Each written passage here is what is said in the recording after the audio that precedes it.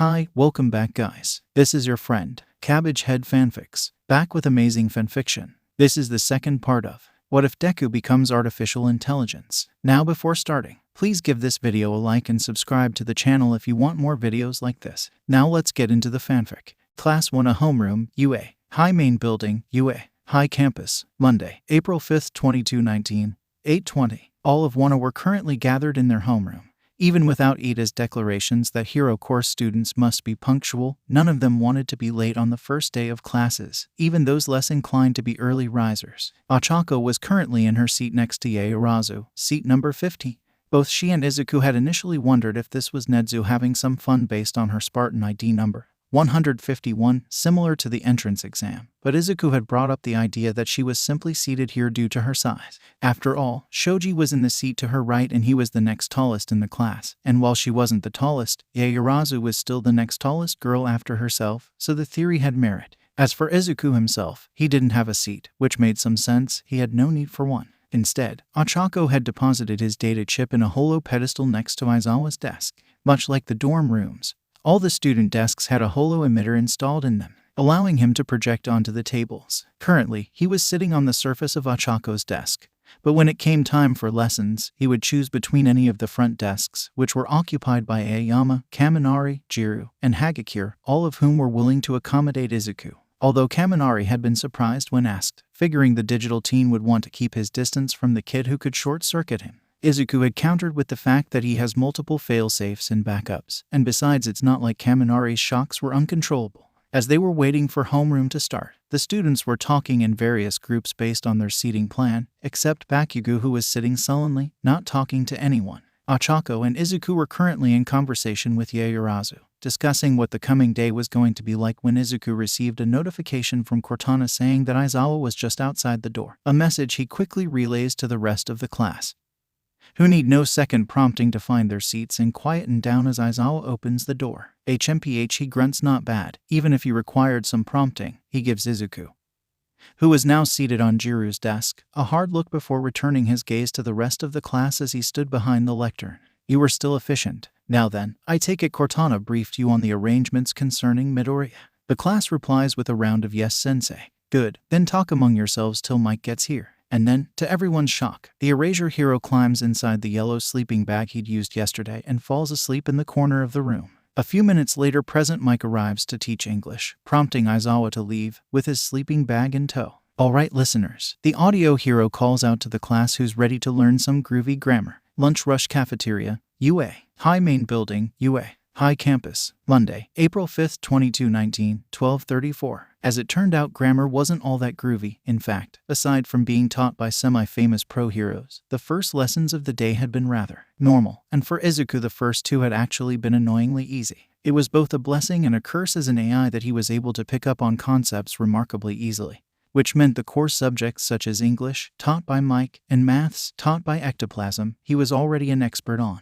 This unfortunately meant he was both aboard in those respective classes and be under temporary restriction not to answer questions posed by the teachers so as to give other students a chance to answer, though said other students was frequently Yaoyorozu with a few others occasionally answering.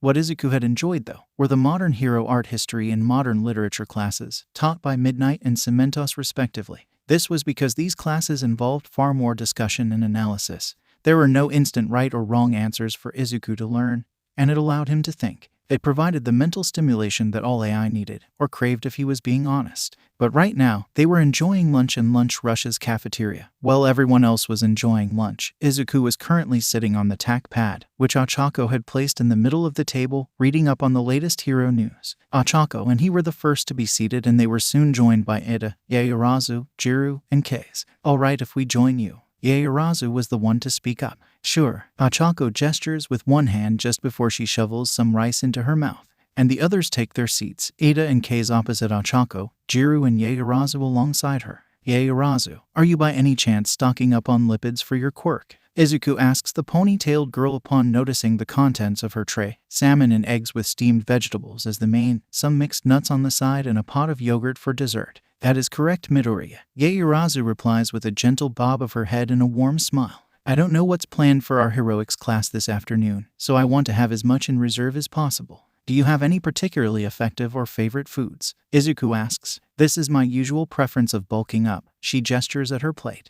There are more, greasier alternatives, but I try to balance my quirk needs with my nutritional needs, and I've found that this combination works well enough. Fair enough, Izuku responds as he adds the information to his ongoing notes. So, who do you think our heroics teacher is? Kate asks after she swallows a spoonful of her beef stew. Well, according to our syllabus, we have several, but it's just listed as various, Ida answers. Being the ever-diligent student, he'd followed Aizawa's instruction to read over the syllabus last night. I guess makes some sense. Gyro chimes in. There are different aspects to heroics, so maybe they've got different teachers for different topics. Oh, so like a rescue specialist, a combat specialist, and an investigation specialist? Kase catches on to what Jiru is saying. Or different fighting styles, Yaoyorozu adds. After all, even amongst the 5 of us, we'd all fight differently. Some of us would be better suited for range, others, close quarters, or mobility. Or all of the above, Ochako tacks on, which Yaoyorozu concedes. And so the rest of lunch passes in amicable silence as the 5 students eat while Izuku reads, occasionally talking between mouthfuls. Class 1 a homeroom, UA. High main building, UA. High campus, Monday, April 5th, 2219. 13:17. The lunch period was almost over, and the entire class had returned to their homeroom, which was now abuzz with eager conversation in anticipation of their first heroics lesson. Even Bakugo had a certain eager energy around him. Eventually, just as the bell chimed for the start of the lesson, the hubbub of conversation is broken by a voice recognized by the entire class. I am here. Suddenly the door slams open and All Might slides into the classroom in one of his older costumes, coming through the door like a hero. While most of the class, including Izuku for some reason, is in awe of the no-one pro's arrival, Ochako has to stifle a laugh as she imagines the lanky form of Toshinori pulling the same bombastic move. Eventually, the class quiets down as All Might begin to speak. Welcome to the most important class at UA High. Think of it as Heroing 101. Here, you will learn the basics of being a pro, and what it means to fight in the name of good. So, let's get into it. Today's lesson will pull no punches. He reaches into a pocket and pulls out a card that reads Combat today is about fight training. This generates another wave of excitement amongst the class. But one of the keys to being a hero is. The blonde pro pauses for dramatic effect as he clicks a key fob in his hand, and part of the side wall of the classroom opens, revealing 20 numbered cases. Looking good. These were designed for you based on your Quirk registration forms and the requests you sent in before school started. And for the 3rd time, there's excited discussion at the idea that they'll be able to try on their costumes for the first time. Now then, All Might doesn't wait for the class to settle this time, instead speaking over them. Get yourselves suited up, and then meet me at Training Ground Beta. Girls' Changing Room, UA. High Main Building, UA. High Campus, Monday, April 5th, 2219. 13:25. Ochako had grabbed her case and headed to the changing room along with the rest of the girls, but just before they entered, Izuku called out from his tack pad. Wait, he cries, causing Ochako and the rest of the girls to stop dead, with Mina holding the door half open. What is it, Izuku? Is something wrong? Ochako asks, holding out her free palm, allowing Izuku's hologram to form. Yes, I can't go in there. Izuku points to the door Mina was holding open that led to the changing rooms. Oh, right, Ochako would have happily smacked her forehead if she had a hand free. She adjusts her gaze from Izuku to the rest of the girls. Are you guys alright if Izuku is with us while we change? I can't say I'm comfortable with the idea of him watching while we get changed, Jiru speaks up first, to which some of the girls agree. Can't you just hand him over to the boys? Hirotsu asks. I'm not risking him being left unattended with Bakugo, Ochako says with a cold tone. Midoriya, we know you're able to see when you're in your holographic form, but does that still apply if you're inside your device, so to speak? Yaoyorozu asks. I can only see through the camera when I'm inside the tack pad. Izuku answers. Then I see no reason why Izuku can't just remain in his pad while we change. That way we retain our privacy. But Midoriya isn't left out and Ochako doesn't have to worry about him. Does that sound suitable? Yaoyorozu poses the question to the entire group, which is reluctantly accepted by all parties, but accepted nonetheless. So Izuku drops back into the tack pad, to be greeted by the teasing chuckles of the vestiges. Inside the changing room, the girls are greeted by the sight of a large box on one of the benches, which Ochako walks up to and uses her dog tags and thumbprint to unlock. Uo, what's that? Mina asks, standing on her tiptoes in excitement.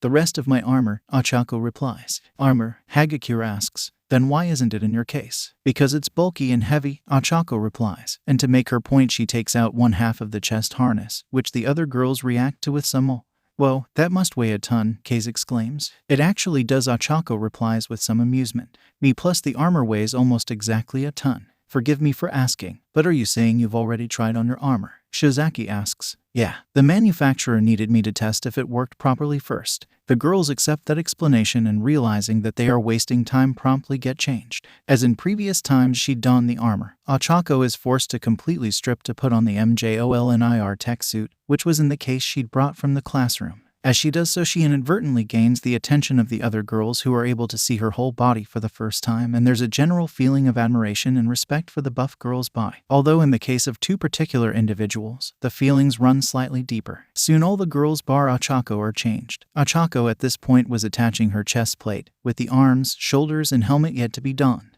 Hey Uraraka, we're going to just wait outside for you while you finish up if that's alright, Mina calls out to the taller girl, who gives a quick thumbs up as she locks the front of the harness in place. Mina then ushers the other, slightly confused girls out of the changing room so they can have some privacy. Once out of the changing room, Mina, now dressed in a purple and turquoise strapless bodysuit, speaks up. Can I just be the first to say, oh, my word, Uraraka is built like a tank. It is clear that she has thoroughly devoted herself to her physical training. Shizaki agrees, her own costume resembling a Roman toga. Yeah, but she's not just buff, she's buff and beautiful, like an Amazon. Hagakure agrees, wearing only gloves and boots. Just imagine being swept up in her arms. They must feel so safe and comforting. They are. Both Jiru and Yaoyorozu sigh out loud accidentally as they think back to their respective intimate moments during the entrance exams. The minute they do, they realize what they've done and both shut down blushing. Yaoyorozu tries to bury her head in her hands while Jiru opts for furious denial, much to Mina's amusement. Oh my gosh, you two both have a crush on her. That's adorable, and it's only the first we owe. Mina squeals in excitement before one of Jiru's jacks stabs her. Shut up, will you? Unless you want Uraraka and Izuku to hear. Jiru hisses. What? Why? Ashido moans. Because she's already in a relationship with Greenie. Idiot. I have no desire to play homewrecker just because I have a stupid crush. Jiru says, her tone still low. I agree with Jiru. Regardless of what I may or may not feel towards Uraraka, it wouldn't be right to interfere with their relationship. Yaoyorozu finally regains some of her composure, though her cheeks are still as red as her costume. I'm not saying to split them up. Mina says in a slightly exasperated tone, they're an adorable couple, but I think you should at least tell her how you feel. Who knows? She and Midori may be open to sharing. I know I wouldn't mind having a beautiful, buff girlfriend and a smart, caring boyfriend. Yaoyorozu takes on a thoughtful but unsure expression as she thinks over Mina's words. Meanwhile, Jiru perks up as she hears the beginnings of some very heavy footsteps. Soon everyone else can hear the dull thud of footsteps and look towards the door to the changing room, where they bear witness to who they assume is Ochako exiting the room in full MJOLNIR, her face hidden by the gold visor of her helmet. Holy, Uraraka, is that you? Mina calls out.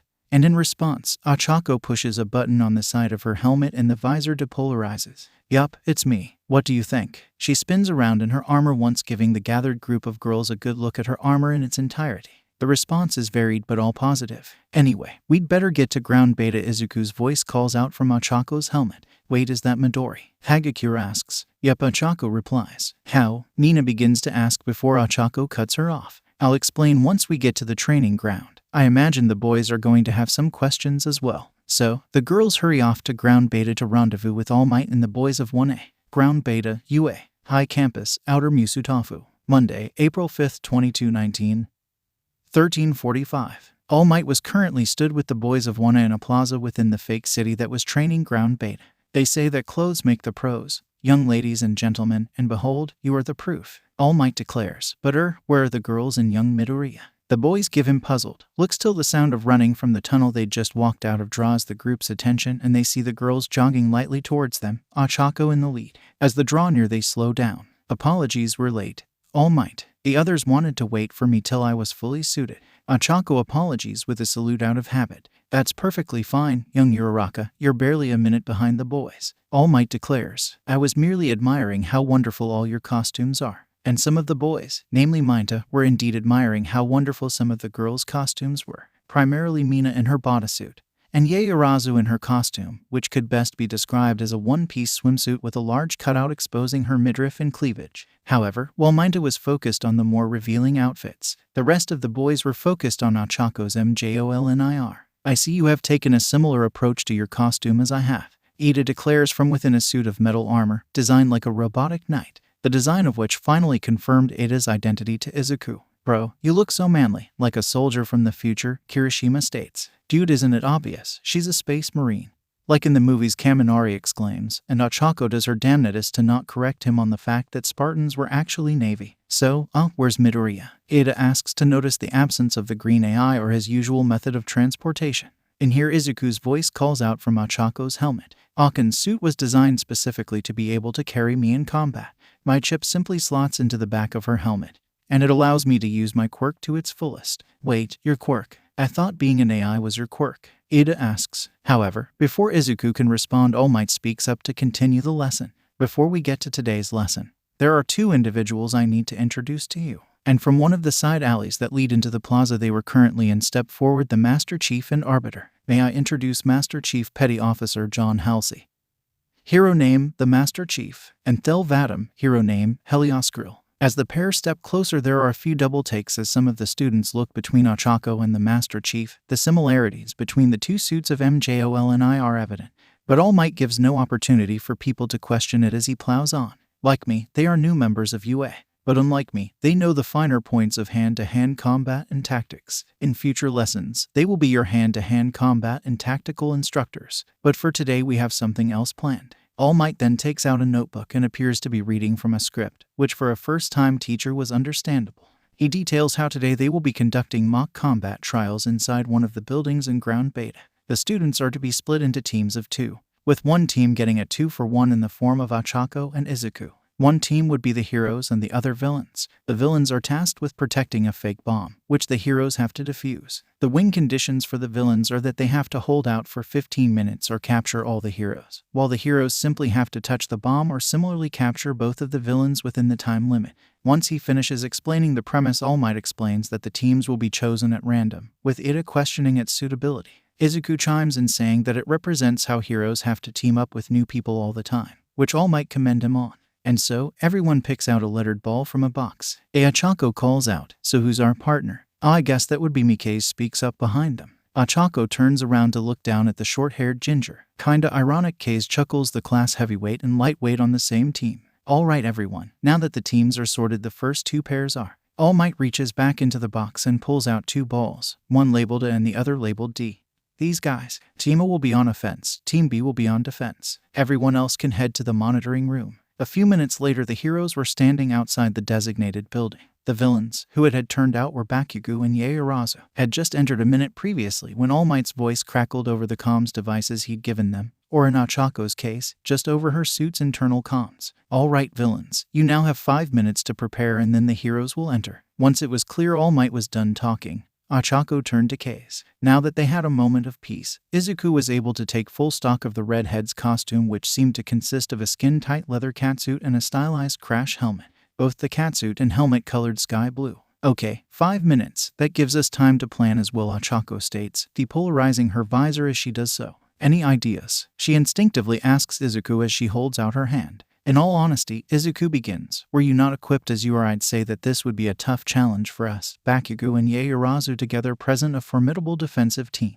The worst part is that they don't even need to properly work together to form an effective defense." Kase gives the green teen a confused look. "What do you mean?" Izuku imitates an audible sigh. "Bakugo doesn't tend to play well with others. Odds are the second the trial starts he'll come charging straight for us, me and Akin in particular. This means Yaoyorozu will be left with the bomb, but her quirk will allow her to reinforce and trap whatever room the bomb is in. An aggressive defense and a passive defense." Kase nods her understanding. "Fortunately, we have Akin." Ochako beams as Izuku says her name. "And more importantly for this, we have MJOL and IR. Right, your suit, it sure looks like it can take a beating," Kase observes. "Oh, it can. It's basically impervious to small arms fire and is able to tank explosions larger than what Bakugo should be able to produce." "Good to know at least one of us got a decent costume," Kase says in a slightly annoyed tone as she shifts uncomfortably in her suit. "Something wrong with yours?" Ochako asks, audibly concerned. Kase sighs. "Yeah, I don't want to sound ungrateful. The fact that I've got an official hero costume at all is amazing, but this isn't quite what I asked for." Izuku raises an eyebrow at that answer. "What did you ask for? A padded flight suit?" "Not." This Kase gestures at herself. "This is far too thin and skin-tight for me. Maybe they were trying to make you more streamlined to help with your flight," Izuku reasons, though his tone of voice made it obvious he wasn't totally convinced of the argument himself. "Maybe so, but I need the padding." Kase pauses as she seems to consider something before coming to a decision. I had hoped to keep this between me and the faculty, but I suppose I should tell you now. I needed the padding because I have hollow bones. A light of recognition instantly dawns on Ochako and Izuku's faces as they recognize the implications of that statement. So that's how you're able to fly using your quirk, Izuku states. But that means, Ochako trails off. Yep, I'm far more likely to break a bone than most people, thus the padded suit, Kei's finishes. And yet you still want to be a hero, even with the greater risk. Izuku asks. Darn right. Kei's puts her hands on her hips in a defiant pose. I want to help as many people as I can, in spite of my limitations. Besides, you don't even have a body and yet you're still trying to be a hero. You took steps to overcome your limitations. I'm taking steps to overcome mine. A lovely sentiment. Cortana's voice snarks over the comms. You even managed to get Kirishima to shed a few tears due to how manly it was. However, I would like to remind you that you've got a minute till the exercise starts. Wait, Cortana, are you spying on us? No, I'm doing my job as a Ta. I'm currently in the monitoring room with the others. Chief asked me to remote connect to your helmet cam. We've been listening in since you started talking about your outfits. Izuku retreats back into neural space alongside the vestiges and confirms that there is indeed a remote uplink established between the suit and the monitoring room. However, this gives him an idea. Cortana, would it be possible for me to simulate a hack into the building's security cameras? You mean me giving you access to the observation cameras rather than you brute forcing it? Correct. Back in the monitoring room, Cortana's hologram looks up from her pedestal to the Master Chief and All Might, who give her a nod and a thumbs up in approval. Granted, have fun playing Peeping Tom, Cortana replies. And with that, the hero team may now enter. You have 10 minutes. All Might announces. Back outside the assigned training building, Ochako and Cade prepare to enter. So, Cortana's given you access to the security cameras? Ochako asks rhetorically, her entire demeanor becoming serious. Have you got eyes on the targets? Affirmative, Izuku replies, slipping into the role of combat AI. Bakugo is on the 2nd floor, while Yaoyorozu and the bomb are on the 5th floor. There are no signs of traps, however. I don't have a clear angle on the door, so assume it's barricaded. Cool, so we know where to avoid him then, Kei states confidently. But that confidence is dashed slightly by Ochako's next words. No, it means we know where to find him. Find him? Kei asks in disbelief. You want to take the walking hand grenade head on, when we can just sneak around him? Except we can't, Ochako explains. Sure, we can try to sneak around Bakugo and head straight for Yaoyorozu, but I don't want to run the risk of Bakugo flanking us. Kei nodded her head, conceding the point. So, we gang up on Bakugo first and then take on Yaoyorozu, Kei suggests. But Okako is already shaking her head. No, I'll head straight for Bakugo, raising absolute hell so he knows I'm coming. That'll focus his attention on me and Izu. Meanwhile, you sneak up to the 5th floor and try to get the bomb on your own. Your quirk should hopefully allow you to outmaneuver Yaoyorozu, even if she uses a cannon against me, Kei asks skeptically, thinking back to the test they did yesterday. Yup, Ochako beams back at her. When Cortana had first connected to Ochako's helmet during the planning phase, she'd opted for the internal camera view rather than the external one. This meant that the class had a view of her HUD as Ochako saw it. This had inevitably led to questions about the various parts of the HUD.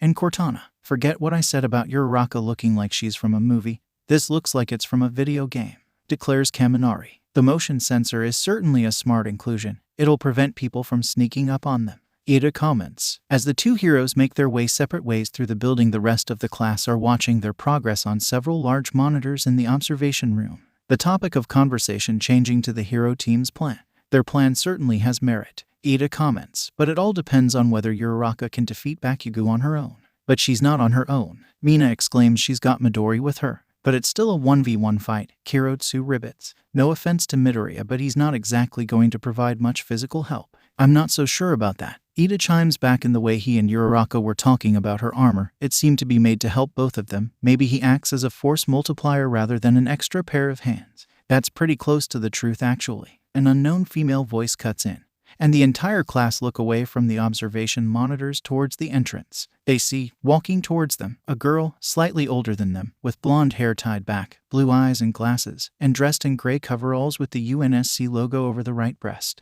And you are? Jiro asks with some suspicion. Melissa Shield, co-creator and resident maintenance technician of the Mark 7 MJOLNIR-powered assault armor. Melissa answers. And you're right, she looks towards Ida as she speaks, while Ochako is perfectly capable of using MJOLNIR on her own.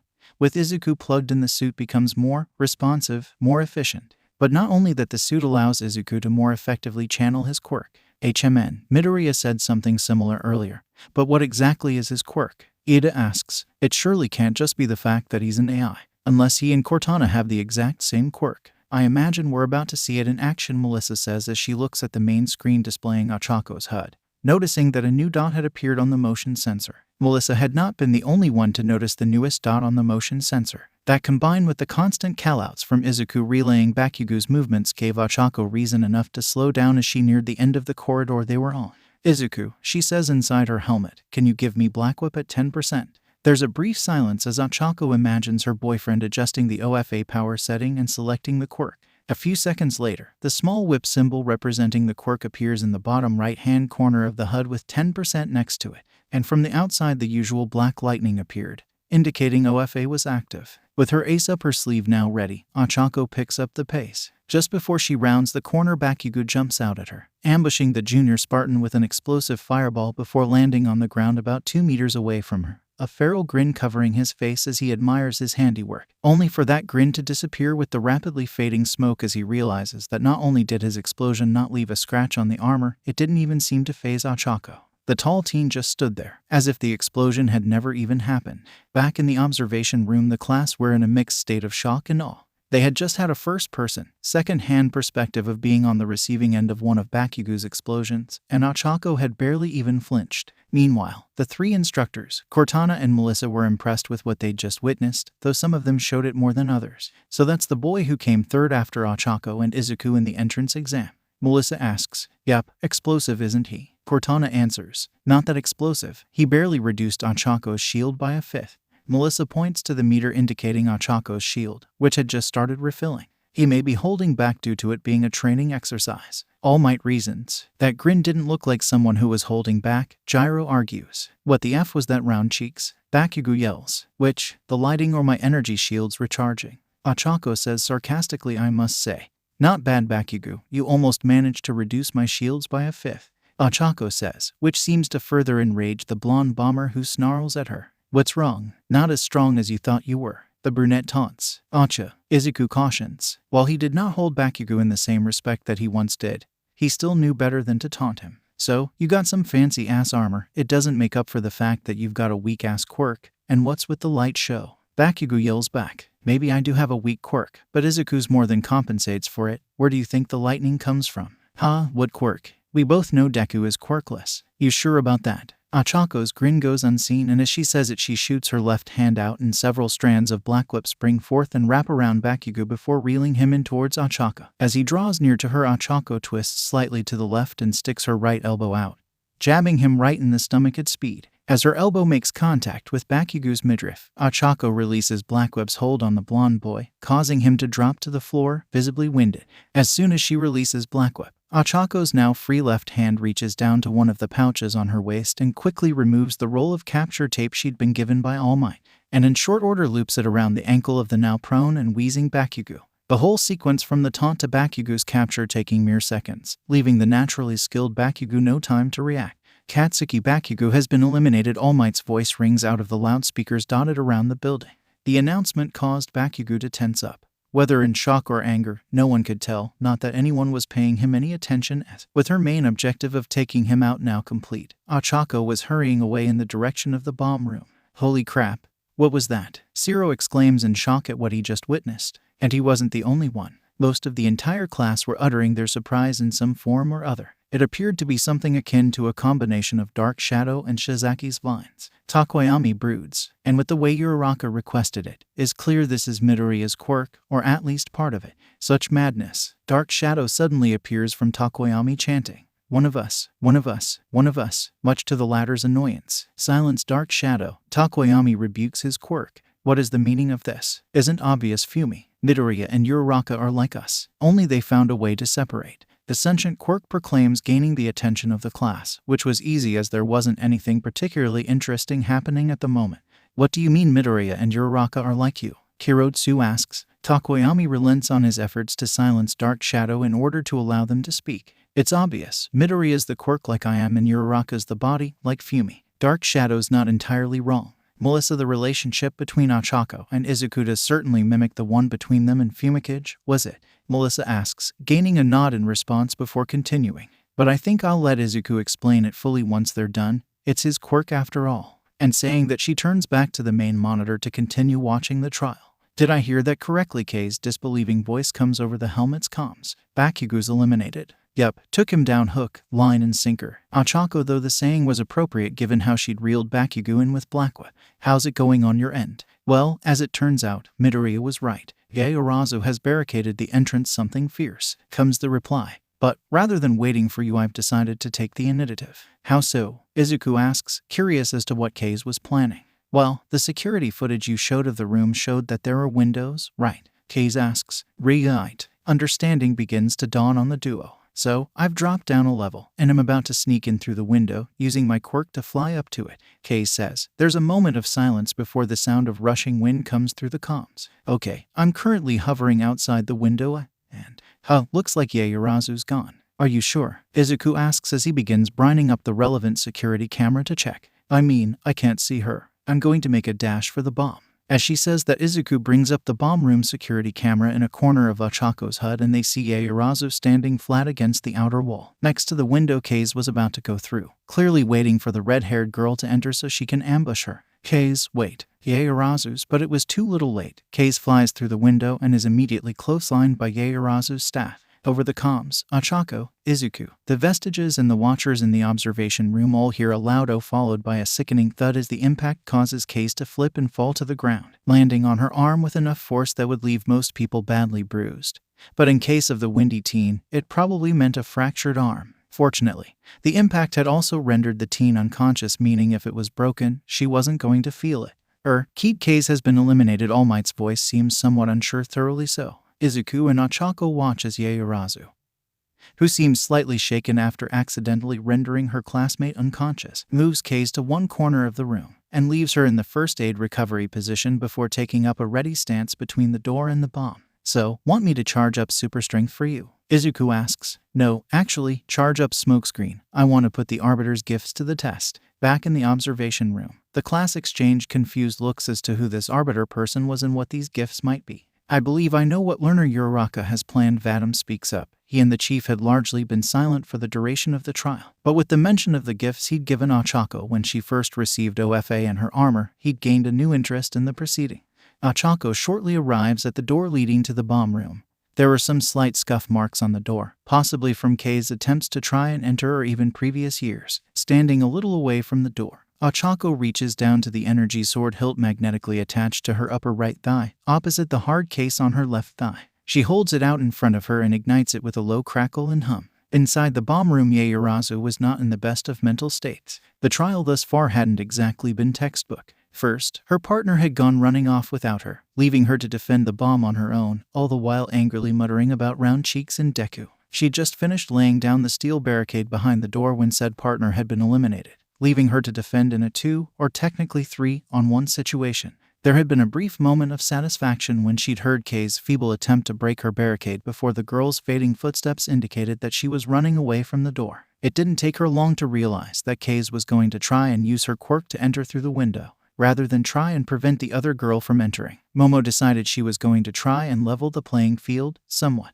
and then she'd rendered the flying girl unconscious. Momo didn't even think she'd hit her that hard, but regardless, here she now was, an unconscious classmate behind her and a mythical Amazon of a classmate on the other side of the door. Momo knew she would be unable to go toe-to-toe with Uraraka physically, but she was confident that her barricade would keep the Titanic girl out. Sure, Mr. Aizawa's test yesterday showed that Uraraka was strong, but the door was already made from reinforced steel and was now blocked by several steel girders behind it. It would take the strength of All Might to get through that, right? As it turns out, Uraraka didn't need the strength of All Might, as not long after taking her position between the door and the bomb, Momo notices billows of dark gray smoke passing under the door. A second later, 2 pointed blades of energy cut through both the door and the steel barricade, and the doors fly open, allowing a cloud of smoke to burst forth. Interestingly, the smoke didn't seem to cause any irritation in the eyes or lungs. Even more interestingly was the fact that once the smoke had settled, Momo couldn't see anyone. As in, aside from herself and the unconscious Kei's, there was no one else in the room or the corridor leading to it.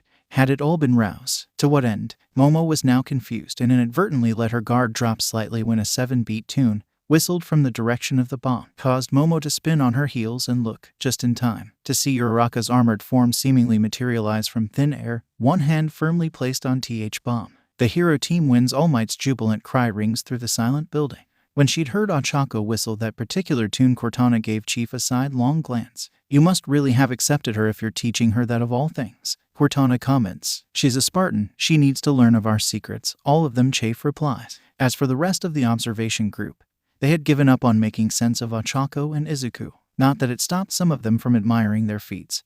They just weren't going to question the logistics of them. What was that weapon? Kaminari asks, and where can I get one? I don't know. But it was so manly the way she just sliced through the door like vroom. Kirishima mimics Ochako's slashing action with sound effects. Who cares about the sword? Hagakure emotes with her gloves, showing her excitement. I have an invisibility buddy. Do you think that was another part of Midoriya's quirk, like those tentacles and the smoke? I don't think so. Remember Uraraka asked Greenie to give her the other powers, but she pressed a button on her suit to turn invisible. I think it's part of her armor, Jiru comments. Either way, she and Midori make a lean mean fighting machine team, literally in his case. Ashido punches the air as she talks, before deflating slightly. But I do kinda feel bad for Yamomo. Not only was she up against such a formidable opponent, but she got landed with a sucky partner. While Bakugo's anger may have gotten the best of him, I do believe you are being unfairly harsh on him. Ashido Shizaki chimes in. It is the first day of school after all, and we have much to learn. I pray that in time Bakugo may come to learn inner peace. I don't think that's happening anytime soon, Mansuro says, pointing towards one of the screens which was showing Bakugo tearing through the building's corridors, blasting straight for the entrance and the other combat trial participant. Given the likelihood that Kei's had broken a bone in her fall when Yaoyorozu had accidentally knocked her out, Ochako had opted for the quickest route out of the building and down to the stretcher bots waiting for them, which involved switching out smokescreen for Nana's quirk float and carrying Yaoyorozu on her back and Kei's in her arms, bridal style. Once on the ground, Kei's had been laid to rest in the stretcher before being carried off by the bots, who the three other teens could swear were sassing them as they rolled away. Now that the exercise was over, Ochako opted to take her helmet off, feeling the cool spring breeze on her face. She looks down and to her side at Yaoyorozu, who looks somewhat crestfallen. Are you okay? The taller teen asks. Yaoyorozu opens her mouth to speak, but before she gets a chance to, she's interrupted by the sound of a chain of explosions getting closer to them from the building they just exited. The two teens half turned to face the doorway Ochako and Kei's had entered through just in time to see Bakugo blast out of the doorway and fly between the two girls, causing Yaoyorozu to lose her balance and fall backwards onto her rear, while Ochako feels a sudden jerk in her left arm as her helmet is snatched out of her hand. When the dust and smoke cleared, with a fair amount of coughing and choking from both Yaoyorozu and Ochako, the two girls see Bakugo standing several meters away from them. Ochako's helmet now tossed on the floor. Instead, Bakugo was now holding something far more dear, Izuku's data chip. Bakugo, Ochako speaks with a low, warning growl. What do you think you're doing? Getting my fair fight round, Cheeks, the blonde bomber yells back. You think you're better than me? Huh, Ben, I'd like to see you beat me without your fancy suit or the help of your little coping mechanism. I don't think I'm better than you, wait. Ochako was fully ready to lay into Bakugo. It seemed they were finally having their little head-to-head, but his choice of words made her stop. Hold up, did you say coping mechanism? Are you talking about Izuku? Ochako was genuinely confused, as was Yaoyorozu. They'd heard Bakugo refer to Izuku as Deku half a dozen times in the past 2 days. But coping mechanism was new. Duh, what else would I be talking about? I was willing to indulge your fantasy because it kept Auntie and the old hag happy thinking that he was still alive, but now you're claiming it has a quirk. He's not in it. He's a person just like any of us. Ochako argues. Bakugo gives a single sardonic laugh. Ha, give me a break. Even when he was still alive, Deku was barely a person, just a quirkless freak, but this. He angrily brandishes the data chip. This is somehow less than that, and you have the nerve to say it not only beat me in the entrance exam, but it's got a quirk. No, that's where I draw the line. I'm doing what I should have done the first day you walked into class, spouting this nonsense. Bakugo lets the chip drop into his hand and closes his fist around it. Bakugo, I beg of you, stop this. Yaoyorozu cries out, having recovered after being knocked down. I have known Midoriya for only 2 days. But even I recognize he's a real person. You've known him for far longer than even Uraraka. Why are you certain this isn't Midoriya, that he's a fake? Because it may talk and even look like Deku, but it doesn't act like him. Deku's a clingy, useless crybaby with no quirk or friends. He's not popular or confident, and he sure as shit doesn't have a girlfriend.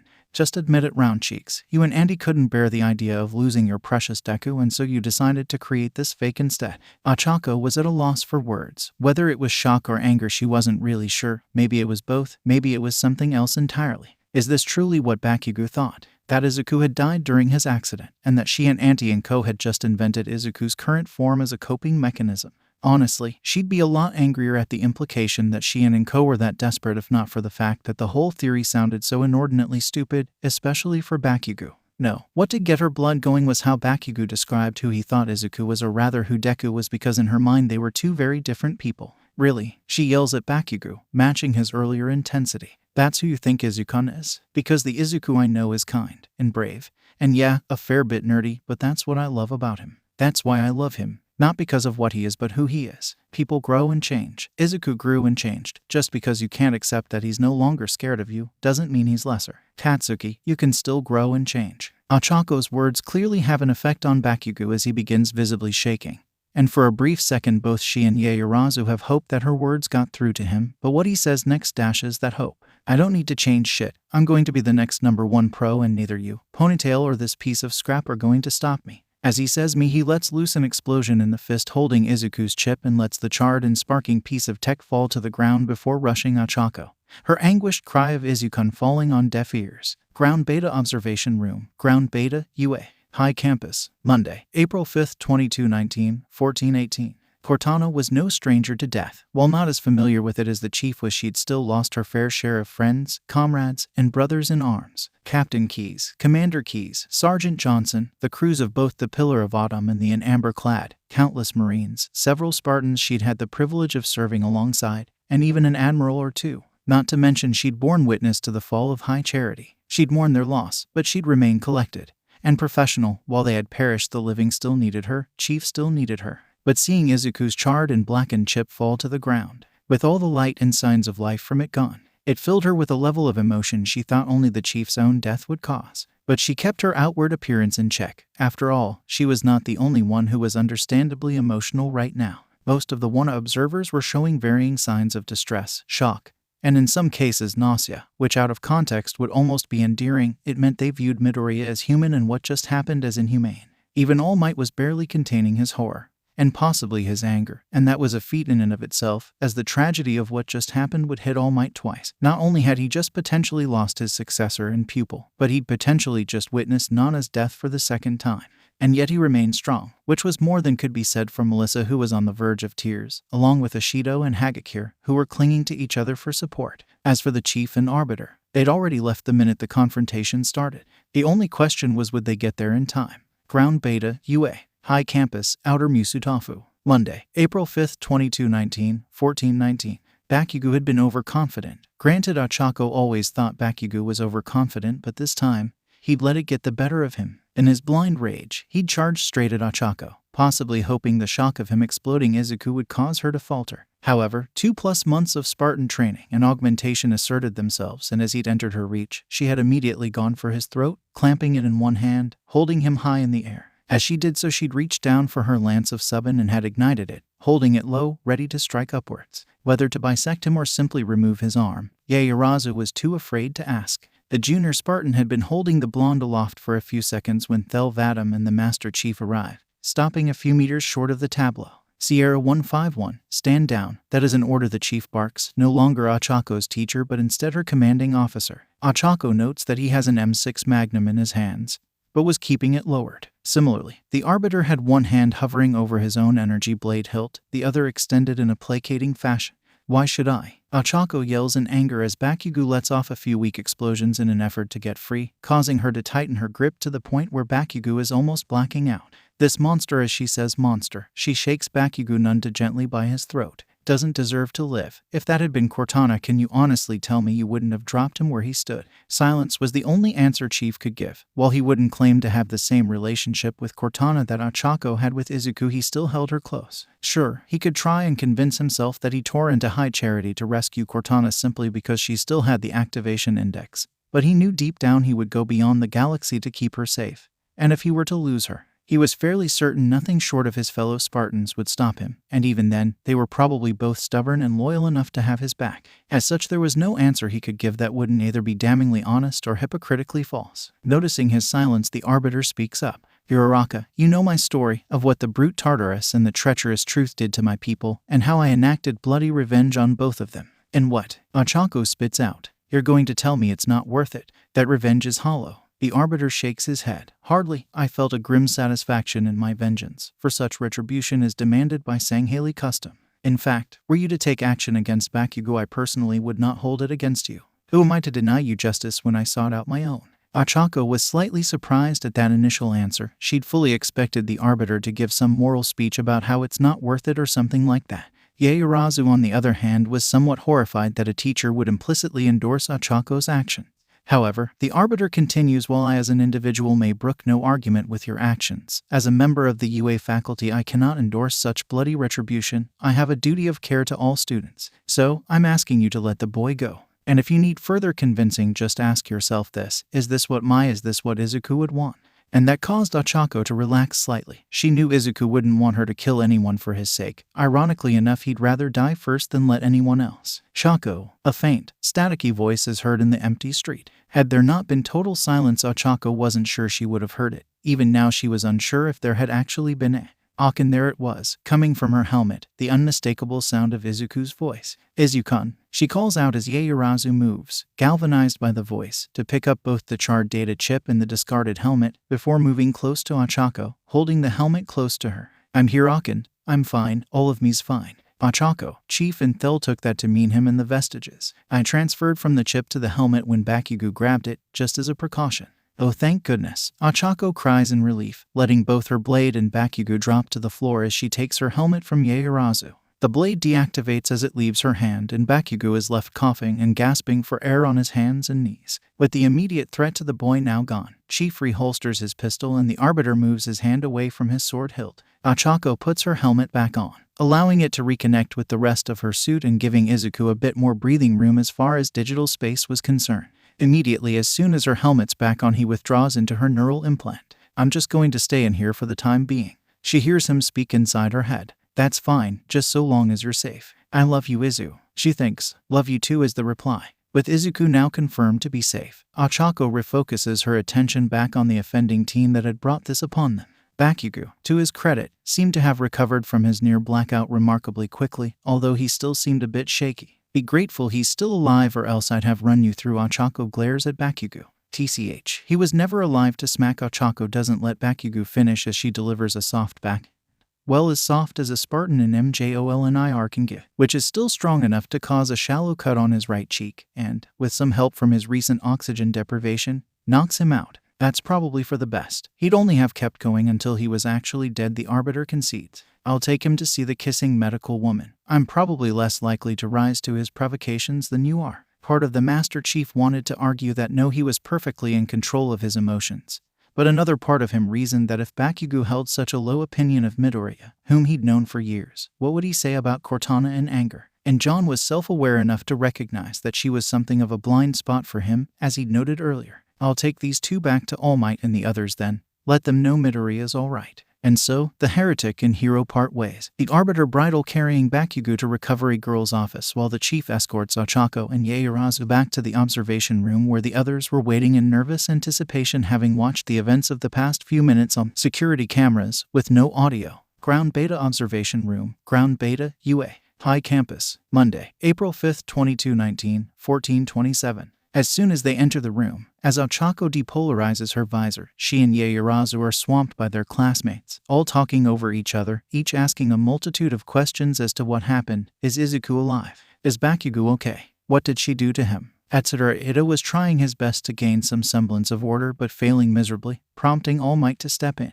Silence, please, everyone, let's have some silence, and give your classmates a chance to explain. Once the class quiets, he looks at the two teens. Now then, young Uraraka, young Yaoyorozu, the important question is young Midoriya alright? He's fine, All Might. He's all in one piece and by the sounds of it is currently talking with his mom and her partner. There's a deep sigh of relief amongst the entire observation group and even a few tears of joy. All Might was doubly relieved as he knew the way Ochako had worded her answer was to let him know that Nana and the vestiges were safe as well. Thank the stars and stripes. He wasn't sure he could live through losing both his pupil and his teacher for the second time, not after regaining her so soon. So, what happened out there? Juru takes the initiative. Yeah, what caused Bakugo to lose his cool like that? Kaminari follows up. I'll save you 7+ years of backstory and simply say that Bakugo's a bully and he was pissed because Midoriya wasn't the victim he thought he was, Ochako explains. So Bakugo and Midoriya have a history then. Ada asks. Yeah, they've known each other since they were born. Midoriya says they were once friends,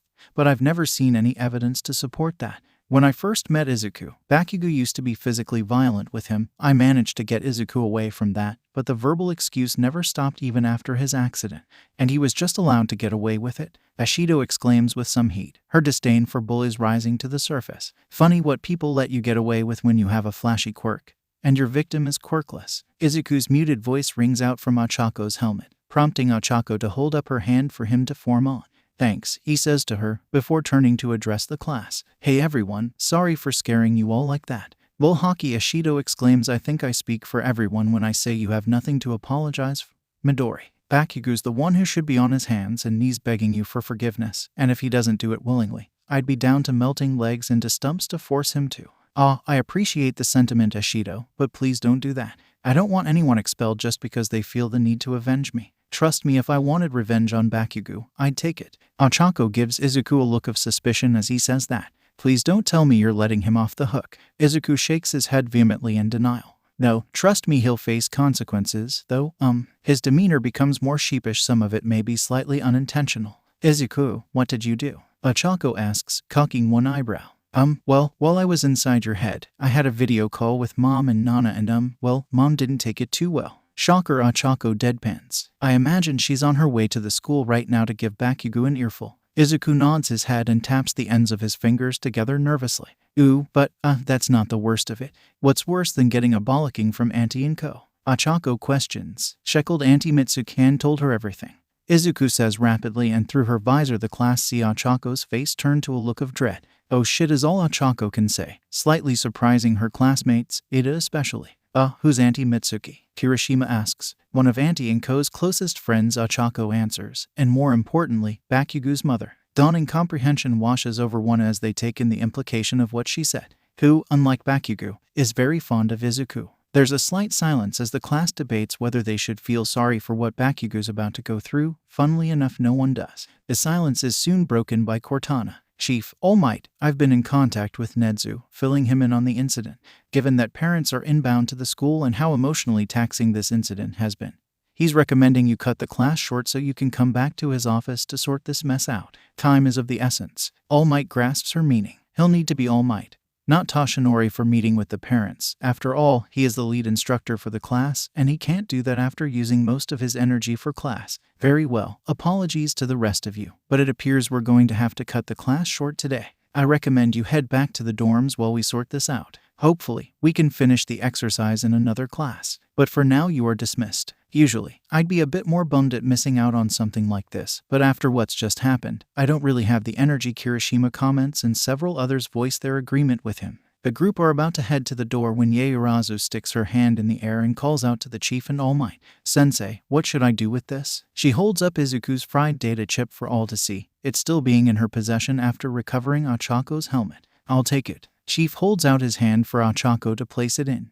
If nothing else, it's evidence. And what about Izuku? Melissa speaks up. He'll need a new chip, but it won't be quick to replace, and the equipment necessary for manufacturing a new one is all on Island.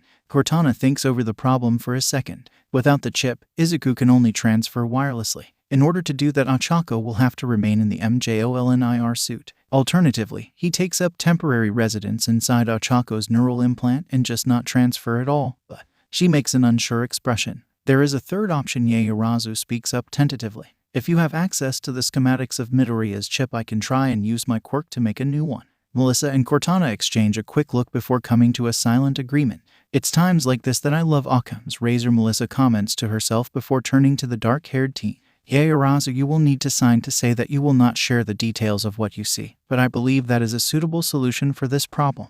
That is understandable. It is still your technology after all. However, I may need to get something to eat first before we attempt this. Those barriers took a lot out of me. That's fine. I'll need to pull the schematics from my computer anyway, so how about I meet you back at the dorms? We can use the holotable in the common room to facilitate the transfer. Though I'm afraid that means you'll have to keep the tech suit on for a while longer, Achako. Melissa gives the rookie Spartan an apologetic look. That's all right. I like wearing it anyway. It feels comforting. 1 month, that was quicker than I expected. Cortana jokes to herself as the students exit for the changing rooms. Principal Nedzu's office, UA. Main building, UA. High Campus, Monday, April 5, 2219, 1443. While one made their way back to their dorms to recover from the emotional roller coaster of watching their classmates' supposed death, the chief and Toshinori rendezvous with Cortana in Nedzu's office. When they first enter, they are greeted by Nedzu, Cortana, and Aizawa, the latter of whom was too much of a surprise given that he was 1A's homeroom teacher. So, discovering teaching isn't all it's cracked up to be, all might. The erasure teacher deadpans with a slight hint of sarcasm, causing both Cortana and the two new arrivals to raise their eyebrows at him, although the chief's expression remains hidden. What exactly do you know, Aizawa? Toshinori asks carefully before he goes throwing around accusations of Aizawa being too dismissive. After all, events had happened rapidly.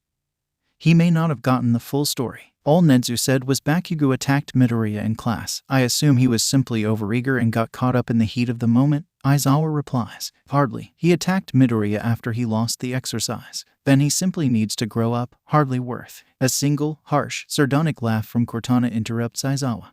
Just grow up please. More like a major course correction. I've seen less murderous intent in the eyes of genocidal aliens. Not to mention what exactly he did to Midoriya's data chip. Chief, show them. At her prompting, Chief produces the charred remains of Izuku's data chip. Nedzu's eyes go wide with shock, while Aizawa's only reaction is a mere raising of one of his eyebrows. I will concede it looks bad, but Midoriya survived? No, Aizawa states, maintaining his nonchalant attitude, only by dint of the fact that he wasn't in the chip when it was destroyed. Had he remained in it, we'd all be mourning the loss of a brilliant young boy, and Bakugo would be hauled off to prison for 9 counts of murder. Stretching the definition of murder, aren't we? Don't Chief only says one word but says it with such cold fury that even the normally unflappable Nedzu is unnerved. That's the exact attitude that landed Bakugo in this mess. Nana's just sent me the footage from Achako's helmet cam. Due to the angle, the video isn't much use, but it does provide the audio missing from the security camera footage, and it is damning. Bakugo all but refuses to acknowledge Midoriya as a person. While I admit his status as human is questionable, same as me, you can't deny he's sentient. That is obvious to anyone with working eyes. I work for Nedzu. I'm more than accustomed to unusual forms of life. Aizawa counters, gentlemen, and Cortana. While I would normally be thrilled to discuss the nature of artificial life and intelligence, now is not the time. Nedzu speaks up. Both Midoriya and Bakugo's parents are en route, and I would like to be somewhat prepared when they arrive. For the first time in the past few minutes, Aizawa seems genuinely surprised. That was quick. Who notified them? Young Midoriya claims he did, but I suspect it was actually Nana on his behalf. Toshinori answers. So, what do we do when they arrive? Chief asks, and he receives a nod of gratitude from Nedzu. I imagine we keep them away from Bakugo to begin with and reassure them that Midoriya is perfectly alright.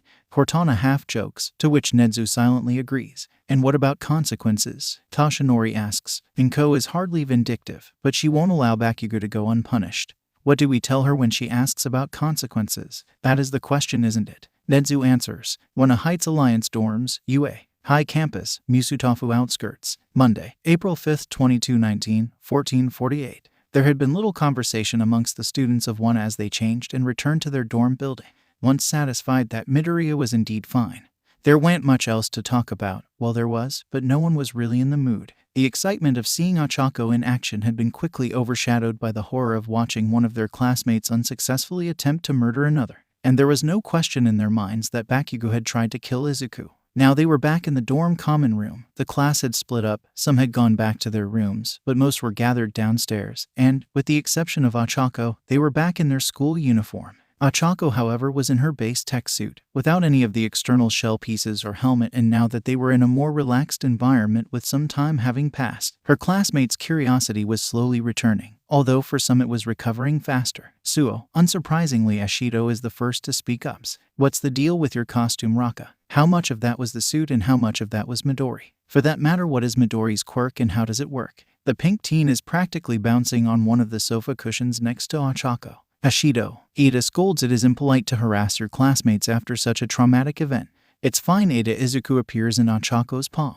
It's only natural to be curious about me and MJOL and IR. We are both technological marvels. After all, I possess the world's first digital quirk. I have to say, while I'm not usually one to pry into others' personal lives, I am rather curious about your quirk. Yaoyorozu chimes in as she takes her seat on one of the stools around the coffee table, placing a bowl of mixed nuts and a cup of tea next to her. While I did not get to witness its full effect, some of the things both you and Bakugo said have piqued my interest. The main one being both you and Bakugo said Midoriya was quirkless. Both Achako and Midoriya chuckle slightly. Yeah, my quirk status has been complicated to say the least. And it's true, mostly. At 4 years old I was officially quirkless, which quickly made me a target for Bakugo, for reasons I'm not sure I'll ever understand. When I had my accident turning me digital, it was theorized by my doctors that it was in fact my quirk manifesting late, either that or the work of someone else's quirk. But believing it was my own quirk helped, I don't know, cope, you know. Several of the surrounding students nod in understanding. Hagakure's movements made obvious by the headband she's wearing.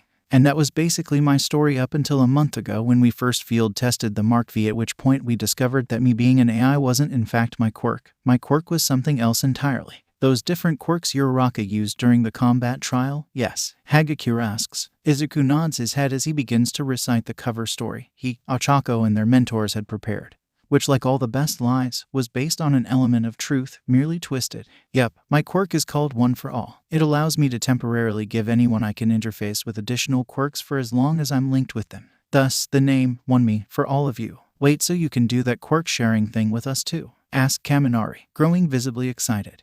And he wasn't the only one. Most of the assembled teens were excited at the idea of gaining the kind of power boost Midoriya provided, especially those who had ranked lower on Aizawa's quirk test. And those who weren't explicitly excited, such as Ida, Yaoyorozu, Ibara, Tsu, and Takoyami, had thoughtful expressions as they digested what Midoriya was telling them. Unfortunately, no. And, whoomph, just like that, all those who had gotten excited deflated like a balloon, while those who were merely thoughtful looked at Midoriya with curious expressions, sensing that there would be more. I can't just link with anyone. In order for my quirk to work, I need direct access to a person's brain. There are some slightly squeamish looks amongst the crowd, and the only way for me to do that is through a neural lace. And that is what exactly? Jiru asks. This. Ochako gets up from the couch and kneels down, facing the couch, with her back to most of the assembled students. She pushes up the short amount of hair covering the back of her neck to reveal the circular port at the base of her skull. There's a mixed reaction amongst the crowd. Some are in awe, such as Kirishima and Kaminari. Some are curious, like Yaoyorozu. And some, like Jiru and Ida, are ever so slightly horrified.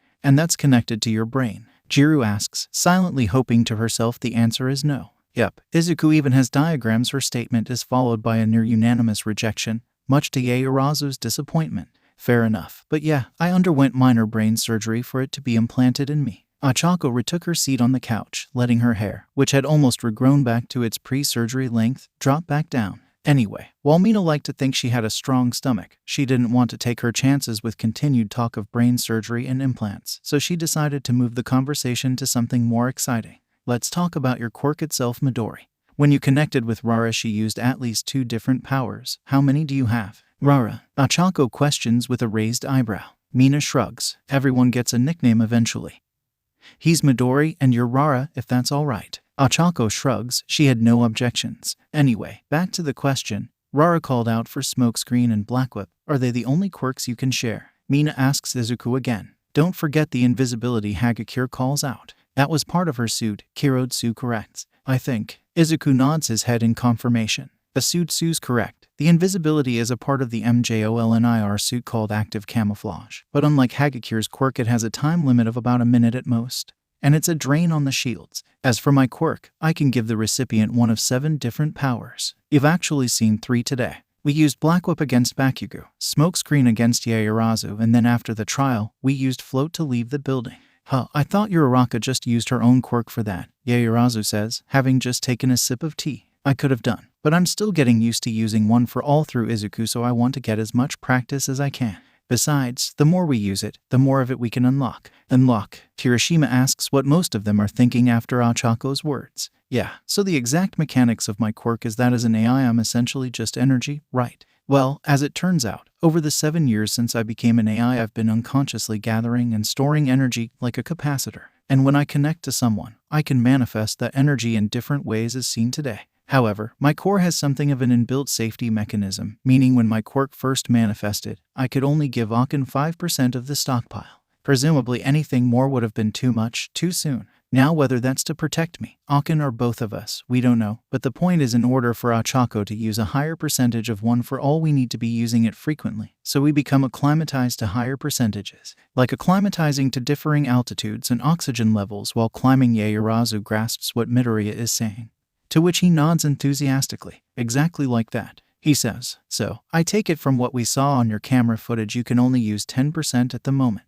Ida asks. Pretty much, Ochako answers. So, what kind of effect does that have on you then? Yaoyorozu asks, her mind now shifting fully into scientific curiosity. Does the higher percentage mean more quirks, or does it simply affect the strength of the quirks you already have, or perhaps a bit of both? Ochako chuckles slightly at the display, while Izuku has a weird feeling of deja vu, but he shakes his head clear of it. The 7 is a set list. From what we can tell, the increase in percentage only affects the quirk strength. Case in point with smokescreen. Ochako could only initially produce about 5 meters cubed of smoke in about 9 minutes, compared to now 10 meters cubed in 9 minutes, roughly. Interesting. So not only did the volume increase but the speed to make it decrease? Fascinating. And what about Black Whip? It was clear that Yaoyorozu was now enraptured with Midoriya's quirk. Though, the power increase with that is a lot more evident, and very clearly proportional. It went from 5 feet to 10 feet in terms of maximum reach. Interestingly enough though, the whips themselves seemed more chaotic. Izuku explains enthusiastically, glad to have someone as excited to talk about quirks as he was. Well, that would make sense. If you're pumping more of your energy into the whips, they would become more energetic, like a windsock in a gale versus a light breeze. Which, now that I say aloud, makes me worried to see what 50%, 75%, or even 100% Black Whip would look like.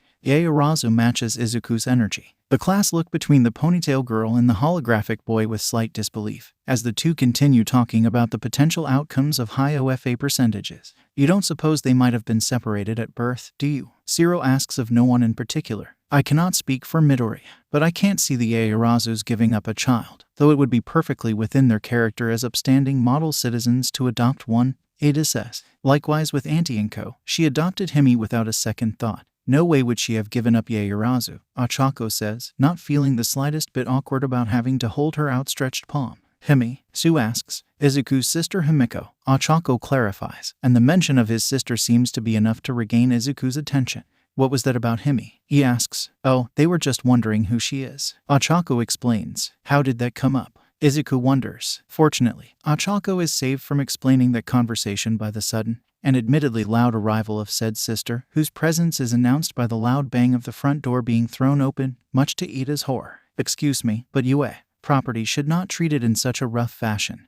This is Ada begins berating the short blonde girl while striding towards her, but she quickly cuts him off him a lethal look. Not in the mood, she says, and Ada stops dead in his tracks, and both he and those of Wana who were present feel their blood drain from their face as she looks at the group with murderous intent. Where is he? She bares her fangs as she says he, and any last bits of bravery vanish from all but Ochako and Izuku. WHWH who? Kaminari asks, and the minute he does he receives a slight jab from Jiru, the blonde bomber Anian. She growls who's going to be neutered for O. She yelps mid-growl as a tablet appears from the doorway and lightly smacks her on the top of her head like a rolled-up newspaper, holding the tablet. And thus doing the smacking was Melissa, who steps into the common room, still in her coveralls, with K's behind her. Bad Himiko, don't go scaring the poor first years like that. They've been through enough today almost thinking your brother died. They don't need you causing them to think they're next. Melissa lightly chastises. Fine, but I still want to get my hands on Baku brat. Himiko sulks slightly before perking up upon seeing Ochako, carrying Izuku, crossing the floor to her. Izu, Acha, you're all right. She leaps at the taller teen, forcing her to drop the hand projecting Izuku in order to catch the slim blonde. Yes, we're fine both of us. And I see you're better as well, Case. Ochako looks over Himiko, who is currently clinging to her torso like a koala, to peer down at the wind quirk user. Yeah, better already. Recovery girl said it was only a minor fracture, so it didn't take much of her quirk to fix me, although that didn't stop her from giving out to me for being reckless, or from going on a small rant about inadequate equipment. I'll be sure to bring that up with Nedzu later. Melissa comments if your costume isn't fit for purpose then we'll need to replace it, preferably before the internships in May. As Melissa talks about replacing Kei's costume, Yaoyorozu briefly looks off to one side, slightly embarrassed, but she quickly schools her emotions as Melissa begins to address her. Yaoyorozu, do you think you're ready now to try and create the data chip? The blonde technician asks, waving her tablet in the air, to which Yaoyorozu responds with a nod. I think so. I've had some food, so my reserves should be topped up. Now it all depends on how quickly I can understand the schematics. The ponytailed girl replies. Very well, let's do this at the holo table as that will be what allows Izuku to transfer to the new chip. So, Melissa, Yaoyorozu, Himiko, who had since been put back down, and Ochako, carrying Izuku, gather round the holo table with the rest of the class standing back at a distance, watching. You know this is likely to take a while, right? Melissa addresses the watching students as she brings up the schematics on her tablet for Yaoyorozu. And it's not going to be very interesting. She's right, Yaoyorozu agrees most of this will just consist of reading and possibly a few failed initial attempts.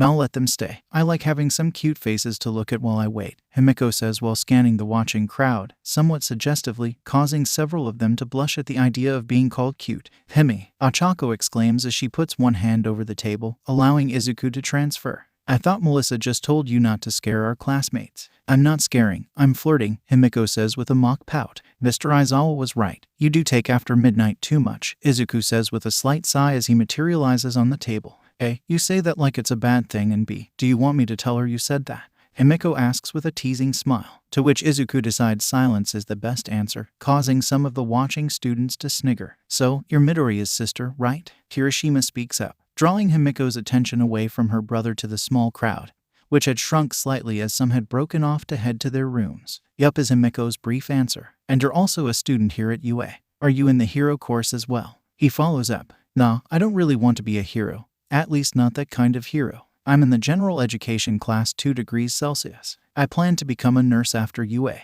Her answer is met with nods of approval from the remaining students. So, what's your initial impression? Melissa asks Yaoyorozu, having given the teen a few minutes to look through the documents. Well, frankly it's quite fascinating. I mean, this is decades ahead of current data storage solutions.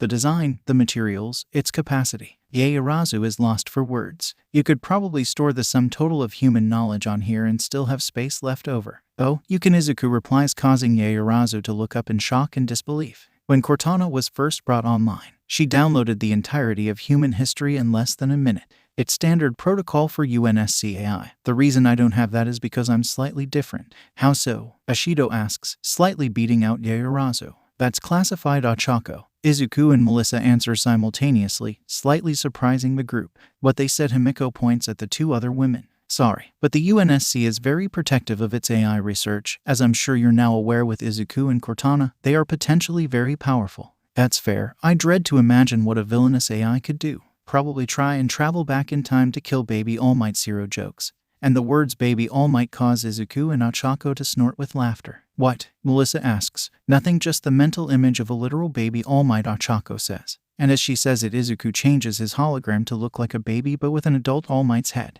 the sight of which causes everyone to burst into some form of laughter, from the polite chuckles of Yaoyorozu to the hysterical cackling of Kaminari, Ashido, Kirishima, and Shiro. It was at this point that Cortana appears on the table and is, to put it mildly, taken aback by the sight of Baby All Might. I don't even want to know. Her voice causes most of the class to sober up quick and prompts Izuku to change back to his normal form. I'm not saying this is a bad thing. It clearly shows her moods have improved from earlier, which is good. She turns to address Yaoyorozu and Melissa. How's the data chip progress? The two women wiggle their hands in so-so gestures. Still reading over the schematics, Yaoyorozu answers. Very well. I just decided to pop in to see how you're all doing, and to give you a slight update on things. I've just come from a meeting between your teachers, and Midoriya and Bakugo's parents. Weirdly enough, Bakugo's mother seemed more enraged than your own Midoriya.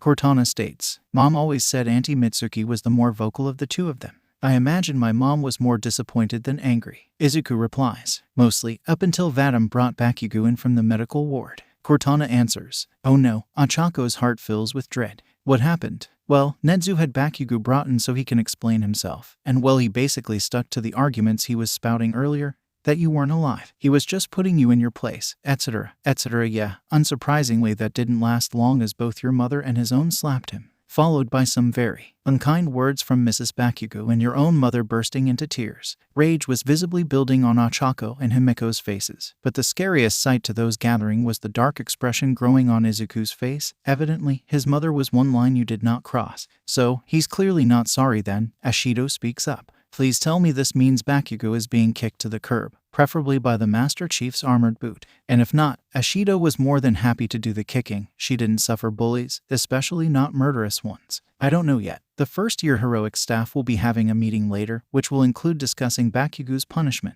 For now, he's been sent home with his parents to keep him away from the rest of the student body, both for his safety and your own. As she says the last bit, she looks at Midoriya before returning her gaze to the wider group. We will most likely tell you our decision tomorrow morning during homeroom. There was a reluctant acceptance among the group, but there was acceptance. Very well. By the way, Melissa, the meeting's at 6:30 in the conference room. Nedzu wants you there as a technical witness to the damage done to Midoriya's original chip. Understood. That should give us plenty of time to try and create Izuku's new chip, right, Yaoyorozu? Melissa looks at the aforementioned teen. Right. Momo nods her head in agreement. UA. Conference room, UA. Main building, UA. High campus. Monday, April 5th, 2219, 1831. The entire first-year heroics staff were gathered in the UA's primary conference room. There were several smaller meeting rooms, but this was the one for large and important meetings. The assembled teachers were sitting at a large, rectangular, U-shaped table, with Nedzu at one net of the U, the reason for the meeting, the potential punishment of one Katsuki Bakugo, and a general review of the first day of school. Now that everyone's here, Nedzu opens the meeting with his usual cheery self. I want to start this meeting by getting an update on Izuku Midoriya's condition. He looks to Melissa, who is sitting next to All Might. Well, the good news is that Miss Yaoyorozu was able to successfully recreate the crystal data chip needed to house Izuku, and he is now back to normal operating procedure a lot sooner than initially expected. As for his mental, digital well-being, Cortana could probably give a better report on that. Nedzu looks expectantly at the hologram of Cortana, standing on a holo-tank located next to him at the end of the table. See the look, she begins. Simply put, Midoriya seems fine. I did a fully diagnostic scan of him once he was in his new crystal chip and had a lengthy talk with him in the vestiges. While they are understandably miffed at almost having been blown up, there doesn't seem to be any lingering damage, possibly due to the fact that they transferred out so quickly. And I think meeting with his mother helped with that. Well, she was hardly going to come in for an incident involving her son and then not see him. Toshinori reasons. That being said, I don't think her meeting Wana has done Bakugo any favors, Cortana adds. How so? Nedzu asks. She's a very sympathetic woman. Cortana answers. Having heard from me about how Bakugo upset her in your office, combined with seeing her in person, has endeared her with Aizawa's class and means Bakugo has thoroughly burned any and all bridges there. Are you saying Bakugo will be unable to rejoin 1A? Nedzu asks. That is my opinion, certainly. I saw the look in both Uraraka's eyes and the eyes of several others. I suspect many of them have been the victims of bullies, or have interacted with bullies in some form in the past. Ashido in particular seemed to be the most vocal. Then they'll just have to manage. As pros, they'll have to work alongside other heroes who they may not like. Aizawa pipes up. I'd say this is a bit more than not liking Aizawa.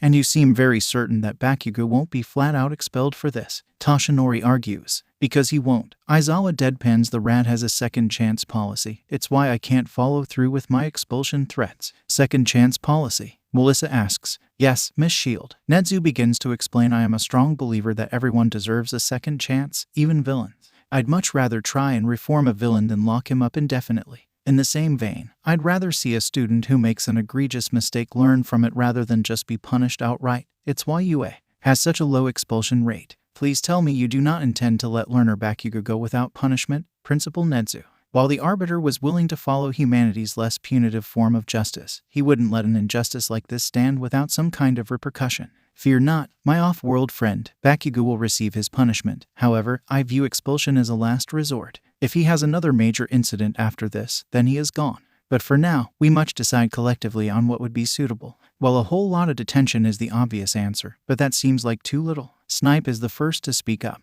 I strongly recommend a class transfer. Cortana speaks up. As I said earlier, Wana will not accept him back, or if they do, they'll isolate him. Chances are you'll have to force them to work with him in exercises and they'll resent that.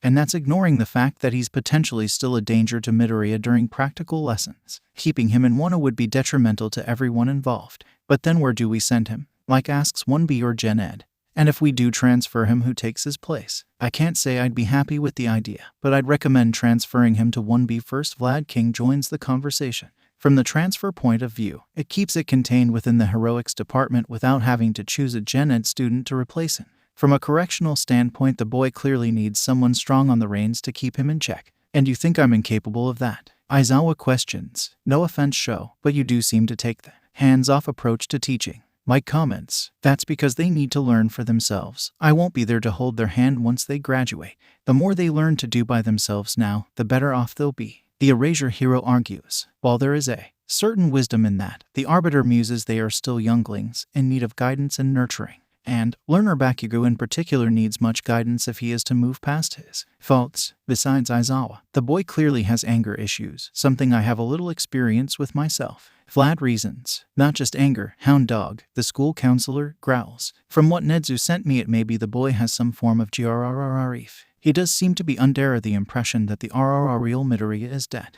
Maybe. Nedzu finishes writing his notes on potential actions. So, based on what we've discussed, I propose that effective tomorrow Bakugo is transferred into Class 1B under Vlad, after which he will be put on academic probation, meaning any further major infraction of the school rules and Bakugo will be expelled. On top of this, he will be receiving 6 months of after-school detention and weekly therapy sessions with Hound Dog. Anything else? What about the sports festival in summer camp? Mike asks. Unless there are any further incidents, Bakugo will be allowed to participate in the sports festival. It is vital to the early development of Hero Course students' careers. However, the summer camp is not. If he shows no noticeable improvement by then I may be forced to bar him from attending and give him some private tutoring. A shiver runs down the spines of most of the gathered teachers, Thel and John being the exceptions. Any other questions or suggestions? Nedzu asks, to which there's a chorus of no's. Very well, all in favor of this course of action. All raise their hands, although Nedzu notes that Aizawa is somewhat slower than the others. Very well, I'll have Bakugo meet me in my office in the morning to tell him. Now the next question is, who do we transfer from 1B to replace Bakugo? Oh, I already have a suggestion for that. Cortana pipe up, and with a gesture from Nedzu she gives a name. Satsuna Takage. Nedzu looks at Vlad. Your opinion? Vlad bites down on his upper lip as he thinks in concentration. It's only been 2 days, so I can't really tell you much. She's certainly outgoing and talkative. I doubt she'll have little issue with the transfer. And she seems likable enough, so I doubt she'll cause too much trouble with the other members of 1A. Other than that, she seems to have an obsession with dinosaurs. He shrugs his shoulders as he finishes. Not much else to say. Why her, by the way? She's the lowest ranked of the recommended students, and he was the highest in the entrance exam, after Uraraka and Midori. To me, that makes them the closest match academically. Which was certainly the truth, just not the whole truth. There were other, more personal reasons for picking Takage, but Cortana figured she'd let Aizawa find that out for himself tomorrow. It would serve as petty revenge for his seemingly lackluster attitude so far. Well, Vlad, any objections? Nedzu asks. I will admit I'll be miffed to lose one of my recommended students. But as you said, Cortana, the boy's performance is on par with recommended students anyway. And it beats spending the next hour trying to pick one among 20. Very well. Cortana, in the morning can you tell Miss Takage to report to my office before homeroom? Nedzu asks. Will do, replies Cortana. Now then, is there any other business? Actually, yes. Melissa tentatively raises her hand. I need to talk to you about the costumes of 1A's students. But I don't think everyone needs to be here for that. Understandable. If there is nothing else, the rest of you are dismissed. I'm sure some of you still have lesson planning to do. This causes a small ripple of tired laughter among the teachers as they slowly leave the room till only Nedzu, Cortana, and Melissa are left. So, what's the problem? Class 1A homeroom, UA. High main building, UA. High campus, Tuesday, April 6, 2219, 8:18. All of 1A were once again gathered in their homeroom, waiting for Aizawa. Well, almost all of 1A, which was one of the main topics of conversation. Bakugo's unknown fate had been a topic of much hushed discussion amongst the more gossip-inclined members of 1A.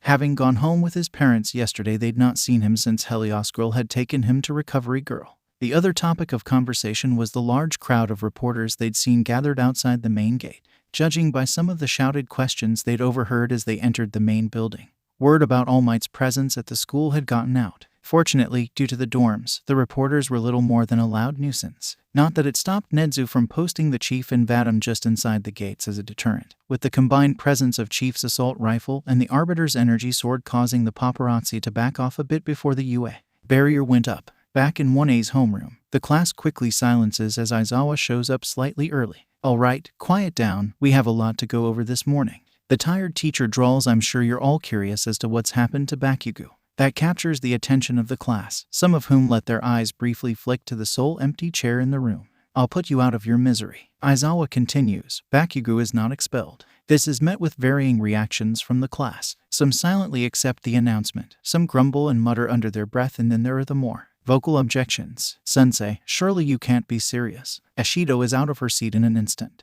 How can you let Bakugo go unpunished like this? He tries to kill Midori and you're just going to let him off the hook. Be quiet and sit down. Aizawa activates his quirk and glares at Ashido, the harsh, red eyes prompting the pink girl to sit, slightly mollified, but still indignant. While they hadn't been as vocal or quick to their feet, many shared Ashido's sentiment. I didn't say Bakugo wouldn't be punished, but it was decided by the faculty that Bakugo wouldn't be expelled. But why sensei? This time Yaoyorozu speaks up. Mina's act having helped her find her voice. Surely something like this would warrant expulsion. What Bakugo did amounted to attempted murder, for the same reason that Aizawa couldn't follow through with his threat of expulsion during his quirk test. Cortana says as she appears on the holo tank next to the lectern. The class look at her with some confusion, before she briefly explains Nedzu's second chance policy. As she explains, the indignant look on the students' faces softened slightly but did not outright disappear, indicating to the AI that while they accepted the logic of the policy, they weren't totally happy with it. She shrugs mentally. It wasn't like there was much they could do anyway, and besides it's not like they had to share a class with him anymore. I must admit the principal's mercy is admirable. Ada comments. So does this mean Bakugo's rejoining us? Jiru asks with some resignation as if she can already guess the answer. No, while we are not at liberty to discuss the full measure of Bakugo's punishment, one of the corrective actions UA has taken to prevent a similar incident from happening was to transfer Bakugo to Class 1B. Cortana explains, and as she does so she notes the mixed looks of relief and satisfaction on some of 1A's faces. This means that a member of 1B will be transferring into Bakugo's spot. Aizawa's words ignite a flame of excitement in his class. After all, they were getting a new classmate, and anyone had to be an improvement over Bakugo, right? I would ask you to make her feel welcome, but frankly I don't care what you do so long as you don't make my life harder. Cortana quickly notes the unusual amount of excitement Minda shows at the mention of the transfer being female, but dismisses it as she gives Aizawa a quick side eye in his carefree attitude before calling out to someone, presumably the transfer, standing outside the door. You can come in now, she calls, before turning back to address the class as the student enters. Satsuna Takage, meet Class 1A. As Cortana says the name, both Ochako, sitting at the back, and Izuku, currently sitting on Kaminari's desk, light up with recognition. Their faces then explode into wide smiles as a girl, roughly Himiko's height, with shoulder length, curly, green hair, dark green eyes, and pointed teeth like Kirishima, walks through the door. Seti, Ochako yells with excitement as she leaps up out of her seat, startling those around her. Upon hearing the exclamation, the girl looks towards Ochako and her face now lights up with recognition too. Ochako Saurus. The girl cries in response, and as she does so her head and her hands detach from her body at the neck and wrists before flying up to Ochako and holding her head between her two flying hands, slightly squishing her cheeks. As she comes face to face with her. I thought that was you at the recommendations exam, but you changed so much I honestly wasn't sure. So, where's Izukanin? 'Cause I know you wouldn't have come to UA without him, Satsuna says with much enthusiasm. Down here, you lazy lizard, Izuku calls out playfully, having transferred from Kaminari's desk to Ochako's, prompting Satsuna's head to rotate a full 900 downward. Whoa, you've had an upgrade since the last time I saw you. I don't see either of you in over a year and that's enough. Aizawa activates his quirk and immediately regrets it as Satsuna's head and hands suddenly drop from where they were floating. Fortunately, Ochako is able to catch Satsuna's head. The hands, however, aren't so fortunate, and they fall onto the desk with a dull thud prompting a quick O to escape Satsuna's lips. Hey, teach, Satsuna calls out from Ochako's hands. Warn me next time you're going to do that so I can at least reattach my limbs first. Does he make a habit of turning people's quirks off whenever he feels like it? While she had intended the question to be to Izuku and Ochako, the majority of the class responded with a tired chorus of yes. Aizawa sighs at the byplay, releasing his quirk before turning his head slightly to whisper to Cortana. I'm beginning to see why you kept your reasons to yourself. If I had known this was what you had planned, I would have objected, vehemently. Not so much planned but hoped. And really Aizawa, you'd deny two cousins being reunited? Cortana whispers back, but she sees the look on Jiru's face as she says it.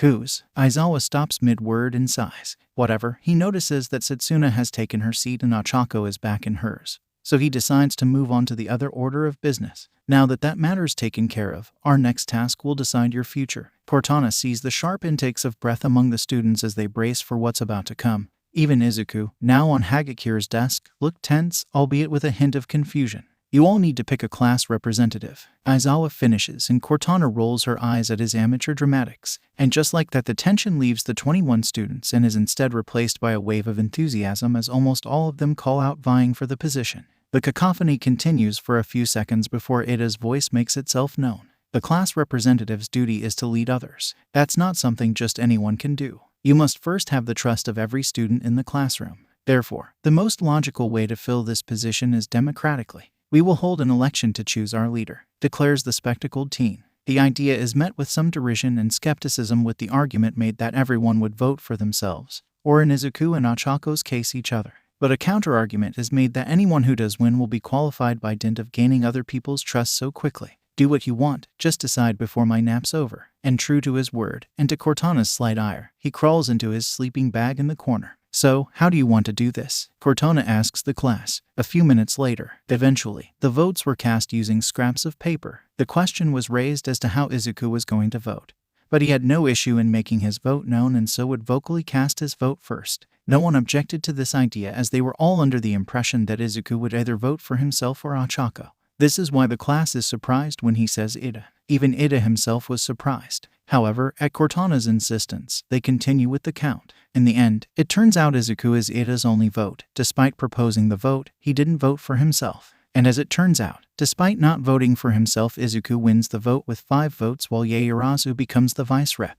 It's not that I'm not grateful for your faith in me, but am I really the best choice for class rep? Izuku asks as he stands on the main pedestal, next to Cortana, with Yaoyorozu standing beside the pedestal. Midoriya, Cortana addresses him in a serious but caring tone. Not to be too on the nose, but you are literally made for this. Besides, as a field AI, you'll be responsible for coordinating multiple individuals, not just heroes but potentially police, paramedics, and even the military if the threat's serious enough. Organizing this rabble is a good starting point. She jabs a thumb in the direction of the rest of the class, and there are a few dirty looks directed at her for the use of the word rabble, but most take it in stride.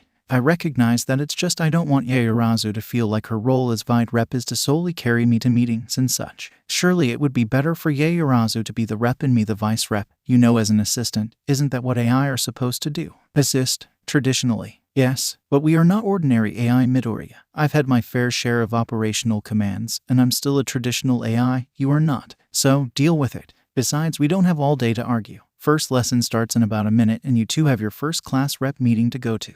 Both Yaoyorozu and Izuku are about to respond, but Cortana cuts them off. Don't worry, I'll let Ectoplasm know where you are, although he should already be aware of the meeting. If you're taking him to the meeting, Yaoyorozu, you'll need this to carry his chip, Ochako calls out, waving the tack pad in the air, and Satsuna detaches one of her hands to carry it in the air from Ochako to Yaoyorozu, who removes Izuku's chip, places it in the pad, and is about to ask Cortana where the meeting is, but she preempts her. Conference room, the blue AI says. Yaoyorozu wordlessly bobs her head in understanding and strides out of the classroom, Izuku's pad in hand. You know I wasn't going to tell them about the meeting, right? Aizawa says after the two leave. The meetings are pointless. It'd be far more productive for them to remain in class. I figured that would be your position, which is precisely why I told them. Those two aren't going to fall behind after just missing half a lesson. Midoriya already has a degree-level understanding of maths, and from what I've seen of Yaoyorozu, she's shown herself to be quite smart and capable, which is probably why she got the votes she did.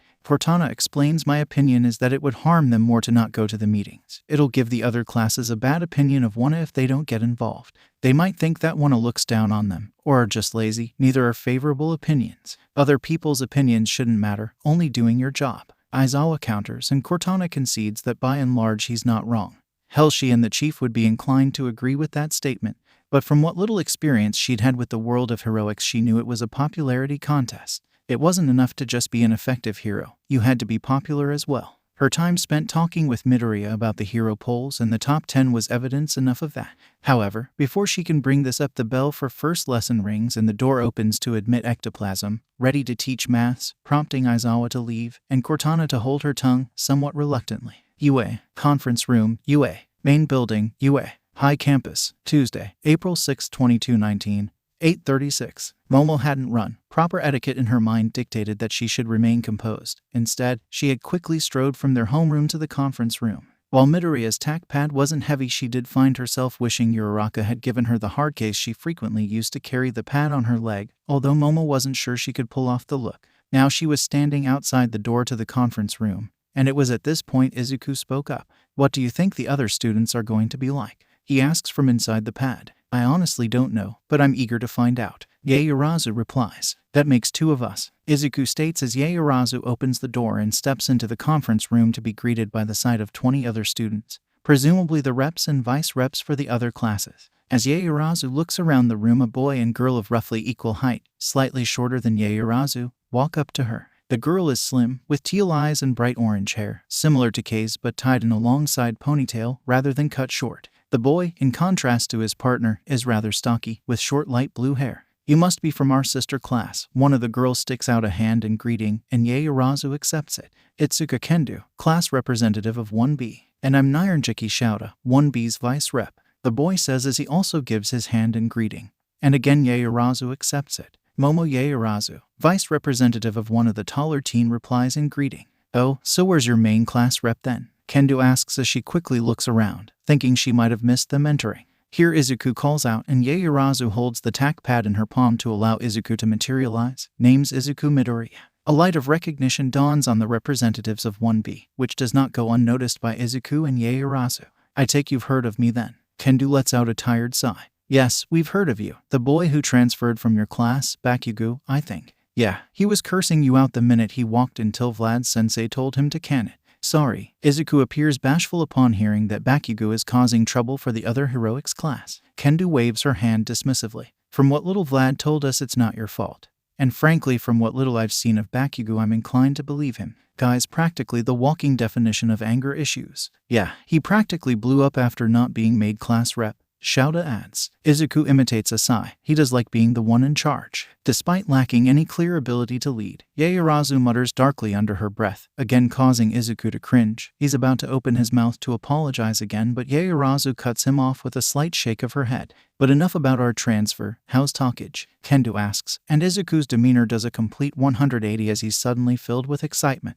She's doing fine, or at least she appears fine. It has been a while since we last talked, but she seemed happy to see me and Akin, so Izuku's excited ramble is cut short by Kendo. Well, pump the brakes. You knew talkage before UA. The redhead asks, her curiosity piqued. Well, yeah, we're cousins. That announcement catches both the two 1B students and Yaoyorozu by surprise. Now that you mention it, I can see the resemblance between her, your hologram, and your mother. Yaoyorozu ponders. You must be the cousin she mentioned during our icebreaker session on Sunday. Then Kendo realizes. She said she had a cousin who, quote, lives on his phone, but I didn't think she was being quite so literal. It certainly explains the laughing fit she put herself in as she said it, Shouta adds. Yeah, the last time we met up, I was basically stuck living in my phone, but I was able to upgrade my hardware over the last year. We just haven't met up since then. I imagine she was busy prepping for UA. Same as me and Akin, says Izuku. Just then the door opens and Present Mike steps through, prompting the gathered students to find their seats. UA, main building, UA, High Campus, Outer Musutafu. Tuesday, April 6, 2219, 12:31. The meeting hadn't been a productive one, more of an introductory session introducing everyone to each other. Unsurprisingly, there was a fair amount of attention focused on Izuku, who was certain that by the end of the day, the entire first year would be aware of his existence. Not that he could blame them. As far as he was aware, he and Cortana were the only smart AI on Earth. So even in an age of quirks and heroes, he was something of an oddity, which made Aldera's dismissal of him puzzling in hindsight. Then again, maybe his reputation as Deku and Bakugo's popularity was just too well cemented at the time for anything to change. After the meeting, Yaoyorozu and he returned to Ectoplasm's maths class, and Izuku is unsurprised to learn he hasn't missed much, and Yaoyorozu quickly picks up on what she's missed. The rest of the morning continues much like the previous day. Then at lunch, Ochako collects him and the pair are joined by Satsuna on their way to the cafeteria. So, you two got into UA, Satsuna states, her head detaching from her neck to float at eye level with Ochako. I did wonder if that was you at the recommendations entrance exam. Wait, you were at the recommendations entrance exam? Ochako asks in disbelief. Why didn't you say anything? More importantly, why didn't I see you? Satsuna shrugs her shoulders remotely as her head continues to float. I wasn't totally sure it was you. After all, the last time I saw you, you were only 5 feet something, and adorably round, not a 7 feet muscly hunk. As for why you didn't notice me, I imagine it was because you were too busy flirting with the ponytail princess you now sit next to before the practical. She says the last with a teasing smile. Flirting? Ochako asks incredulously. I wasn't flirting with Yaoyorozu. Really? Satsuna asks with disbelief. Yes, we were just talking. I wasn't flirting with her, why would I? I'm with Izuku. Ochako protests with some exasperation. Well, in that case, you've got mad game because she was totally into you. I could see her blush from wait, did you say you're with Izuku? Satsuna asks, cutting off her original sentence. Is? Ochako says nervously. Well, it's about damn time. How long did it take for Himi Raptor to stop squealing? The floating head asks with a wide grin. At least an hour, Izuku answers from the hard case. I thought it'd be more. Anyway, we have so much catching up to do now that all 4 Midoriyas are at UA. 4. Ochako asks, well duh, if you two are now dating then you're basically an in-law now. Besides, Auntie and Co's treated your family as an extension of ours for years now, Satsuna explains. Fair enough, but how about we get our food and sit down first before we begin catching up? You don't mind if our friends sit with us while we talk, right? Izuku asks. Of course not. Friends of yours are friends of mine, Satsuna replies. After getting their trays of food, Ochako and Satsuna take their seats at one of the tables in the cafeteria. Ochako places Izuku on the table, and they're soon joined by Ida, Keiz, Yaoyorozu, and Jiro again. Takage, I see you've decided to join us for lunch, Ida announces. Sure have. Takage drops off as she realizes that while she may have been introduced to the class, but the class was only introduced to her as a collective. Tenya Ida he supplies.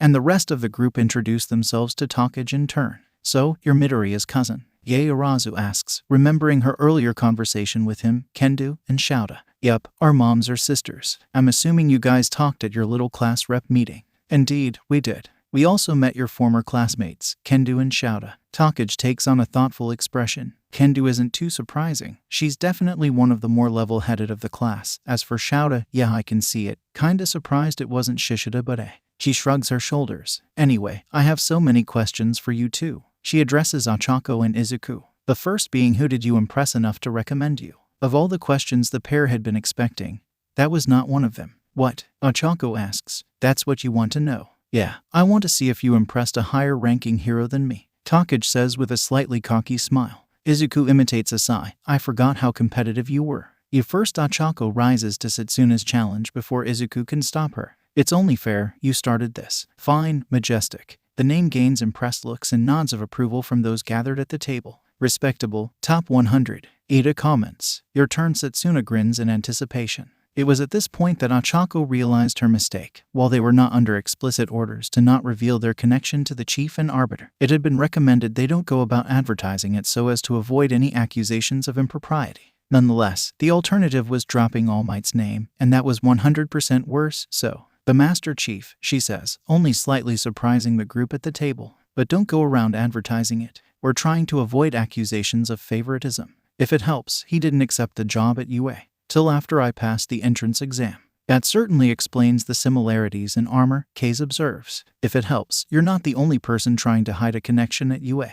Yaoyorozu says softly. My recommendation sponsor was Midnight, and like you were trying to keep it quiet to avoid any unnecessary accusations. Well, I guess that means Yaoyorozu wins this little competition. Top 50 definitely beats top 100 in a newbie, Satsuna says without a hint of disappointment. Actually, I think Ada has all of us beat for pro-hero connections, Izuku says, confusing the others bar Ada and Yaoyorozu, whose faces crease slightly with a small smile as they believe they know what's coming. What are you talking about, Greenie? Jiro asks. Izuku chooses to respond by asking Ada a question. Ada, by any chance do you have a brother called Tensei? Indeed, I do, Midoriya. How long did it take you to figure out my identity? Ada asks. About partway through Aizawa's quirk test. I thought I recognized both your quirk and name, but seeing you in your costume yesterday confirmed it for me. Either you are a member of the Ada Hero Legacy, or the world's biggest Ingenium fan. As soon as he says the name Ingenium, recognition dawns on the faces of the others at the table. Wait, so you're related to Ingenium? Keiz asks in disbelief. Indeed, he's my older brother, Tensei Ida says with a proud smile on his face. One day I hope to be like him. So, if your brother's Ingenium, how come you didn't take the recommended entrance exam? Satsuna asks. It's an Ida family tradition that all members who apply to UA do so through the regular entrance exam to prove that we are capable of making it on our own merits, rather than relying on the merits of our family name. As he says that, Yaoyorozu briefly glances away, slightly ashamed. However, she's broken out of her funk by a loud alarm and an automated voice, not Cortana, ringing out from the intercoms. Warning, Level 3 security breach. The computerized voice states, all students please evacuate the building in an orderly fashion. What's a Level 3 breach? Jiro asks, covering her ears as students begin swarming towards the exit. It means someone's breached the school barrier, Izuku says, Cortana having made sure he was thoroughly read up on both UNSC and UA protocols. I need a weapon then. Ochako gets up from her seat, fully ready to throw down with whoever was attacking the school. No, Izuku calls out to her. We prioritize the evacuation. We need to get everyone to safety. We have the Master Chief, the Arbiter, and All Might on campus. Ochako hesitates for a second but reluctantly agrees. Fine, she says. Let's go. They join the outgoing crowd, but quickly realize that the student body is on the verge of stampeding with everyone rushing for the exits. Fortunately, Ochako is big enough not to be buffeted by the crowd. Unfortunately, her friends aren't as fortunate as she briefly loses sight of Jiru and Kei's as they get caught up in the human tidal wave before Satsuna, who had split herself up to float above the crowd, dives down to grab Kei's while Ochako herself reaches out to where she last saw Jiru and grabs hold of her, lifting her bodily above her head. Where's Ida and Yaoyorozu? Ochako asks aloud to anyone who can hear her. No idea, but we need to get this crowd under control before someone is trampled. Izuku replies from inside his pad. Before opening a comms channel with Cortana in cyberspace. Cortana, is there any update as to what's happening? Yes, Chief's just reported in. It's the reporters. They managed to get through the front gate, which triggered the alarm. He's currently removing them from the campus. Well, that's some good news at least. Anyway, I need temporary access to the school's intercom. The other students are on verge of stampeding, and I need to be able to calm them down. Done, Cortana says. Now I'm going to do a full security sweep while you sort out your classmates, and I expect you to relinquish control once you're done. Understood, Izuku replies before connecting to the school's intercom. Back in the physical world, Ochako had just spotted Ida and Yaoyorozu, who had been buffeted to the outer windows, and was making her way to them when Izuku's voice rings out loud and clear from the speakers on the walls in the corridor. EVARBODY freeze. The loud and sudden command manages to bring the entire crowd to a standstill. Thank you. I know everyone's a little bit scared. That's only natural, but there's no reason to panic. It's only the press. Look out the window and you'll see. Those next to or close to the window look out and confirm for the others that what he says is true. See, Izuku continues. Our teachers are already escorting the reporters off-site. Granted, Izuku was being liberal with the use of escorting, as those who were at the windows could see the Master Chief and the Arbiter, or Helios Grill as he was known to them, picking reporters up and physically carrying the off-site, which, given their size and strength, was fairly easy. Now if everyone can just calmly make their way to the emergency assembly point, that will make everyone's lives much better. Thank you. Oh, and please check the ground to make sure no one was knocked over or crushed. And with that final message given, Izuku disconnects from the intercom and emerges on Ochako's palm, now freed up after she'd readjusted Jiru so that the live teen was now sitting on her shoulder. Is everyone all right? Izuku asks as he appears. Better, now that half the school isn't looking up my skirt. Jiru replies, slightly flushed and with some heat. Sorry, again. Ochako says, shame-faced. Jiru sighs, it's fine. Uraraka, it was just an accident. You were only trying to keep me safe, which I can't completely blame you for. I'd have been crushed under that crowd otherwise. Still, I hope Kaminari or Minda didn't see anything. Anyway, Jiru decides to move the conversation away to something less embarrassing. Nice work with the crowd control, Greenie. Can't say I regret voting for Yaoyorozu, but I can definitely see why the others voted for you. I agree with Jiru, Ida says as he approaches the trio. My faith in you, Midoriya, was well placed. See, this is what Cortana was talking about. You're going to be a great class rep, Izuku, says Ochako. I'll admit you've certainly gotten bolder since we last met, Izuku-saurus, Satsuna comments as she gently drops Kei's in the hollow clothes representing Hagakure to the ground. Picked up this one just as she was about to go under. She points a thumb at Hagakure. Thank you, by the way. Hagakure bows to Satsuna. You've definitely proved yourself an improvement over Bakugo. 1A's Heights Alliance dorms. Tuesday, April 6, 2219, 1622. After lunch, the afternoon had been fairly normal. Just science with Power Loader and Hero Theory with Aizawa. At the end of last lesson, Cortana had requested to speak to Ochako and Izuku alone, so they'd agreed to talk in Ochako's dorm room, their privacy assured by the soundproofing built into the dorms. So here they now were, Ochako sitting on her bed, Izuku and Cortana projecting midair from the wall-mounted emitter. So, what did you want to talk about? Ochako asks, is this about the break-in earlier? Partially, I have 3 items to talk about, but seeing as you've just brought it up, we'll start with that. Cortana pauses for a second before continuing. Now, technically I shouldn't be discussing this with students. However, you are both enlisted UNSC personnel, so there's a bit of leeway. That being said, you do not repeat anything I'm about to tell you outside this room.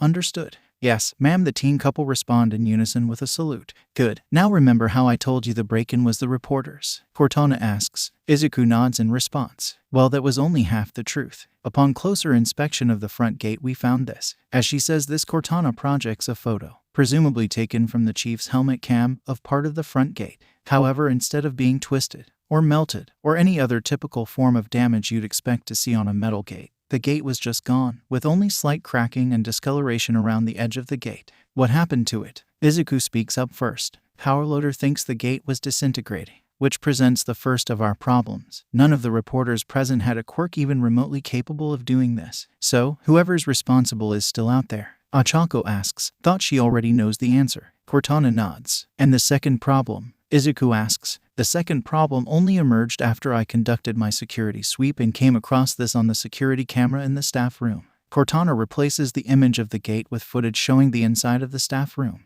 As the footage rolls, a dark swirling portal appears in staff room. And for a few seconds nothing seems to happen until a piece of paper on one of the desks seemingly floats up on its own. It's at this point Cortana pauses the video. Someone else broke in, Ochako observes, which means the gate was likely a distraction. Izuku realizes. Gold star you too, Cortana says with slight smile. Whoever it was must have a quirk like Hagakure. Ochako states, maybe, but look closer at the footage. Notice the slight haze when the person is standing. Izuku points out the slight distortion on the camera. Hagakure's quirk renders her completely invisible, with no trace, but this is more like active camo, Ochako exclaims. And now you can see our second problem. The idea that someone out there has active camouflage, or a version of it, is worrying for several reasons, not least of which is where did it come from? Cortana explains. You think someone stole it from my island? Ochako asks. That is one possibility. The best case scenario is someone developed their own version completely independently, which means there's no security breach. The worst case scenario, however, Cortana trails off, seemingly reluctant to voice her thoughts, and in the silence Izuku catches on to her thinking. The worst case scenario is that it came from the Covenant. Cortana nods her head in agreement, and Ochako has a slight look of horror across her face. As in the Covenant from your universe? She asks. But I thought you made peace with them. Technically we did, Cortana replies. But I'm not so naive as to think that all of the Covenant would accept peace. However, while the idea of the Covenant arriving on this Earth is the worst case scenario, it is also the least likely scenario. How so? Izuku asks, puzzled. Because aside from the potential use of active camouflage technology, nothing about this incident is in keeping with standard Covenant tactics. Cortana explains, not to mention that had the Covenant arrived here from our universe, we'd have known about it. Either they'd have made themselves known believing humans to be their new allies, or they would have openly attacked depending on whether they were separatists or loyalists. As such, the most likely explanation is the first one. That someone managed to incidentally recreate the technology by accident, although that still feels like too much of a coincidence for my taste. So what do you want us to do? Ochako asks, eager to help. Do? Cortana repeats, you do nothing. I'm merely briefing you to keep you in the loop. Aside from the usual mantra of report any suspicious activity, there isn't much you can do that the police and faculty aren't already doing. And besides which, you two are still students. Both Izuku and Ochako look slightly disheartened at that, so Cortana decides to move on to the next topic she had to discuss with them. Moving on, the next thing I wanted to discuss with you is your research assignment, Midori. That catches the couple by surprise. That was quite possibly the last thing they expected her to talk about. What about it? Midori asks. Nedzu has requested an addition to your profiles. Cortana explains. An addition? Ochako queries. Yes, it has come to Nedzu's attention that some of 1A's hero costumes are found wanting. As such, he has requested as part of your assignment you are to design theoretical costumes for your classmate. There are several main aims to this. Cortana begins counting the reasons on her fingers. First, it's a test of your understanding of your classmates' quirks. In theory, the better you understand your classmates, the better a costume you can design. Izuku nods his head in understanding. There was a certain logic in that. Second, Nedzu is curious to see how an amateur fares at costume design compared to a full-scale support company, even if said amateur is an AI. And the final reason is that depending on what you come up with, your ideas may be suggested to those who currently have issues with their original costume. I assume this was prompted by Kei's and her poorly designed costume. Izuku asks, poorly designed? Ochako gives Izuku a look of disbelief. That's being generous. You heard her, Izu. The designers completely ignored her request to make the suit padded. But he is correct, Cortana interjects. It was the concerns of Miss K's, among others, that prompted Nedzu to request this additional assignment. Wait, there are others? Ochako asks, genuinely surprised. But everyone seemed really happy with their costumes, Izuku states, equally surprised. Probably because they were just happy to have them. Nana speaks up for the first time, her hologram materializing mid-air alongside Cortana and Izuku. I remember how excited Toshi was when he got his first costume. And I can certainly think of a few costumes amongst your class that if they were my costumes, I'd have an issue with. Such as? Izuku was eager to learn from All Might's mentor. Off the top of my head, Nana replies Hagakure, Yaoyorozu, Ashido, and despite my feelings on how he views women, Minta. So, how many did I get right? Nana addresses her question to Cortana. I'm not confirming or denying anything. That's part of the reason Nedzu wanted to do costumes for the entire class. It avoids anyone being singled out, except for K's. But that can't be helped, Cortana responds. So, I'm going to take that as at least one then, Nana says, with a confident smile that was just short of being smug. Okay, but why them? Izuku asks, curious as to Nana's reasoning. Save that discussion for after I'm gone. Cortana cuts off Nana before she can answer. I still have one last thing to discuss with you. Which is? Ochako asks. Your training squad, Cortana says with some satisfaction as she sees the confused looks on Nana, Izuku, and Ochako's faces. My training squad. Ochako repeats. What's that? Remember the chief told you that once at UA. He'd begin your Spartan training proper, asks Cortana. Ochako gasps in excitement. Am I finally going to learn how to shoot? She asks. Among other things, Cortana explains patiently, one of those other things being leadership and small squad tactics. As a Spartan, you'd be expected to lead squads of Marines in combat. Even as a hero, you could still be expected to lead police. I imagine many police SWAT teams would be grateful to have a trained pro as point man even if they weren't a Spartan. As such, you will need a squad with whom to train. The Master Chief, Arbiter, All Might, and Nedzu all agree that it would be better if your training squad consisted of a group of your peers who would go through all the same basic training as you. Wait, Izuku's eyes now go wide with realization as Ochako tries to take on board this information. Are you saying several of our classmates will be learning to shoot alongside Akin? Precisely, Cortana answers in a chipper tone. Which is why we're having this conversation. The Master Chief wants recommendations as to who you want on your training squad. And before you go rushing off giving me the first name that springs to mind. Ochako closes her mouth as her immediate response is forestalled. There are several things to consider. The first is that the supplemental training you and your squad will receive will be on top of your regular school work, which means 3 to 4 times a week you'll have additional training sessions after classes. And Nedzu has made it clear that hero work takes priority, so whoever you pick must be willing and able to keep up with the workload. The second is fighting capabilities. There's no point in denying that within your class there is a significant gap in power levels between individuals such as you two and Todoroki, and Seiminta and Hagakure. The training the chief will provide would be a boost to those with less offensively powerful quirks. The final factor to consider is that the classmates you choose will essentially be going through an abridged version of UNSC Marine basic training, which not everyone is equipped to deal with mentally or physically. But this is why the chief is only looking for recommendations. He still has the final say as to who you're training with. So, how many names does he want and when does he want them? Ochako asks. Before the start of homeroom next Monday. As for how many, I'd say 4 to 5 would be enough, Cortana explains. Ochako slowly nods her head as she thinks over what Cortana had told her. Is there anything else? Izuku asks, letting Ochako to continue thinking. No, that's it for now, but as always, call me if you need me. Cortana gives a slight wave before disappearing.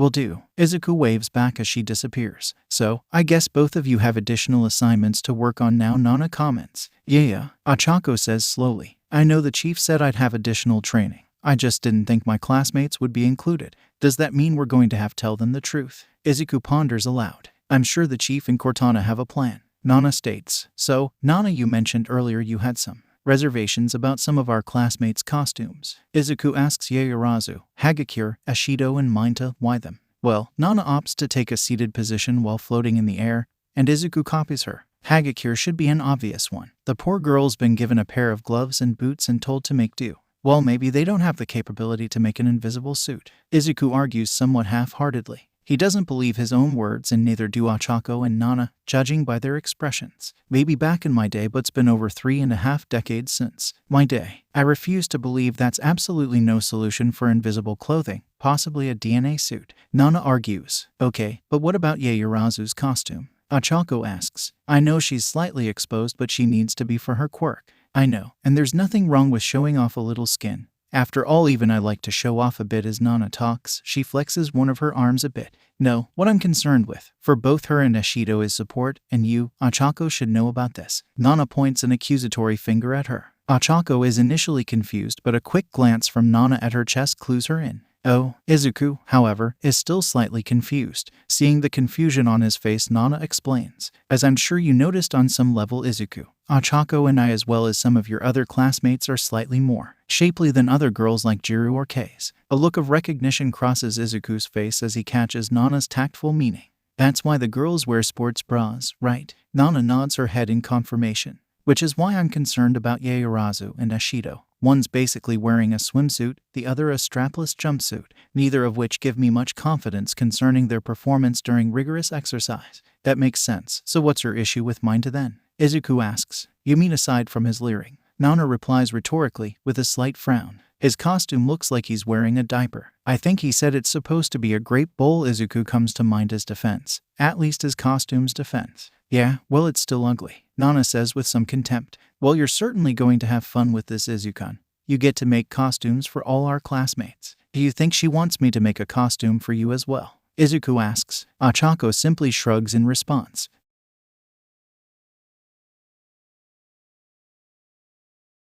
Lunch Rush Cafeteria, UA. High Main Building, UA. High Campus. Wednesday, April 7, 2219, 12:33. The morning had been just like the past 3 days, consisting of normal lessons taught by very unnormal heroes. It was now once again lunchtime, and Ochako, Izuku, and what was now being cemented as their close group of friends were sitting, eating and talking. Satsuna was sitting with them again. Only this time she'd brought Mina and Kirishima with her, having become fast friends with them yesterday evening. As they had sat down, Izuku noted everyone's meal choice, and for a slight second lamented his inability to eat anymore. But he dismisses the feeling with a shake of his head as the sight of Yaoyorozu's usual pre-workout meal reminds him of a question that had been plaguing him. Besides, there was no point in lamenting that which he couldn't change. Either way, he decides to ask Yaoyorozu his question now. Yaoyorozu, if you don't mind me asking, how exactly does your quirk work? Izuku asks, gaining the attention of the table, who look at him curiously. Well, I use the lipids in my body to create and animate objects, Yaoyorozu replies with some confusion, thinking she'd already explained this to Midoriya on move-in day. But Izuku's already shaking his head in slight annoyance. Yeah, I know that, but what exactly are the mechanics of it? He asks. I'm not sure what you're asking, Yaoyorozu replies, still somewhat confused. What I'm asking is, why aren't you losing weight? The immediate reaction from the table is a look of offense from Jiru and Ida, shock from Yaoyorozu and Kirishima, and a snort of laughter from Ochako, Satsuna, and Mina. Midori, don't you know it's rude to comment about a woman's weight? Mina teases. I must agree with Ishido, Midoriya. That is a highly inappropriate question to ask a woman. Ida chastises, completely missing the mocking tone in Mina's voice, causing the pink girl to frown in concern.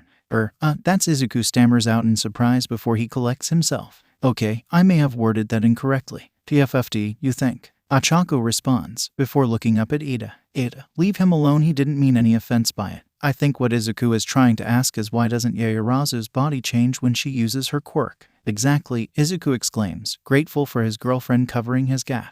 Thanks, Acha, but yeah, that's essentially my question. Based on what you said, when you made that cannon on Sunday and those steel beams on Monday, they should have left you severely depleted, and you said they did, but there was no significant physical change, at all. At the very least, I would have expected your clothes to get baggier, or your, chest to shrink, but there's nothing. Izuku blushes slightly as he refers to Yaoyorozu's bust.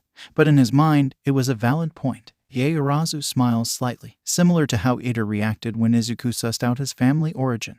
But before she can speak, Mina decides to indulge in a bit more teasing. While Midori, staring at another girl's boobs. I thought you were more loyal than that. Can't blame you though, yeah, Momo is cute. The pink teen teases. Immediately Yaoyorozu's face turns red with embarrassment, and she buries her head in her hands while Izuku is left completely speechless. Ochako and Jiru meanwhile are staring daggers at Mina, with Ochako thinking of 1,000 different ways to introduce her to the Lance of Summon. Satsuna, however, never one to miss out on causing chaos, joins in. Nah, I think you've got it all wrong, Mina. Izuku is loyal to a fault. He'd never cheat on Ochako-saurus. Her words initially bring relief to Izuku and Yaoyorozu, but her next words quickly dash that relief. No, Izuku's more likely to ask if she wants to be with both him and Ochako. Oh, you're polyamorous as well? Ishido asks with some excitement. Izuku tries to respond but can't, which as an AI is rather impressive. It doesn't help that he can hear the vestiges inside the pad howling with laughter at his embarrassment. Well, let me put it this way. His hero crush back in the day was the wild pussycats, as in all of them, so. Satsuna shrugs and raises her hands in a see what I mean gesture. The mention of his previous fixation is enough to snap him out of his stupor. Set, you know it wasn't like that. And you know I don't feel attraction like that anyway. Izuku exclaims. Yeah, doesn't stop me having fun at your expense though. Satsuna grins. So, you weren't attracted to the pussycats then? Mina asks, genuinely curious. Izuku scratches his head involuntarily. The attraction was more in the group as whole rather than the individual members. I just like the idea of being loved and supported by multiple people, surrounded by people I care about. I can get that. Sorry for teasing you so much though. You too, yeah, Momo. Though I don't regret saying you're cute. Ashido apologizes with some understanding. Ochako looks meaningfully at Satsuna after Ashido's words, and Satsuna understands the meaning behind the look. I ain't apologizing for the teasing, but I will concede I may have taken it too far. Sorry, Izuku. Sorry, Yaoyorozu, Satsuna says, slightly shamefaced. Well, with that digression taken care of, I'm kinda curious what the answer to Izukun's question actually, says Ochako. What was the question? Taze asks, having forgotten due to the chaos of the past few minutes. Why doesn't Yaoyorozu's body change when she uses her quirk? Hiroshima speaks up, having tactfully kept silent during his friend's antics. Ah, yes. Yaoyorozu begins to answer, her dignity somewhat restored. I believe you'll find the answer most interesting, Midori. The reason why my body doesn't seem to change when I use my quirk is due to a rather small, but significant mutation in my body. I'm sure you've noticed I lack any well-defined muscles? Yes. Izuku and the others at the table nod in confirmation. Well, that's because my entire body is covered in a fairly large layer of semi-permanent fat cells. Between my outer skin layers and my muscles are special fat cells that are able to supercompress lipid, and rather than being burnt up completely during exercise and quirk usage, they drain like rechargeable batteries, leaving a hollow cell behind. So, while my volume doesn't seem to change, if you weighed me before and after I made that cannon, you'd have noticed a significant difference in my mass. Technically, if you were to measure me when my reserves are mostly full, you'd find I'd classify as obese based on my BMI. PFFT, BMI's bull anyway, Ochako scoffs. Technically, I'm morbidly obese according to BMI. Yeah, but look at you. Ashido gestures at Ochako. I don't think normal scales apply. Hold on, but if you have all that extra mass, then Izuku stops and then starts a new sentence. But during the quirk test he stops before starting again for the third time, deciding to cut straight to the chase. Yaoyorozu, are you secretly buff? Again, Izuku's question confuses the table, but Yaoyorozu smiles warmly at him, pleased he'd figured out the other secret concerning her quirk. What are you talking about, Greenie? Jiru asks. Think about it. Izuku begins to explain. We all saw Yaoyorozu during the quirk test. While she's not the most physically able of the class, there are several quick glances towards Ochako as he says that she's still reasonably fit and healthy. But considering the fact that she's also carrying the equivalent weight of someone who's medically overweight, her muscles are having to work twice as hard and strong. If you were to suddenly lose your quirk and its mutation, you'd probably have the body of an Olympic athlete, held back only by the fact that you have constantly carry around your lipid reserves like permanent training weights. Those same reserves hiding whatever musculature you do have. Yaoyorozu chuckles softly as he finishes explaining. 100% correct, Midoriya. I think you're the first person who wasn't my doctor to realize that on your own. That's quite impressive. Izuku shrugs his shoulders dismissively. It's just part of being an AI. We make 100 seconds of these observations every minute, just like the human brain. The difference being the brain does it subconsciously while we are fully aware of what we observe. And yet he still can't tell that one of his classmates has a crush on his girlfriend, Satsuna whispers to Ashido, causing Jiru to stiffen slightly as she overhears them with her quirk. That's two classmates actually, Ashido whispers back, to Satsuna's surprise. I'll tell you later. After that, the rest of lunch was fairly uneventful, with no further disruptions like yesterday. And soon everyone was back in their homeroom. Class 1, a homeroom, UA. High Main Building, UA. High Campus, Wednesday, April 7, 2019. 13:22. Today's training will be slightly different. Aizawa says there'll be 3 instructors like last time, but this time it's myself, All Might, and another faculty member, rather than the Master Chief and Helios Grill. Ida raises his hand in the air. Sir, if may ask, what kind of training will this be? He asks. Rescue training. Aizawa answers. You'll be dealing with natural disasters, shipwrecks, stuff like that. A chatter of excitement rises from the class as they discuss the upcoming lesson. I wasn't finished. Aizawa cuts them off with a flash of his quirk. Before continuing, what you wear in this exercise is up to you. I know you're excited about your costumes, but keep in mind that you haven't gotten used to them yet, and they might limit your abilities. This special training is at a facility on the edge of the campus, so we'll be taking a bus to get there. That's all. Start getting ready. With no further prompting, the class grabbed their cases and headed for the changing rooms. Girls' changing room, UA. High Main Building, UA. High Campus, Wednesday, April 7, 2019. 13:25. Once again, Izuku remained in his tack pad, and Ochako found the bulk of her armor sitting its case inside the changing room, presumably brought there by Melissa. However, there was a note attached to the case which Ochako quickly reads before opening the case and getting changed. Like last time, the rest of the girls finish faster than her, which allows the girls to talk for a bit, the initial conversation being about the newest member of 1A, Satsuna. who was dressed in a leaf green bodysuit with a scale pattern and a pale midsection styled to look like the underbelly of a lizard or crocodile, or, as Ochako suspected, a dinosaur. https://www.tumblr.com/e73286848985738273858B857382/05EFT C4D04B78700A divided by 1280 by 1920 divided by 8188986410 3DD3S6217 FD B450 DAFIV S7 D5 Cone.pnj. Nice outfit, said Isaurus. Ashido compliments the new girl, having been very quick to give her a nickname. But, how exactly does it work with your hole-splitting quirk? Like this to demonstrate her point, Satsuna detaches her head, arms and legs, the suit detaching with her. The suit is DNA-coated using some of my hair, before UA. I had it down to my waist. They integrate the hair into the fibers of the suit, so it mimics my quirk. Wait, that's a thing, Hagakure exclaims with some heat. Then why the hell am I walking around with my tits and ass out for the whole world to see? Inside cyberspace, Izuku was wondering whether it was worth mentioning that technically no one could actually see her boobs, but figured discretion was the better part of valor, especially with the grim look on Nana's face. I knew there had to be something that could work for the poor girl. I mean, come winter she's going to freeze. The 7th user comments, but we don't know if it would work. Izuku counters, if Hagakure's hair is also invisible, that would make it hard to work with? No. I mean, there must be some reason the costume designers made the costume they made for Hagakure. Yeah, there is, Nana replies grimly. It was cheap, and the designer liked the idea of a woman, or even a teenager, running stark naked. No doubt that Satsuna's costume was more costly than others, but unlike Hagakure, they couldn't justify sending her out with nothing. Izuku just sighs in a mix of frustration and resignation. He was beginning to understand more why Nedzu had added the costume design task to his assignment.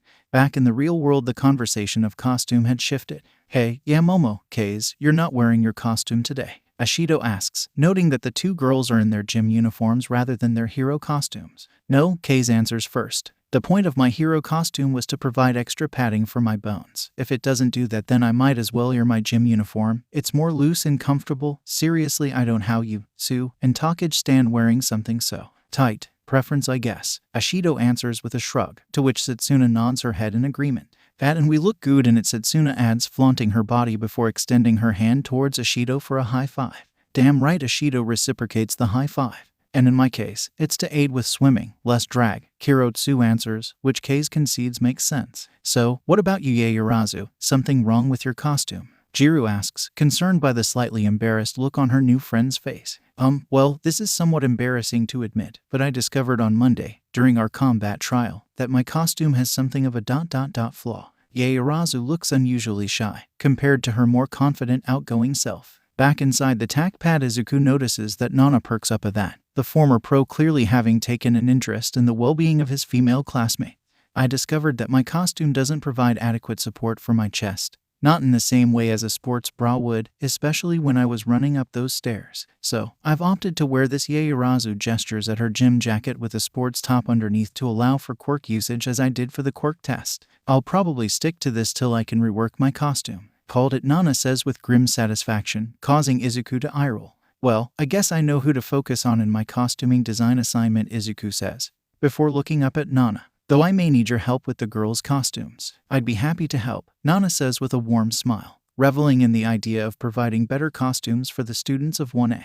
Back in the physical world, Ochako was almost done. Her helmet now securely on, she takes Izuku's chip from the tac pad and inserts into her helmet before reaching into the box and taking out an object that looks like a rigid backpack, but without shoulder straps. Whoa, Ochako, is that your hero costume? Satsuna asks, having just seen it for the first time. You look like a badass, really leaning into the space theme, huh? However, the other girls, having seen Ochako's costume before, notice several new additions, starting with the most obvious. Uraraka, is that a backpack? Ibara asks. Yup, Ochako replies in a chipper tone. But where are the straps? Kaze questions. It doesn't have any. The junior Spartan replies. Then how? Jiru leaves her question unfinished. It attaches magnetically to the back of my armor. There are electromagnetic strips on the back of my harness and the side of my legs to hold additional equipment, such as this backpack.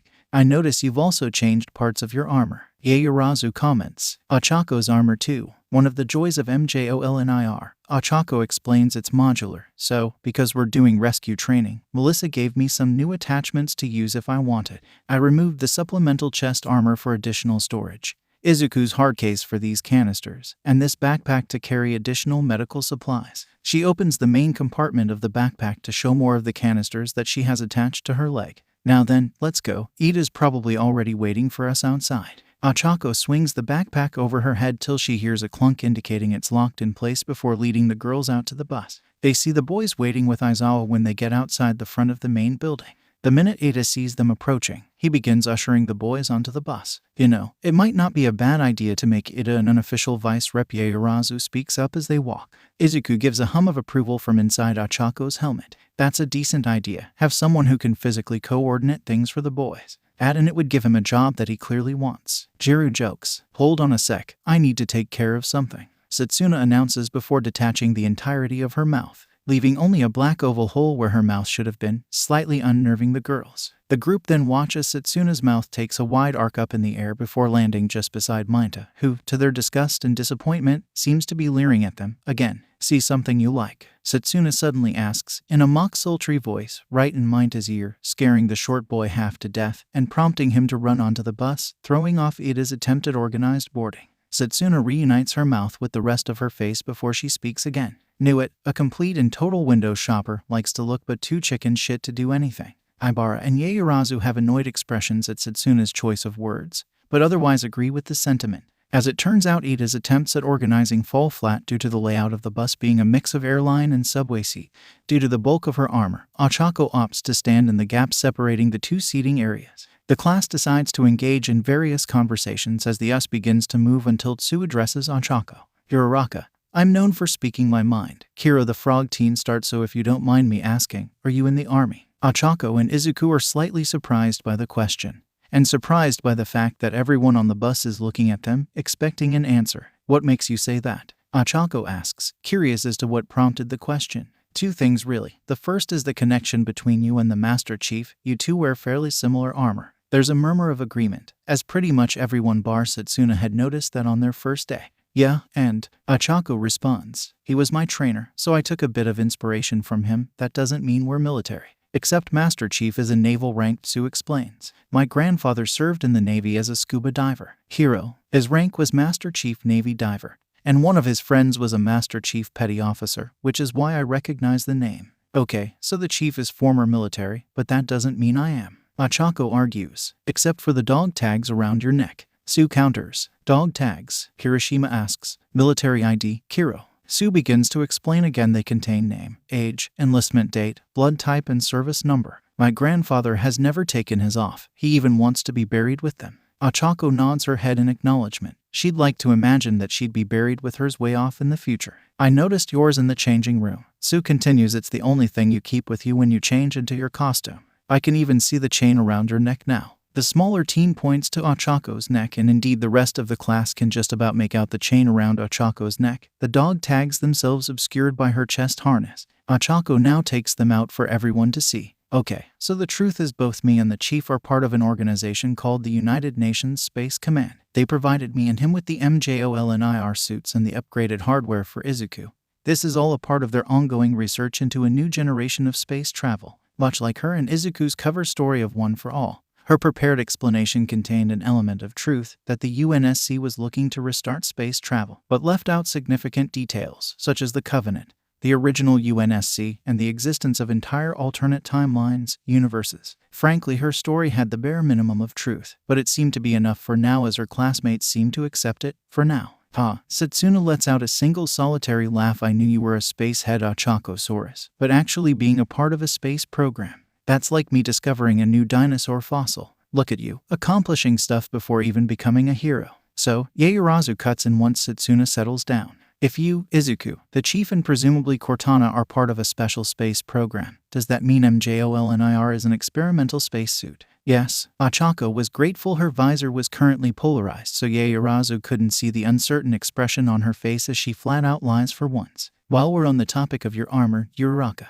Ida speaks up. I noticed you've changed your armor, presumably so it's optimized for rescue exercises. Ochako nods in confirmation. I thought so, but if I may be so bold as to ask, what are those canisters on your leg? The teen speedster asks, gesturing to the 2 canisters sitting where Ochako would usually keep her hard case. Yes, I'm rather curious about them as well, Yaoyorozu adds. You referred to them earlier as medical supplies. Oh, these. The teen Spartan looks down at the canisters in question. They contain biofoam. Biofoam. Kirishima parrots the word as a question. Yeah, biofoam. Ochako explains it's the UNSC's proprietary first aid. You basically shake the can, place the nozzle over or in an injury and spray. It acts as a clotting agent, burn coolant, disinfectant, etc. It's an all-in-one solution for field injuries. It's not perfect but a lot quicker than traditional triage. Both me and the chief have biofoam injectors inside our suits that automatically apply the stuff if we get injured. These canisters are for external application, or to refill the suit's reserves. Izuku adds. Very efficient. Ida nods his head in approval. And very commendable of you to bring your own first aid supplies. The thing I'm struggling with is the idea that you or the chief could even get injured while in those suits, Kirishima exclaims. I mean, you took Bakugo's explosion on Monday like it was nothing. That armor makes you invincible. Not quite, Ochako says in more muted tone. Even MJOLNIR has its limits. After all, if it didn't, a lot more of Chief's brethren would have survived the war. Ochako doesn't vocalize the thought, but it's still heard by Izuku and the vestiges. Fortunately, Ochako is stirred from her slight melancholy by Aizawa's announcement that they've arrived. The unforeseen simulation joint, Outer UA, Campus, Outer Musutafu, Wednesday, April 7, 2219.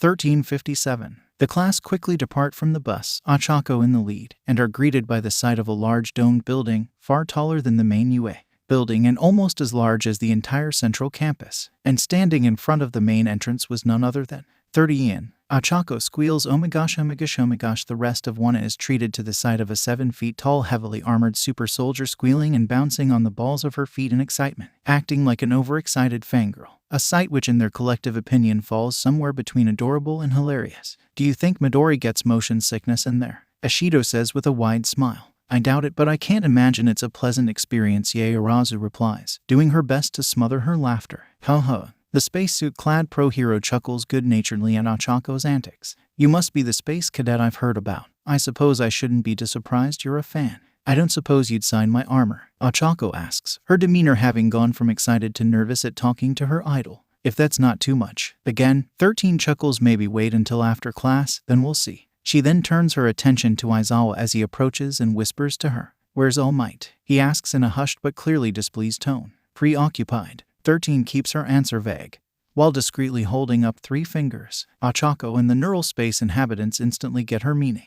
Otoshi. Inside neural space, Nana shakes her head with mock weariness and slight disappointment, still acting without thinking. He probably overdid it during those incidents this morning. Damn idiot. Second scowls, a sentiment Aizawa unknowingly mimics. That man is the height of irrationality. Aizawa grumbles, well, there's no point talking about it now, we still have a lesson to teach. He then gestures to the class to enter the facility with himself and 13 leading the way. When they get inside, the students are awestruck by what they see. Multiple distinct areas including a lake with a boat in the middle, a rocky mountain area, and 2 ruined city blocks, one of which was on fire. Whoa, this is amazing, someone calls out. It's like an amusement park for heroes, another responds. 13 brings the group to a stop at the top of some stairs that lead down to a central plaza in the middle of the various zones. Welcome, the space hero begins to the USJ. Universal Studios Japan. Ashido whispers to Hagakure. This 13 continues is my pride and joy, shipwrecks, landslides, fires, hurricanes, whatever. I created this training facility to help prepare you for different types of disasters. I call it the unforeseen simulation joint.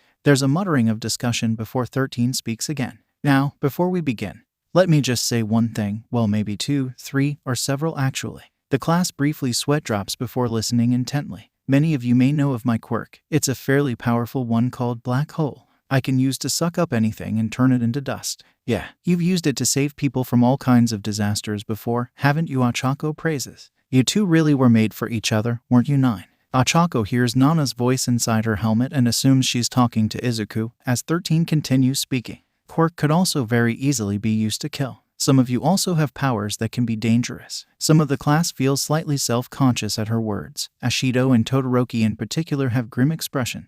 Others grimace as they remember the display put on by Bakugo on Monday. In our superhuman society, all quirks are registered and regulated, so we sometimes forget how dangerous they can actually be. One wrong move could be potentially fatal. Thanks to Aizawa's test, you know your quirk's potential, And thanks to All Might's combat exercise, while you may not know the danger of your own quirks, you've seen the destructive potential of quirks in general. Carry those lessons over to this training. Today you'll be learning how to use your quirks to save lives in disasters and emergencies, which should hopefully mean that we get through this lesson without needing to replace another AI chip. Cortana snarks as she appears on a pedestal to the side of the top of the stairs. Maybe keep your Raka away from the flood zone then. 13 jokes. But other than that, that's all I have to say. That statement is met with some cheers from the class. Right then Aizawa begins to speak, but Cortana cuts him off. Eraser, her use of his hero name immediately has him on alert. We have a problem. I've just lost access to all external communications and most internal sensors. Someone or something is. Cortana pauses mid-sentence as a new notification pops up for her. No, she gasps, eyes wide with horror. Cortana, what is it? Are we under attack? Ochako asks with some worry. Slipspace rupture detected in the central plaza, Cortana announces. And immediately Ochako's blood runs cold while Izuku feels nothing but dread. Everyone's gaze immediately shifts to the bottom of the stairs and the fountain in the central plaza, just in time to see a swirling black void appear mid-air in front of the fountain. The void soon widens to several meters across. What's going on? Is this part of the lesson? Kirishima asks. Multiple individuals start emerging from the void, or rather the portal, and to Ochako, Izuku, and Cortana's relief, they aren't Covenant. No, Aizawa speaks in response to Kirishima's question. This is real. Those are villains. He begins unwrapping his scarf as he walks towards the stairs. 13. Look after the students. Ochako immediately reaches for and ignites her energy blade, ready to fight, but she only makes one step forward before Cortana stops him. Don't, you're Raka. Regardless of whatever training you've had, you're still a student. He is your teacher, a trained professional. Your main concern right now is keeping yourself and your classmates safe. More villains pour through the portal till eventually there's a small crowd gathered in the plaza. In the middle and towards the back of the group are several individuals who appear to be the command group, consisting of a lean man with gray hair covered in hand, a tall individual seemingly made of wispy smoke, and an even taller, hulking individual with black skin, a beaked mouth, and what looks like an exposed brain. There's a fourth member of the group, but they're completely hidden beneath a hooded cloak. But they stand at a height somewhere between the dark, smoky fellow and the beaked individual. Aizawa begins jumping down the stairs, taking them 2 or 3 at a time, activating his quirk as he does so, canceling the quirks of the villains below. Ochako hesitates for another second, but Izuku's presence in the back of her head convinces her to deactivate her sword and go with the rest of the class, leaving Cortana in her holo tank. The class and 13 are about halfway back to the main entrance when the smoky villain appears, blocking their path. It's him. Cortana's voice comes over the comms. He's the source of the slipspace ruptures. Do you think it's his quirk? Izuku responds. Before Cortana can respond, the villain speaks. It's a pleasure to meet you. The smoky villain greets in a deceptively polite voice. We are the League of Villains. I know it's impolite, but we decided to invite ourselves into this haven of justice to say hello. And besides, isn't this a fitting place for All Might, the symbol of peace, to take his last breath? Several of the students gasp as he says the last part. I believe he was supposed to be here today, and yet I see no sign of him. There must have been some sort of change in plans we could not have foreseen. The villain seemingly shrugs in acceptance. Well, in the end, I suppose it doesn't matter. I still have a role to play. Come on, we can take him. Kirishima growls and takes a step towards the villain before Satsuna's detached hand on his shoulder stops him. Ezi Sechenya, she grins. I like your enthusiasm, but I think Sensei has something planned. And indeed, 13 appears to have a plan as she extends one hand towards the villain, and one of the caps on the ends of her fingers opens up, exposing the villain to 1 divided by 10th of her quirk's power, sucking him towards her. Black hole, the space hero calls out. The smoky slipspace villain grunts in the effort as he tries to resist Black hole's pull. Black hole, the quirk that sucks up the matter and turns it to dust. Such an astounding power. However, you're a rescue hero. 13, skilled at saving people from disasters. Consequently, that means you have little fighting experience or battlefield awareness. Ochako, slipspace rupture detected behind 13. Cortana calls over the comms, and she doesn't need to say any more as Ochako quickly tackles 13 to the ground, forcing her to shut off her quirk just as a portal fully opens a meter behind where the pro used to be standing. When they look up, both the pro and student see a second portal in front of the villain that would have been directly in the path of Black hole. He tried to redirect my quirk back at me, 13 surmises. Such a perceptive and reactive student, the villain says, in an almost a congratulatory tone of voice. You truly live up to your school's reputation. However, that is why I cannot ignore you. Ochako, Cortana calls again. He's about to open another slipspace portal as she says it. A dome of black smoky mist envelopes the class, causing several students to cry out in terror before several of the voices are cut off. Ochako herself attempts to reach out to some of her classmates, Izuku quickly giving her Blackwa. The closest people to her are Yaoyorozu and Jiru, who she reaches for with Black Whip just before all three of them fall through a portal. Mountain Zone, USJ, Outer UA. High Campus, Wednesday, April 7, 2219, 1406. Ochako emerges from the portal several meters above the ground alongside Jiru and Yaoyorozu. She quickly, through the use of Float and Black Whip, stops the three of them from impacting the ground. She sets the other two girls on the ground. Although they stumble slightly, it's still more gentle than the alternative. Where are we? Jiru asks. According to the map of the USJ, the mountain zone, Izuku announces out loud from Ochako's helmet. Yaoyorozu opens her mouth to speak, but a harsher voice from behind her forestalls her, and causes her and the other girls to look in the direction of the voice. Well, a villain in a black tank top with a metal helmet is the source of the voice. Looks like we got lucky boys, two lovely beauty, and an oversized tin can. Deal with the tin can first and then we can have our fun with the ladies. Hey, Ochako calls out rather indignant, this oversized tin can's a lady too. But good luck to you if you think you can take me on. She ignites her sword as she finishes talking. You two ready? She addresses Yaoyorozu and Jiru without looking at them. Yaoyorozu quickly makes a metal quarterstaff for herself and a short machete for Jiru. We've got your back, Yaoyorozu calls out with some confidence. Why yeah. Jiru's response is slightly more shaky but nonetheless squares up against the villains. I do love a woman who fights back, another one of the villains says with an unnerving glint in his eyes. Makes it more fun. The girls do their best not to be creeped out by that statement before moving to engage with their adversary. Staff Lounge, UA. High Main Building, Central UA. High Campus, Wednesday, April 7, 2219, 1408. Toshinori was currently sitting in the staff room with Nezu, who was currently in the middle of a lengthy lecture about responsibility as a sort of punishment for his carelessness in expending his limit earlier in the day. He'd already received a light telling off when he'd first returned to UA from Melissa, who had been worried about him, and he was already dreading the potential scolding Nana was going to give him later, the thought of which makes him sigh in resignation. Boring you, am I? Nezu asks in playful tone. Toshinori starts at the question, having not realized how audibly he'd sighed. No sir, sorry, I was just contemplating the conversation I'm going to have with Nana later about my carelessness. Yes, I imagine she will be quite concerned about your well-being, Nezu says. Ironic as that may be, the dead concerned about the living. Is she dead though? Toshinori asks. Sure, physically she's gone, but her mind, her personality. It's been a month and I still don't fully understand how One for All has interacted with young Midoriya.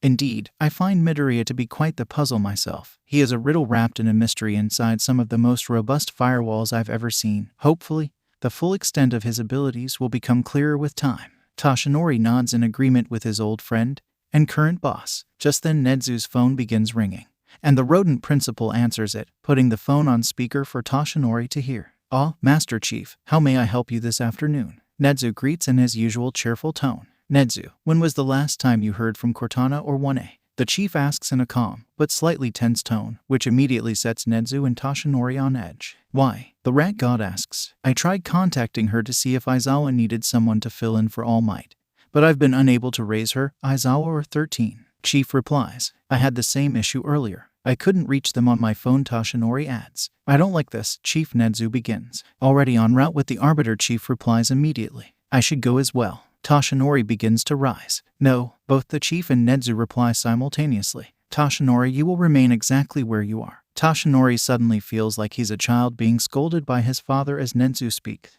If there is indeed trouble, the Arbiter and Chief are more than qualified, possibly even overqualified, to deal with it. Remember what we discussed earlier. You need to learn how to let your peers carry more of the burden. Fine, but you may want to have the rest of the staff on standby, just in case. Toshinori capitulates. And I can agree with. Chief, report back as soon as you're able. Nezu readdresses the Chief. Yes sir, Sierra 117, out, and the Chief hangs up. I hope everything's alright, Toshinori wishes aloud. As do I, Yagi, as do I. Mountain Zone, USJ, Outer UA. High Campus, Wednesday, April 7, 2219, 1410. The trio of Ochako, Yaoyorozu and Jiru had cleaned up the group of villains in short order, though most of the fight left the attackers after the first two. The ones who had made less than savory comments towards the girls had each lost an arm to Ochako's sword. Ochako had initially expressed some regret at the action, and even a little fear at the repercussions she'd face, but the Vestiges and Izuku reassured her that the authorities would be understanding. Besides, after their insinuations,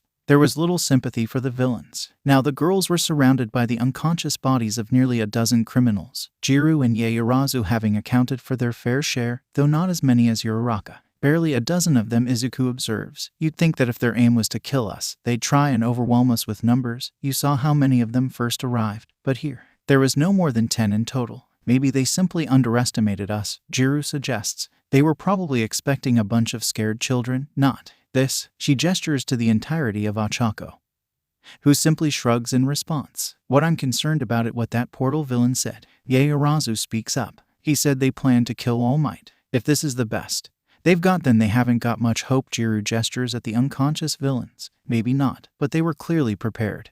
They managed to not only infiltrate UA, but did so without setting off the alarms. Izuku comments not to mention they pick a time and location where All Might would have been isolated from the rest of the campus. No, these villains clearly had or have a plan to kill All Might. But what? Well, we're not going to get any answers standing around here. Yaoyorozu declares our best course of action would be to try and regroup with the rest of the class. Agreed. Ochako nods her head in agreement, but which way is out? The three girls look around the area where they had landed. They were on plateau in the middle of the mountain zone.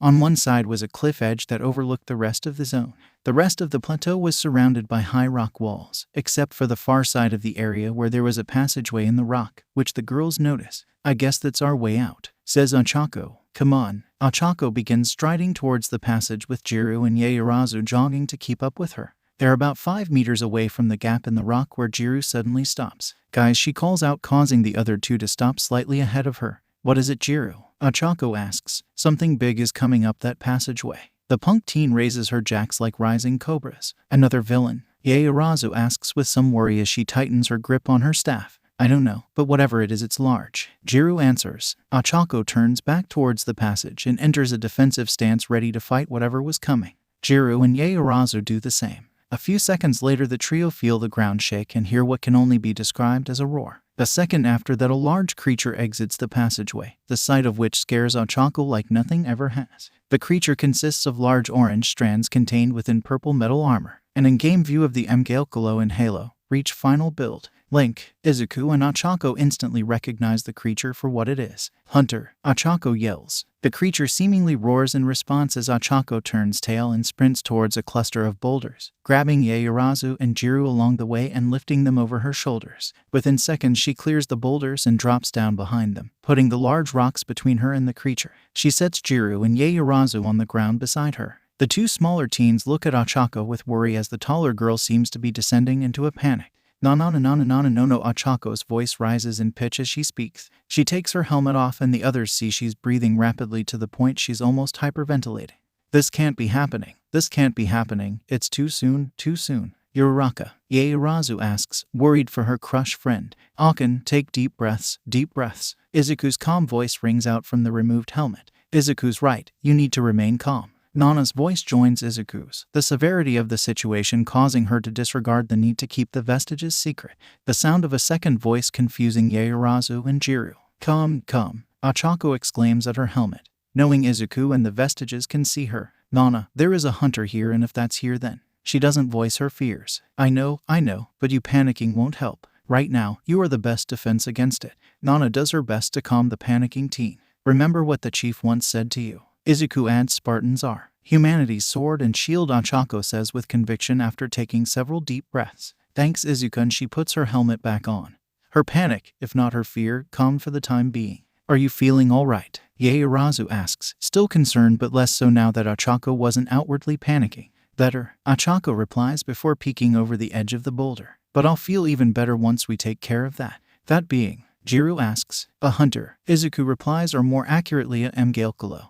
And before we deal with it, we need to contact Cortana. I doubt it came here on its own. Agreed, Ochako concurs as she drops back behind the boulder again. Any luck in contacting her yet? Ochako holds out her palm for Izuku, who quickly appears on it. I'm still trying, but he stops mid-sentence as he brings up a holographic screen. Hold on, I think got her. Cortana, he calls out. Midoriya, comes the reply. What's your situation? Only me, Ochako, Jiru, and Yaoyorozu are accounted for. We're currently in the mountain zone. We've dealt with a group of villains with no injuries, but there's more. The Covenant are on Earth. Say again, Midoriya. Did you say the Covenant? Yes, ma'am, it's the winter contingency. The teens hear Cortana mutter several curses before she speaks again. What have you encountered so far? She asks. Only a single Mgalkalo colony so far. Ochako answers it currently has us pinned down behind some rocks. They hear Cortana sigh before addressing Izuku and Ochako in a more formal tone. Sierra 151. In light of this new intel, I am declaring emergency planetary directive, winter contingency. As such, I am hereby granting you a field promotion to the rank of Petty Officer First Class. Likewise, Izuku Midoriya ICM 1507-3, your probationary status has been lifted. You now have full UNSCAI operating privileges. You are no longer students, you are now a Spartan and tactical AI.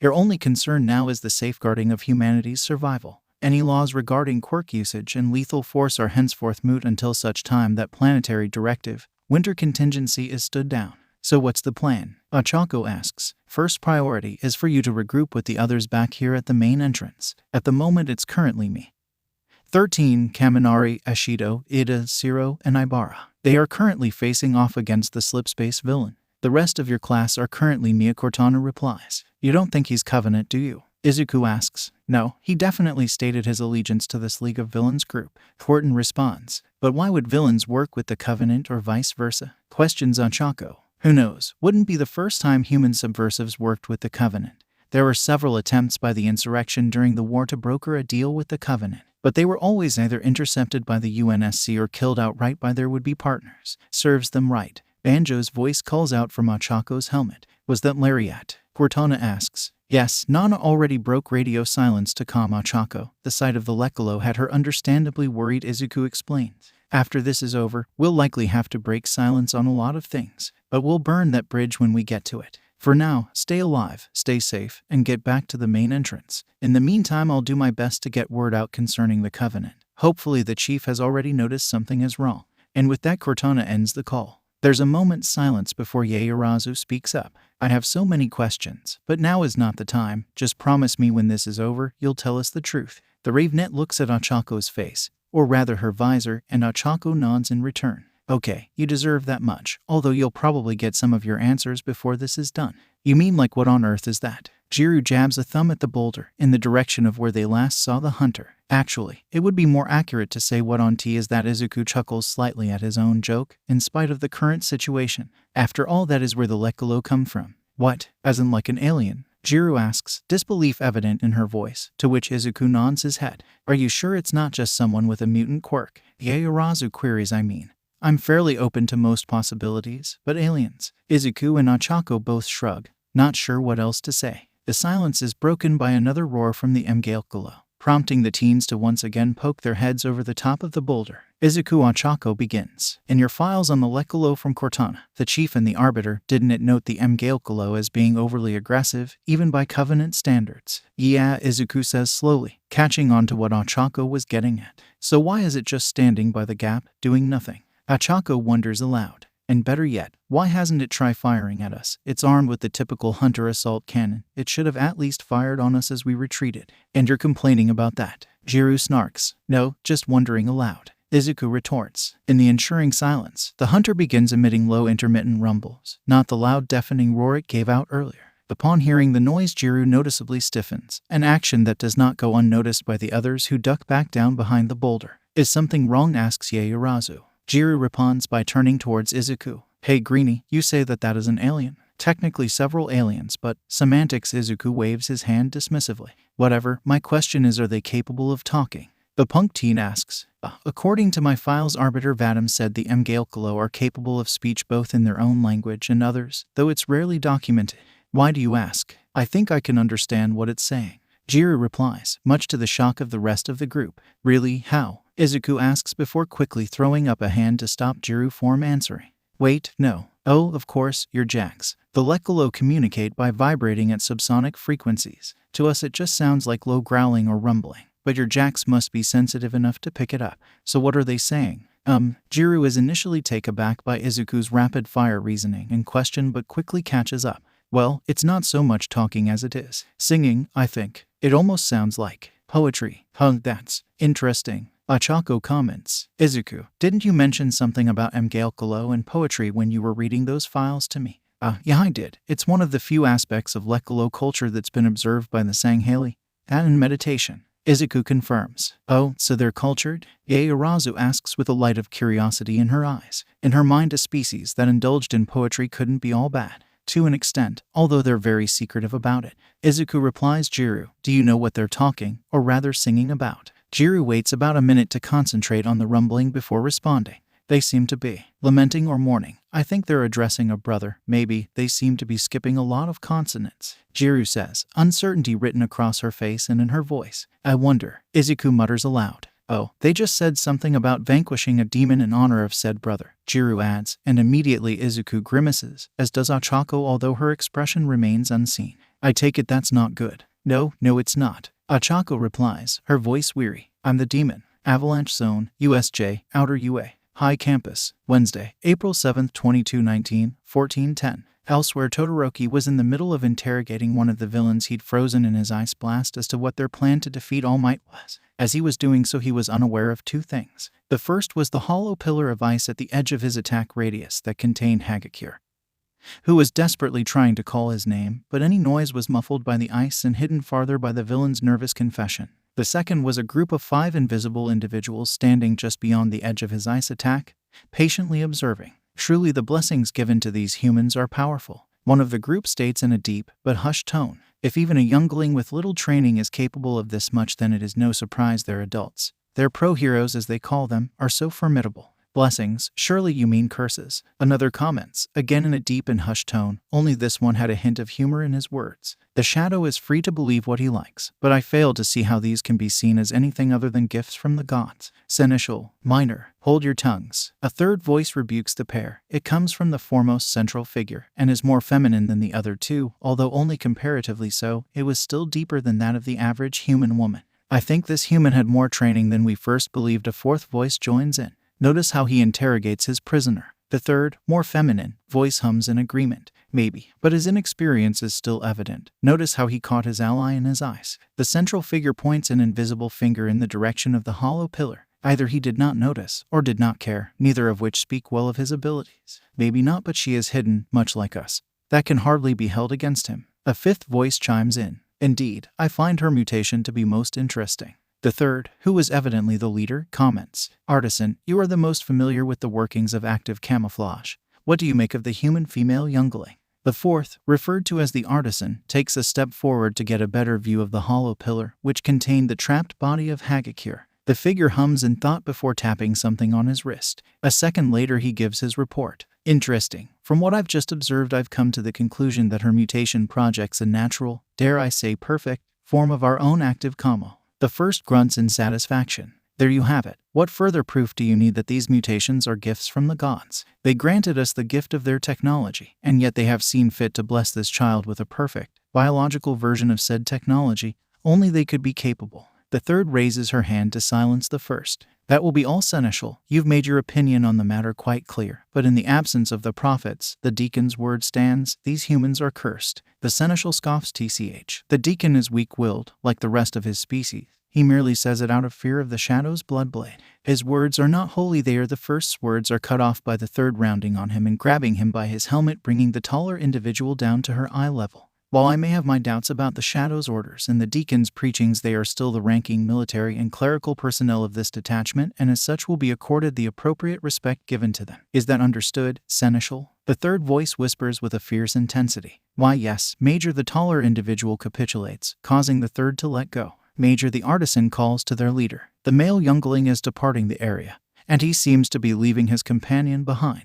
Then it would appear he is indeed inattentive. The Major announces as she watches Todoroki are far crueler than we initially suspected. Either way, his folly is our reward. I wish to study the female youngling. Perhaps there is some way to recreate her mutation. Such knowledge would be most valuable to the Covenant. Come. The third leads her group through the frozen villains, most too cold to care or notice their passage, the only sign of which being the sound of crunching ice. As they near Hagakure, they begin to hear her muffled yelling. HRNRRRCHN. HRNRRRCHN. CRMMHRCCH. Toru yells, trying to get the Todoroki's attention, but it was no use. The ice covering her was too thick and he was already gone.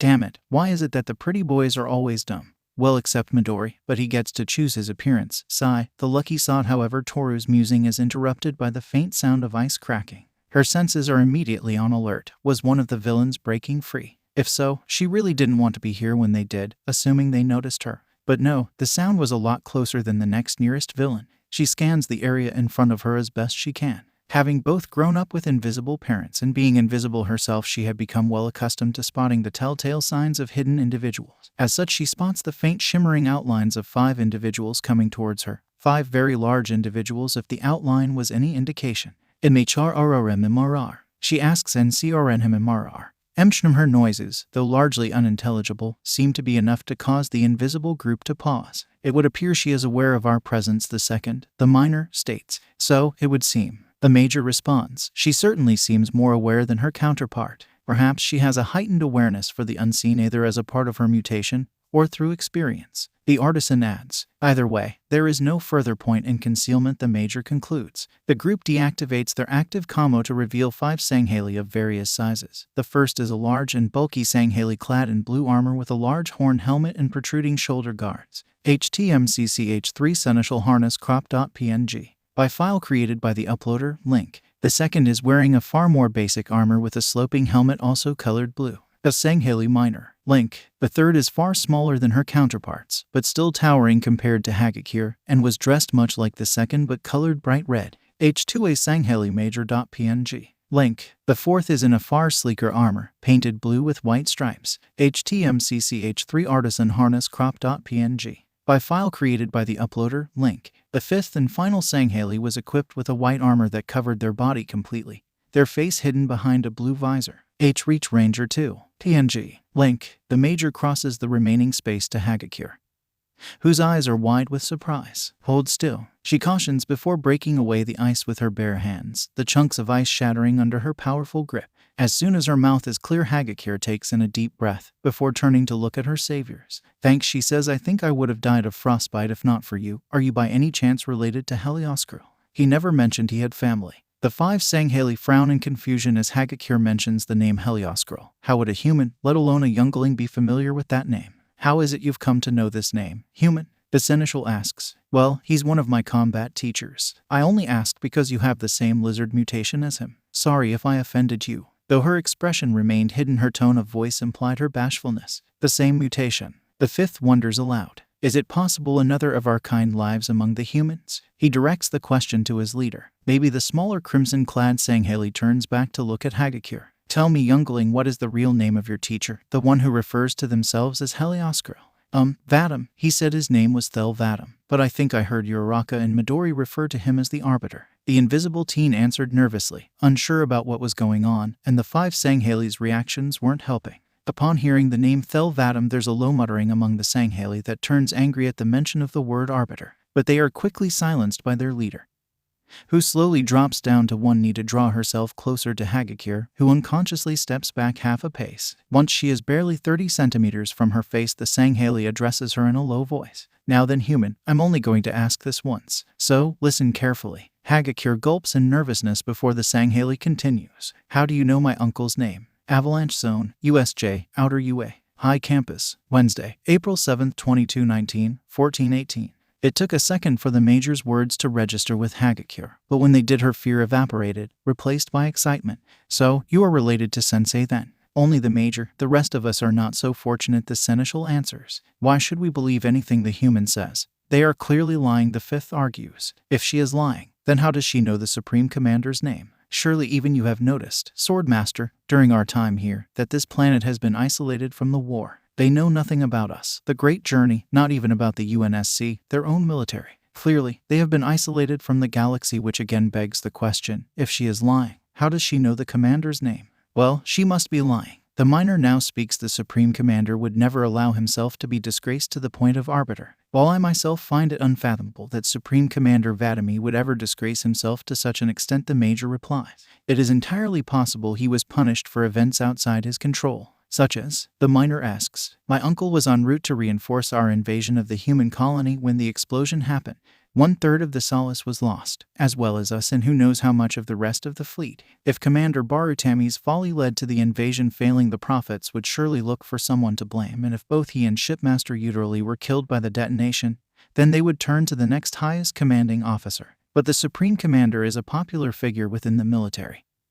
He has led many successful campaigns. Surely the prophets would have some mercy. The minor replies. His popularity may in fact work against him. The seneschal argues if the prophets or even the more senior counselors felt he was becoming too popular, they may see him as a potential threat to their power. Making him arbiter would neutralize that threat far more efficiently than any other punishment. That's a bit cynical, don't you think, seneschal? The artisan asks. I have spent enough time around kaidans, counselors, and politicians to know how they operate, how they work. The seneschal replies before pointing one finger at the artisan. You, out of all of us, should know what an upset counselor is capable of. The artisan scowls, or at least Hagakure assumes it's a scowl. She's usually good with facial expressions, but the unusual mandibles of the 5 figures made things difficult. No need to remind me. My very presence in this detachment is reminder enough. That would be the point. The major responds in a tone that Hagakure almost swears is sarcastic. However, all this discussion has not answered my question. She turns back to Hagakure. You claim my uncle is one of your teachers. Do you know how he came to be in this position? The excitement Hagakure felt earlier had reverted back to fear. The way these figures talked about each other, about Vadam-sensei, about humans, it almost made it seem like, are you guys aliens? She stammers out, too scared to run. Yes, the major replies bluntly, but you still have not answered my question, and I will not ask a third time. I don't know, Hagakure replies truthfully. I have only known him for less than a week. We were just introduced to him in our classes alongside Halsey-sensei. Uraraka and Izuku might be better suited to tell you more. They seem more familiar with him. They were the ones who called him Arbiter, and Uraraka has this cool energy blade similar to his, although he hasn't turned his on yet, but the hilt or handles look the same. Youngling, you refer to an energy blade, do you mean one like this? The helmeted individual referred to as the sword master grabs a hilt from his belt and holds it in his palm, for Hagakure to see, confusion evident in his voice and on the faces of the other Sanghele. Exactly like that. It was really cool and really pretty with that dark pink color. Hagakure's voice becomes more animated as she remembers seeing Uraraka in action during the training exercise. Like this, the seneschal steps forward and ignites his own blade to reveal that it's an exact match to Uraraka. Yeah, exactly like that. That is so cool. I wonder if I can get one. Hagakure wonders aloud. That is doubtful, child. This is a lance of 7, a specially crafted blade only held by those who hail from the blood moon. That a human should be in possession of one is most perplexing. The seneschal replies in a very deliberate tone. It is becoming clear that we must seek out both this Uraraka and the individual you say is Commander Vadami. The major announces. And what of her? The minor gestures at Hagakure. The Shadow's orders were clear. We are to exterminate any humans ejected by the portals. Hagakure recoils in shock. Were these aliens working with the villains? Duh, of course, they were. They were already here when she and Todoroki arrived, she realizes. Frankly, the Shadow's orders make no sense. The major addresses her troops. We have been on this planet for almost 2 full solar rotation. I can understand his initial orders not to engage the humans. We are too few in number to be effective. But his actions since then have made little sense. He has had us skulking in the darkness, working with unsavory individuals, even by human standards. And now he has us attacking a place of learning, attacking younglings. Why? There is no honor to be had in this course of action. We were, all of us, assigned to this post so that we may restore our honor. It is becoming clear to me that Shadow cares for no such thing. Ha! The artisan chuckles mirthlessly. He is an assassin. He forsook his honor a long time ago. Major, please tell me you are not considering. The seneschal starts. Not yet. That is why I wish to confirm the existence of my uncle. He is an honorable Sanghele, arbiter or not. I would rather die under his command than live under the shadows. But if it turns out his existence is a mere ploy, then I will truly have a reason to dispose of the hidden youngling. Hagakure gulps nervously while the minor turns away from the group Slidle, seemingly in communication with someone. He keeps trying to talk but is seemingly being cut off by a second, unheard voice. After about a minute of this, he's able to speak single word that Hagakure doesn't understand, but judging by his inflection, it's a swear. By the rings he utters, even for an Ungoi, that deacon is useless. What's happened? The major demands. The deacon is in a panic. Apparently his lance is facing sharp-toothed, rock-skinned imps that are capable of splitting themselves, and he's just received word that the Kigyar are in open rebellion. Apparently they have a new queen. The major's head shoots up at that. A Kigyar queen, here. So, he claims. The minor replies with some skepticism. A shadow queen were his exact words, which does nothing to resolve the major's confusion. Hagakure can only think of one person related to shadows but fails to see why aliens would see Takoyami as a queen. The minor again seems to be receiving another message and relays it to the major. Orders from the shadow. He has requested our presence in the main plaza. No doubt he has heard about the Kigyar.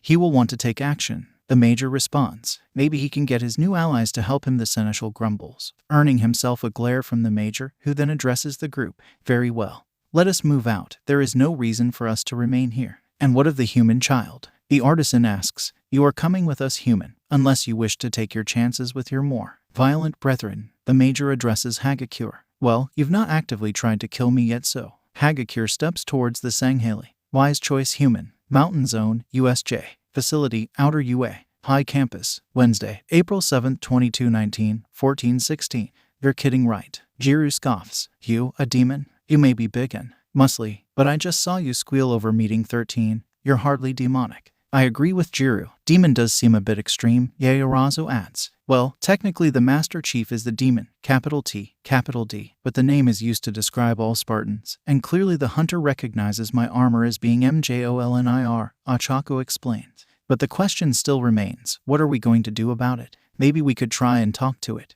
Yaoyorozu suggests.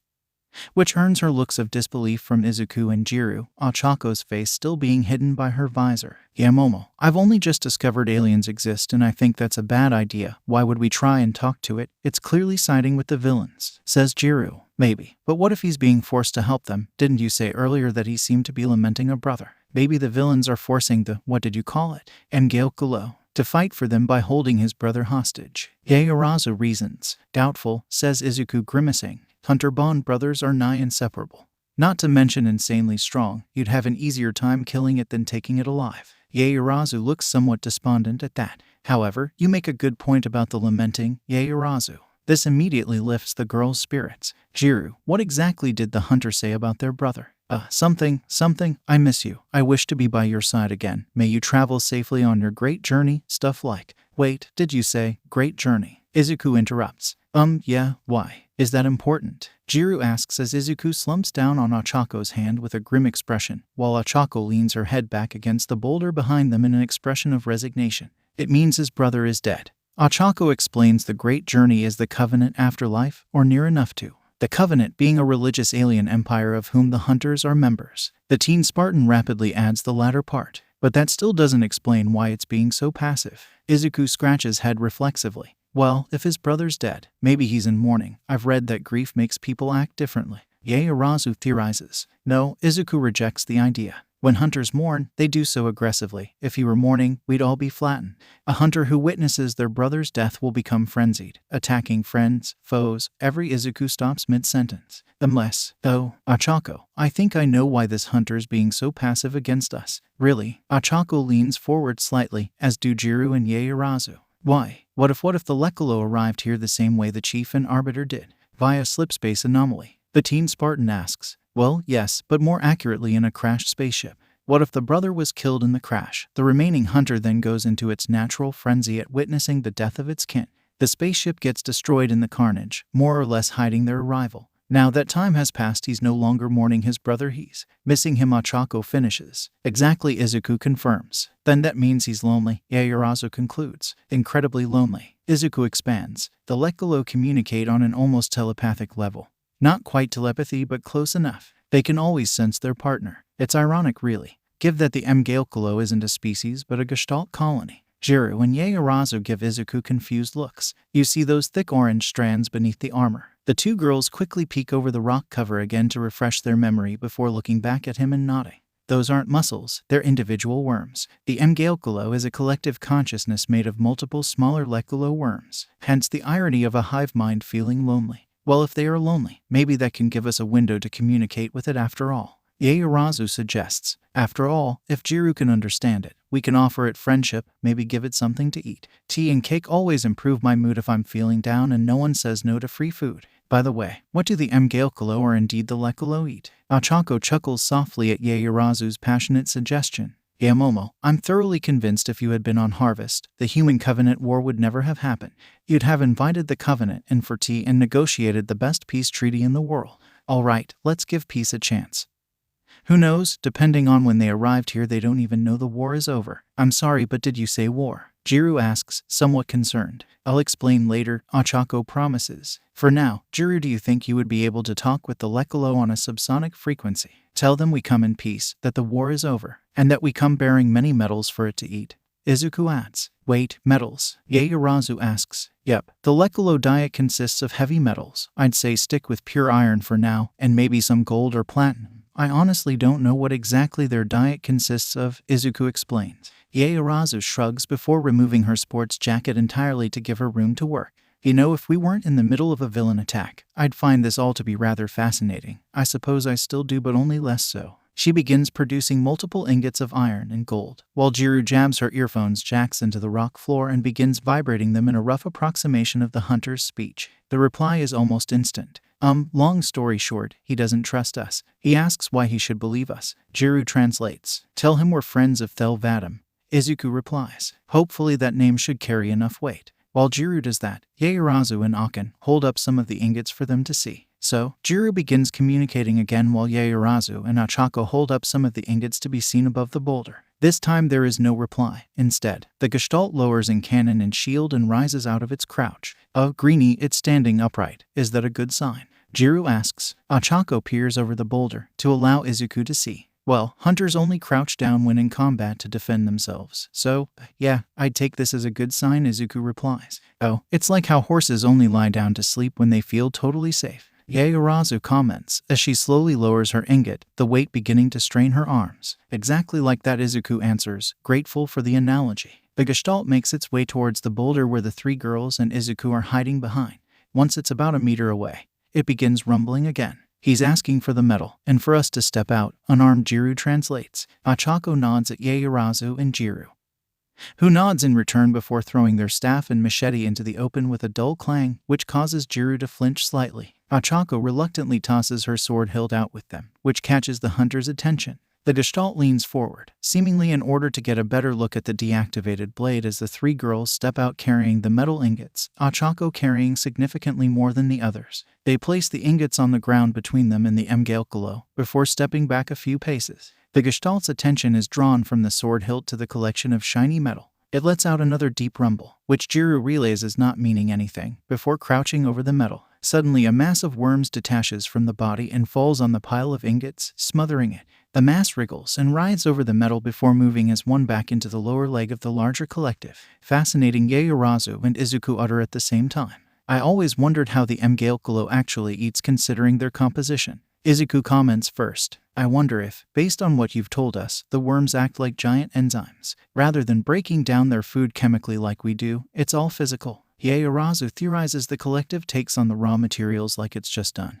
And then the internal worms break it down through vibrations, like how they talk. Then once the materials are small enough, the individual worms consume it. Izuku is about to respond, but Ochako cuts them off. As adorable as it is seeing and hearing you two theorize, maybe now's not the time for a biology lesson. Yaoyorozu blushes slightly at the idea that Ochako thinks she's adorable. Weirdly enough, Jiru also blushes, but more so at the realization that Uraraka was correct. Yamomo was adorable when she was deep in thought. However, their thoughts are cut off by further communication from the Lekalo colony. He's asking where we got the metals from. Apparently it's the purest they've had. Jiru once again translates. Oh, that would be me. Yaoyorozu steps forward, pleased that the collective creature thought so highly of her handiwork. See, I have this ability. We call them quirks, and mine allows me to use my body to produce any non-living material. See, she demonstrates by producing another ingot, identical to the ones consumed just barely a minute prior. Again, more rumbling. He says you have indeed been blessed by the gods. Jiru's inflection indicates she's not sure she translated that right, but nonetheless carries on. The one who hears us, and the one who feeds us. You have shown us greater kindness than the Shadow has over these past rotations. Shadow, Yaoyorozu asks, must be their commander. And he doesn't sound popular, Izuku replies. Why are you here? Ochako asks. As a Spartan, she still had a job to do, but her orders were to simply safeguard humanity. In another universe, the chief had done that by forging an alliance with the Arbiter. Maybe she could do the same here. At the very least, she needed to know why the Covenant were here, how they got here, and how many of them there are. The Gestalt responds and Jiru translates. We are here because the Shadow and his allies demand it. But if the Supreme Commander is here, then we may yet go home. She translates before asking who's the Supreme Commander. That would be Vadim-sensei, but Ochako trails off. He's not held that rank in years. Izuku finishes, before addressing Ochako inside her helmet, in private. If they're referring to the Arbiter as Supreme Commander, then it's possible they arrived here before the Halo incident and the end of the war. Okay, so you're here because you were ordered to. Yaoyorozu summarizes, but what exactly were your orders? Jiru once again acts as an intermediary. To protect the... She pauses in her translation as she frowns, less in concentration and more in confusion. Hey, Greenie, Uraraka, does the work Hiragak mean anything to you, or am I mishearing something? Inside Achako's neural space, Nana and the other vestiges see Izuku's face light up with joy and excitement. Well, did Christmas come early for you, or something, kid? Banjo asks. It's. Izuku taps on his screen to communicate with the outside world. Where is it? The Hiragak. Izuku stumbles over his words in excitement. Again, more low rumbles followed by a translation. They want to know why you want to know. Izuku audibly sighs and pauses for a minute as he internally debates something before reaching a conclusion. Akin, hold up your palm. Achako does so, expecting Izuku to appear. Instead, a hologram of his sigil appears. That is why I want to know. The second the hunter sees the sigil, it steps back half a pace and kneels before Achako, or more accurately, Izuku. Oracle, the gestalt rumbles for the entire group to hear. Did they just? Yaoyorozu asks. Yep, Achako responds. Why? Jiro begins to ask. That explanation will certainly have to wait for later, Izuku states, before addressing the Lekalo colony. For now, take us to the Hiragak. Yes, O Holy One. The Mgalkalo replies in a near-reverent tone, which confuses the two smaller teens further. Once they finish addressing Izuku, the Lekalo colony stands upright and starts striding towards the gap in the rock where it had appeared, the ground shaking as it does. The students quickly follow, after retrieving their weapons. Yaoyorozu makes a scabbard for Jiro as they jog after the massive creature, who, now that they had had time to think properly, they realized stood far above them. By Izuku's best guess, the gestalt was roughly 12 feet in height, give or take a few inches. They weave their way through the rocky terrain till they come to another plateau. It's here where they see a creature floating next to one of the pedestals utilized by Izuku and Cortana. The creature was unusual to say the least. While the Mgalkalo was weird, it was still humanoid in appearance, but the creature's main body consisted of multiple bulbous sacs surrounding a central bulbous frame, from which extended many long thin tendrils, some of which hung loose below it, others interacting with the pedestal. As well as the tendrils, extending from its main body was a long eel-like head. Aside from that, the only other notable feature about it was the fact that it was green, and it was floating. H3ODST Virgil Hiragak.png. Link. What is that? Jiro asks, slightly disgusted, attracting the creature's attention. That, Izuku explains, is a Hiragak. The better question is, why is it green? That's the important question. Jiro asks in disbelief. I take it that is not a normal color for a Hiragak. Yaoyorozu asks. No, Izuku answers, they're usually a pinky-purple color, like a mix between a Shido and Jiru's hair. Subspecies. Yaoyorozu asks. Maybe. They are one of the less documented species, even among the Covenant. Replies Izuku as they near the creature. Here rumbles the Mgalkalo, as they stand to one side to let the group pass. Thanks, says Izuku before Achako steps near to the Hiragak, holding her palm upwards to allow Izuku to form. Hey there, Izuku says in a gentle tone, careful not to scare the creature, having read about their curious but skittish nature in his files. What's your name? It has a name. Jiro asks in disbelief. Yes, they have. Izuku was about to explain that the Hiragak actually have an entire naming convention when the creature began gently chirping and purring at him. Is it purring? Yaoyorozu asks in a low tone. I think so, Achako whispers back, letting Izuku do his thing. That's adorable. Goodness knows how Ashido and Hagakure are going to react. The first girl responds. Achako chuckles lightly at the idea of Ashido and Hagakure fawning over the Hiragak, Ashido probably more so. The Hiragak finishes talking and Izuku addresses the others. Okay, so it turns out their name is Floats Top Heavy. That's a strange name, Yaoyorozu comments without any hint of criticism. Well, as I was going to say earlier, Hiragak base their names on how they float when they're first born. One example Vadam-sensei gave me was that a Hiragak that initially sank upon birth would be called far too heavy, for example. Seems a bit rude. Yaoyorozu pouts. The subject of being too heavy was something of a sore spot for her. Izuku shrugs at that. It's just what they do, Izuku replies. But why is he called Floats Top Heavy then? Achako asks. And as if on cue, the Hiragak does a complete 180, so it's floating upside down, its loose tendrils now falling down on either side of its body. The Hiragak chirps as it floats upside down. Achako, could you? Izuku gestured with his hands for her to flip the floating creature the right way up. She does so, temporarily dismissing Izuku's hologram while she readjusts the engineer. Once done, Izuku's hologram returns. Anyway, what are you doing here? Izuku asks Floats. Floats cheer-ups in response. Well, could you stop then, please? Izuku asks. The guys you're helping are bad and hurting my friends. Again, another chirp followed by a purr. Thank you, and why do you keep calling me that? Izuku responds. The Hiragak purrs again before it starts fiddling with the pedestal. What was that all about, Greenie? Jiro asks. Well, two things really. The first being he's the reason our communication with the rest of the campus was cut off. The second is he keeps referring to me as contender. I asked him why, but he keeps saying it's my title. Izuku shrugs, but then he receives a call from Cortana, which he answers immediately. Cortana. Izuku greets. Midoriya, I just got external comms back, and it has just managed to escape the USJ. He's currently on his way to get the teachers, but I can get the alert out now. I assume I have you to thank for this. The blue AI asks. Yep, well, technically me and my new friend floats top heavy. Ah, there's recognition in Cortana's voice. You found a Hiragak that would explain the interference and how you got rid of it. By the way, what happened to that Mgalkalo you were dealing with earlier? About that. Izuku says nervously, to which Cortana sighs. Never mind, I'll debrief you later. For now. At her pedestal by the front entrance, Cortana pushes a button and across all UNSC-linked systems the alert goes out. Emergency PLANTARY directive. Winter CONTINGECY. Outer UA. High Campus, Outer Musutafu. The Master Chief is driving a transport hog to the USJ.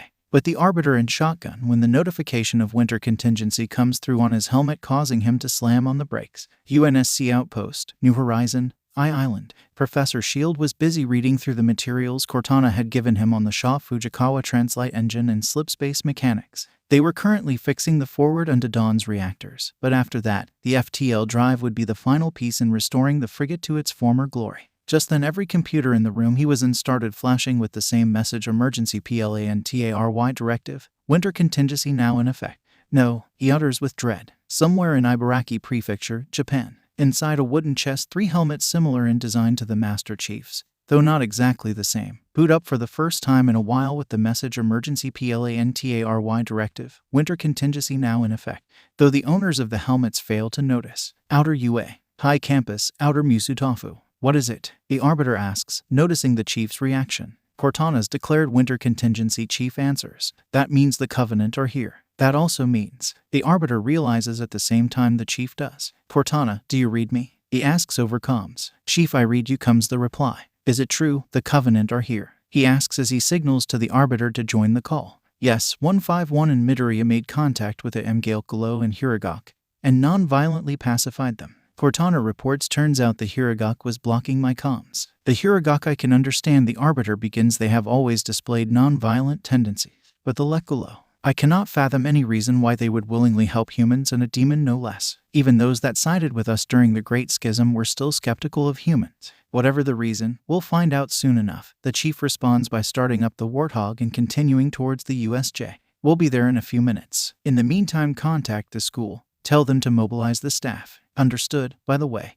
expect to meet Ida on your way here. He managed to escape to raise the alarm, redundant as that may be now. Roger that. 117 out. USJ. Facility, Outer UA. High Campus. Having re-established comms and confirmed that reinforcements were coming, the group consisting of Yaoyorozu, Jiru, and Ochako, Izuku decided to leave the mountain zone in order to regroup with the rest of the class. The decision was made for Float's top heavy to remain behind under the protection of the Lekulo, who refused to give their own name, with Izuku promising they'll come back once the crisis is over. The trio, +1, quickly makes their way down to the central plaza, rather than climbing their way through the mountain zone. Ochako opts for the express route using Float, cradling her 2 classmates in arms, which totally didn't make either of them blush. Once on the ground at the south end of the plaza, they decide to sneak around the edge to the entrance, or sneak as well as one can when in a 1-ton suit of white power armor. They get to just outside the entrance to the ruins zone when they finally have a good view of the outcome of Aizawa's battle, and it isn't pretty. Dozens of villains lie on the ground unconscious or groaning in pain, which would normally indicate that Aizawa had been victorious. However, their homeroom teacher was also lying on the ground, bleeding profusely from the head as the large-beaked villain stood over him, one hand holding the battered teacher's head. It's at this moment that the smoky villain, who was previously absent, reappears alongside the gray-haired villain covered in hands and the taller cloaked individual. Jiru, can you hear what they're saying? Yaoyorozu asks. Yeah, Jiru replies, and she slightly steps out from the foliage they were hiding with to hear better. Tall, dark and smoky's telling them about Ada's escape. I guess they don't know about Cortana's alert yet. Guess not. What else? Ochako asks. Oh yeah, Hansei called Smoky Kurajiri, and Kurajiri called Hansei Shigaraki. Jiru adds, and instantly Ochako tenses up. Yoichi, she thinks, please tell me that. It can't be. Yoichi replies, maybe it's an old follower of his or oh crud. What? Ochako in her worry vocalizes her thoughts. I think Nana's having a panic attack. The other vestiges aren't taking it too well either, Izuku explains, making sure to stick to only internal comms if he's related to All for One, then he could be trouble. Ochako, are you alright? Yaoyorozu forgoes the use of Ochako's family name upon noticing the bulkier teen tense up again. Ochako shakes her to dispel some of her fears. It's nothing, for now. Did you hear anything else? Jiru. Ochako decides to change the subject. There was a third voice, I assume the one in the cloak, saying he's going to recall his forces, ready to withdraw. That must be him then, the Covenant commander. Ochako realizes. Hey, Jiru exclaims with some satisfaction. What? Asks Izuku. Shigaraki's pissed at that fact he wasn't able to kill All Might. He plans on run. Suddenly her face turns to one of horror as she overhears him talk about killing some of the student. And before she can react, he's right in front of her, reaching out with his hand to touch her. Get away from her, Ochako yells as she grabs the back of Jiru's collar, yanking her back from harm's way, and in the same motion moves to punch the villain with no restraint. The fear of who he may be related to loosening her inhibitions. Ochako feels the punch make solid contact but doesn't feel the skinny man go flying. It was as if she'd punched a brick wall or a really solid punching bag. She looks up, having closed her eyes while throwing the punch, to see the large monster that was previously holding Aizawa, now standing between her and Shigaraki. You move well. Shigaraki seemingly compliments Ochako. Your armor looks cool. What are you? Some kind of space marine? No matter, I'll just have Namu pry you open like a tin can. The creature, or Namu, as Shigaraki called it, then grabs Ochako by her head, or rather her helmet, and lifts her up in the air, leaving her dangling. She punches and kicks at the creature, but nothing seems to affect it. You're pretty strong for a student, but you won't do anything to Namu. Shigaraki taunts. He was engineered to kill All Might, and one of its quirks is called shock absorption. Any punch you throw it just tanks. You may be a good DPS, but my tank's the MVP. Inside the neural space, the atmosphere is bordering on chaos, with Nana having sunk to her knees with most of the vestiges trying to calm her down, as she seemed to be on the verge of a panic attack. And frankly, Izuku couldn't say he was doing much better. Now then, while Namu pries you open, I'm going to enjoy killing your two friends, Shigaraki adds as he reaches out to Yaoyorozu, who is standing defensively in front of Jiru. However, the sound of gunshots echoing through the facility brings him to a halt. Someone call for reinforcements. Cortana's voice comes over the comms, and everyone with the exception of Ochako looks to halfway up the stairs leading to the entrance to see two figures, the Master Chief and the Arbiter. The latter descends the remaining stairs 3 at a time, while Chief provides overwatch. Given that no one had actually gone down after the gunshots, Shigaraki initially assumes the man in green armor had missed, until he looks up and sees 3 chunks missing from the Namu's brain, and quickly realizes the gunman had hit exactly what he aimed for and he was probably next, prompting him to quickly put the massive creature between himself and the chief. At the exact same time, Ochako realizes everyone, including Namu, was focused on the arrival of the chief and Arbiter, giving her a small window to escape the creature's grasp. But the question was how. Ochako, your helmet, Izuku calls out. And she's initially confused until Izuku explains. That Namu creature is holding you only by your helmet. Ochako's eyes wide as she recognizes the truth of the statement, but quickly realizes a problem. But what about? Forget about me and the vestiges, Izuku counters, having seen the exact same flaw. Get yourself free first and then worry about us. But now, Ochako hears the collective voices of both Izuku and some of the vestiges ringing in her ear. And so Ochako quickly unseals her helmet, allowing her to drop free, leaving only her helmet in the monster's grasp. As she falls to the ground, she has a flash of inspiration. Reaching out, she slaps one hand against the monster's wrist, activating her quirk as she does so. And the minute she hits the ground, she launches herself into the Namu's midriff, shoulder checking it as she does so. The result is that in the space of a few seconds, Ochako had gone from being held by the monster to pushing it back barely a meter, but it's enough. Though the movement is small, it has 2 effects. The first is that the monster reflexively drops Ochako's helmet, allowing her to scoop it up and put it back on. The second is that this all happens exactly as Shigaraki moves to take cover behind his pet, meaning he is directly behind it when it gets knocked back, resulting in the supposed ringleader of LOV being knocked to the ground and the hand covering his face falling off. Father, the villain cries as he scrabbles to reattach the disembodied hand to his face. Once he does so, he turns to face Ochako. Still in a half-crouch, he rages at her. You brat, what did you do to my Namu? He hisses. I removed his gravity. Ochako explains he may be able to absorb the shock of my punches, but even he can't completely ignore the laws of physics. So with gravity no longer holding him down, friction was no longer an issue, allowing me to push him back ever so slightly, just enough to get him going. And saying that, she looks up, prompting the villain and everyone else to look up and notice that the Namu had already floated up 5 meters. Kurajiri Shigaraki begins, but another voice cuts him off. Don't, the Arbiter has his carbine leveled at Shigaraki. Surrender now and you will be permitted to live. Guns, Shigaraki scoffs. What kind of a hero uses guns? Before the arbiter can answer, the hooded figure speaks up. That is because he is not a hero, but a heretic, the figure proclaims, as it drops its hood to reveal a sleek black helmet with a glowing visor beneath it. Artwork of a silent shadow Sanghaley for the Halo Encyclopedia. Link, a silent shadow. The arbiter drops his guard slightly at the sight of another of his species. At the same time, the arbiter recognizes the individual. Ochako and Izuku recognize the armor as well from the arbiter's notes on the Covenant. That must be the shadow the Lekolo was talking about, Ochako realizes. I find it most curious the shadow begins speaking that an arbiter should be here. You wouldn't happen to be the arbiter who disappeared at the start of the war. Do not confuse me for that brute Morimi, assassin. Who are you? What ship were you attached to? The arbiter says with some heat. Who I am matters not, but if you must know, I served on the Long Night of Solace, under Supreme Commander Baritemi. Impossible, the arbiter gasps. I witnessed the Solace's ultimate fate. Izuku, remind me, why do those names sound familiar? Asks Ochako. Acha, Izuku says, in a somber tone, that's the ship that first attacked Reach, the one destroyed by Noble Team.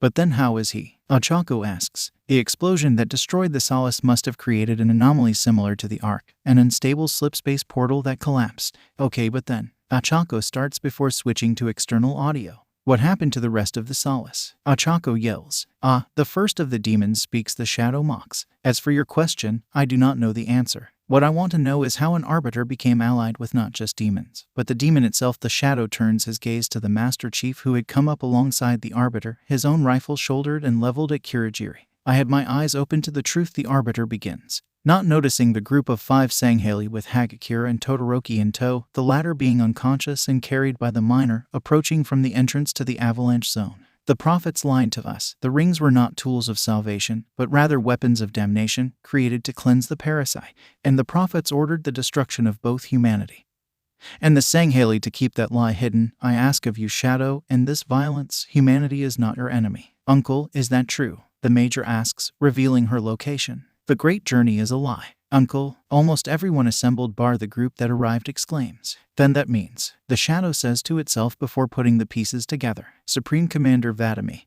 How the mighty have fallen. I am Arbiter Thel Vadam, and I will not be denigrated by one who hides in the darkness and consorts with criminals and villains. You would claim I have no honor, but what honor is there to be had in this senseless violence? The Arbiter appeals to not just the shadow but the other Sanghaley. Months after the Solace's destruction, the prophets ordered the Juralhani to exterminate the Sanghaley, to remove us from power. That, combined with the knowledge of the truth about the rings, pushed us into an alliance with the humans. And now here we are, on a planet far removed from the influence and corruption of the hierarchs. The Arbiter lowers his carbine completely and stretches out his offhand towards the shadow. There is still a chance for peace between humanity and the Covenant. The shadow says nothing for a minute, seemingly contemplating the proffered hand before reaching down to his waist and igniting his energy blade, the plasma producing a blood-red hue. Never, you are an arbiter. You may be the prophet's hand, but is still a diseased hand, one tainted by lies and heresy, or else they would not have made you arbiter in the first place. Whatever mission they sent you on should have killed you. I will gladly rectify that.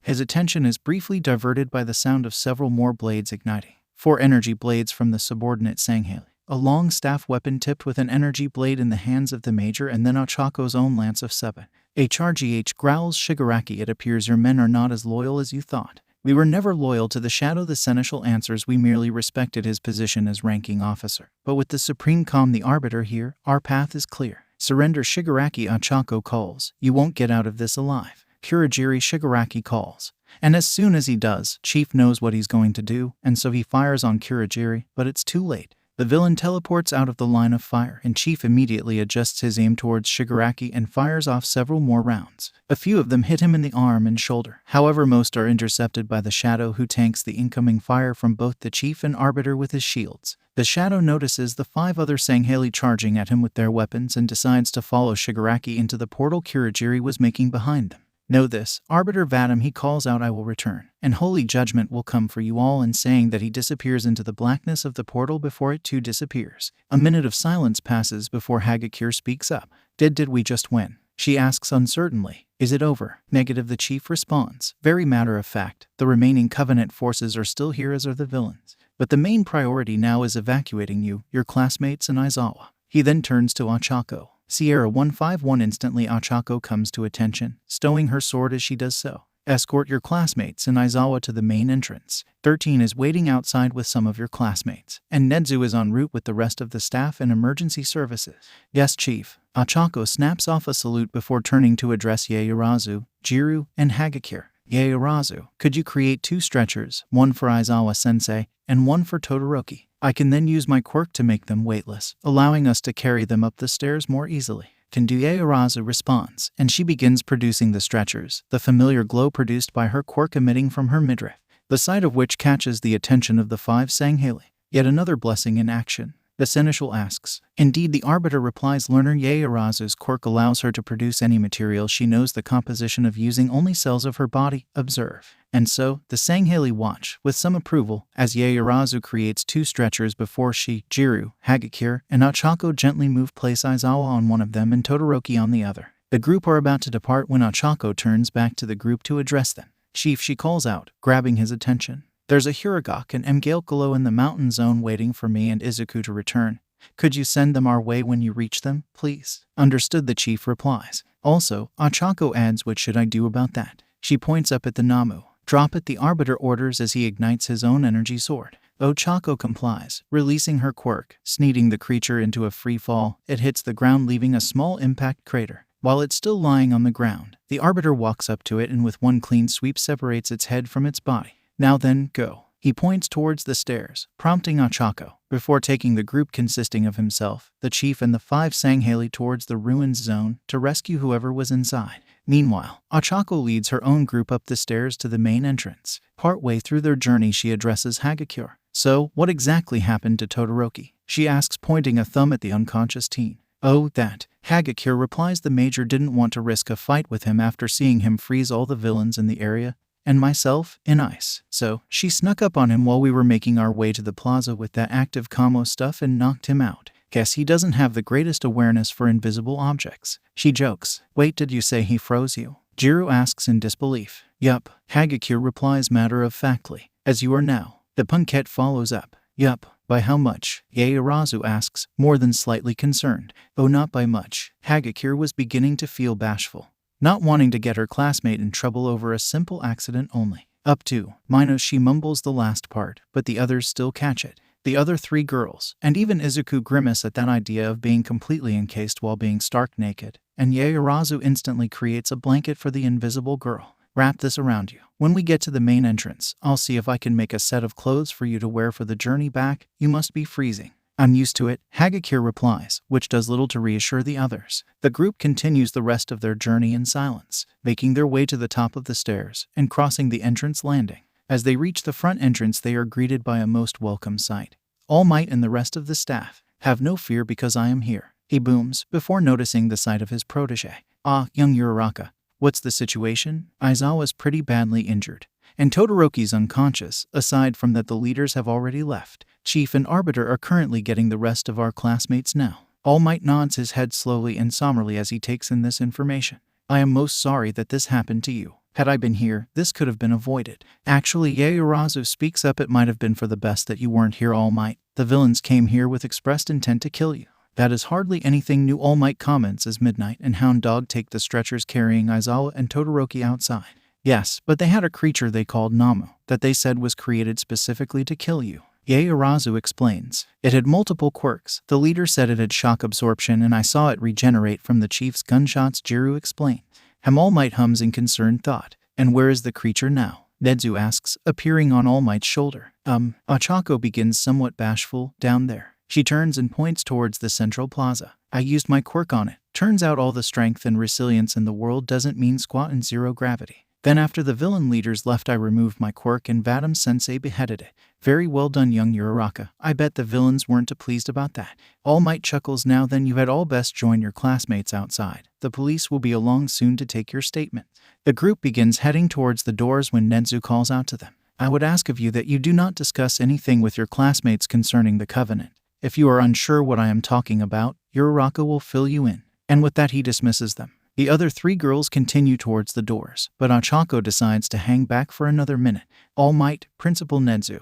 There's something else we need to discuss, Ochako says in a low tone to avoid Jiru overhearing her. What is it? All Might asks, concerned about the tone of Ochako's voice. It's about Your old enemy. Ochako picks her words carefully, just in case someone was listening in. And as she says old enemy, All Might and Nedzu instantly get her meaning. We think he may be back. The villain who led the attack was called Shigaraki. All Might doesn't twig the significance of the name immediately, but Nedzu does. As in Yoichi Shigaraki, he asks, already knowing the answer, and the question jogs All Might's memory. Brother of Namu had multiple quirks. 8. Yoichi's voice echoes over Ochako's comms. Who else would be capable of that?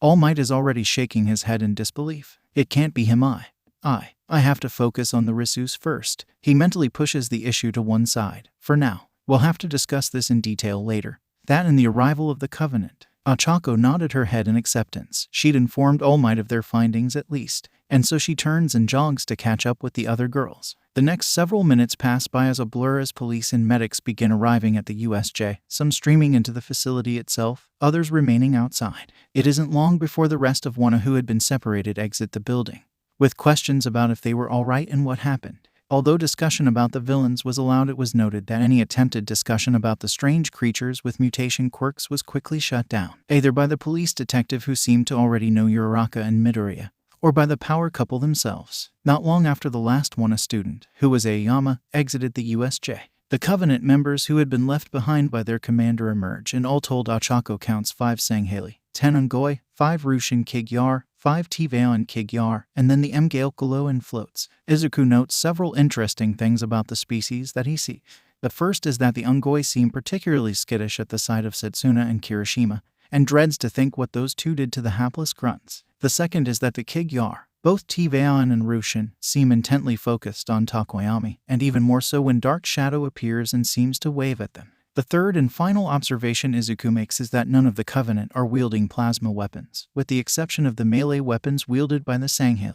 Instead, the Ungoi and Kigyar are wielding a mixture of needlers, needle rifles, carbines, and crude melee weapons made from broken pipe and scrap metal, the latter being the most common. The Covenant, or possibly former Covenant, members are herded onto a second bus and driven away, which raises many questions in the minds of 1A. As the Covenant are driven away, the Chief and All Might approach the class, and once they near the students, they're bombarded by 1,000 different questions, most of them being variations of who are they? Are they villains? Where are they being taken? And is Aizawa-sensei all right? Eventually, the class quietens down and All Might begins giving some answers. First off, concerning Aizawa, he is currently being taken to a hospital. All Might answers in reassuring tone. The paramedics said he'll live, but the full extent of his injuries is not yet known. As for the group you just saw being taken away, any and all information about them is currently classified, and I would ask that those of you who interacted with them say nothing for the time being.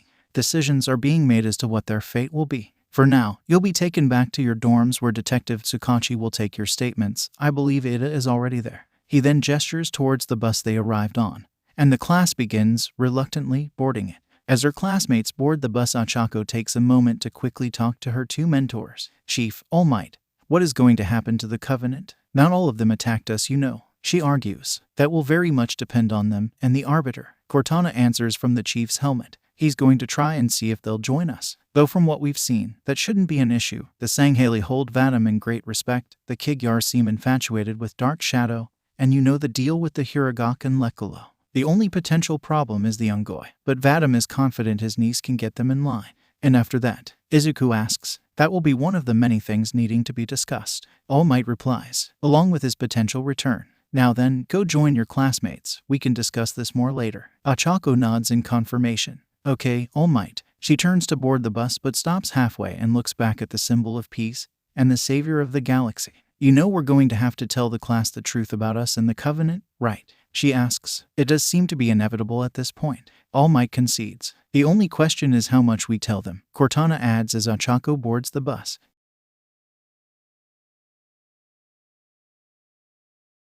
League of Villains hideout, location unknown. Wednesday, April 7, 2219. One of Kurogiri's slipspace portals appears in the middle of an abandoned bar and Shigaraki stumbles through, clutching his shoulder, desperately trying to stop the bleeding.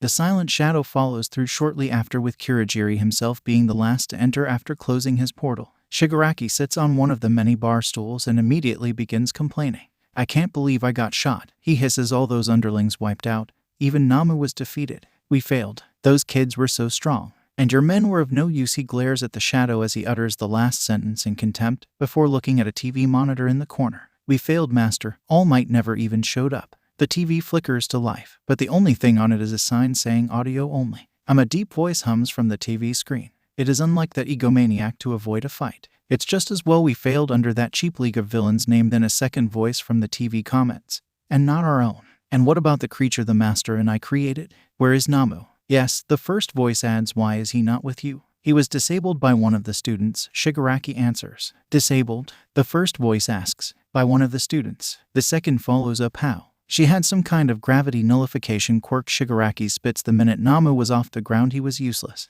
This is a travesty." The second voice laments. "And after all we did to make him as powerful as All Might." "No matter, it was simply bad luck that our Namu should happen to meet one of its few hard counters." The first voice seems remarkably accepting of the loss. "But tell me, Shigaraki, if All Might did not appear, what caused you to retreat? His men turned traitor." Shigaraki points an accusing finger in the silent shadow. "Apparently, the uncle of his second-in-command works for UA, and he managed to sway them to the hero's side." "Is that so?" the first voice asks, sounding most curious. "I did not know Thel Vadam was here. Had I done so I never would have taken the Major with us." The shadow argues. "But he is not the one you should be worried about. Your main concern should be the demon, the Spartan known as the Master Chief." Again the first voice hums in thought. "Tell me more about this." "Demon, One Heights Alliance dorms, Central UA. High Campus, Thursday, April 8, 2219, 7:30. The rest of yesterday had been relatively uneventful. The police had taken everyone's statement, and reassuring calls to parents were made. Even Ochako managed to call her parents in Kenya. The class had then spent the rest of the afternoon and evening relaxing together in the dorm common room, as no one really wanted to be alone again after what happened, except for Todoroki. The decision was made to watch some movies, given that they were under strict orders not to discuss the events of the USJ with each other, although only Ochako and Izuku knew why, though Yaoyorozu and Jiro had strong suspicions. At one point Himiko had turned up just to see that her brother, his cousin, and her best friend were all right. She then made a point of asking Ochako if she could have a snack, and the sight of her chomping down on Ochako's arm quickly distracted everyone from the day's events. The reaction had been interesting to say the least. After the initial reaction of shock,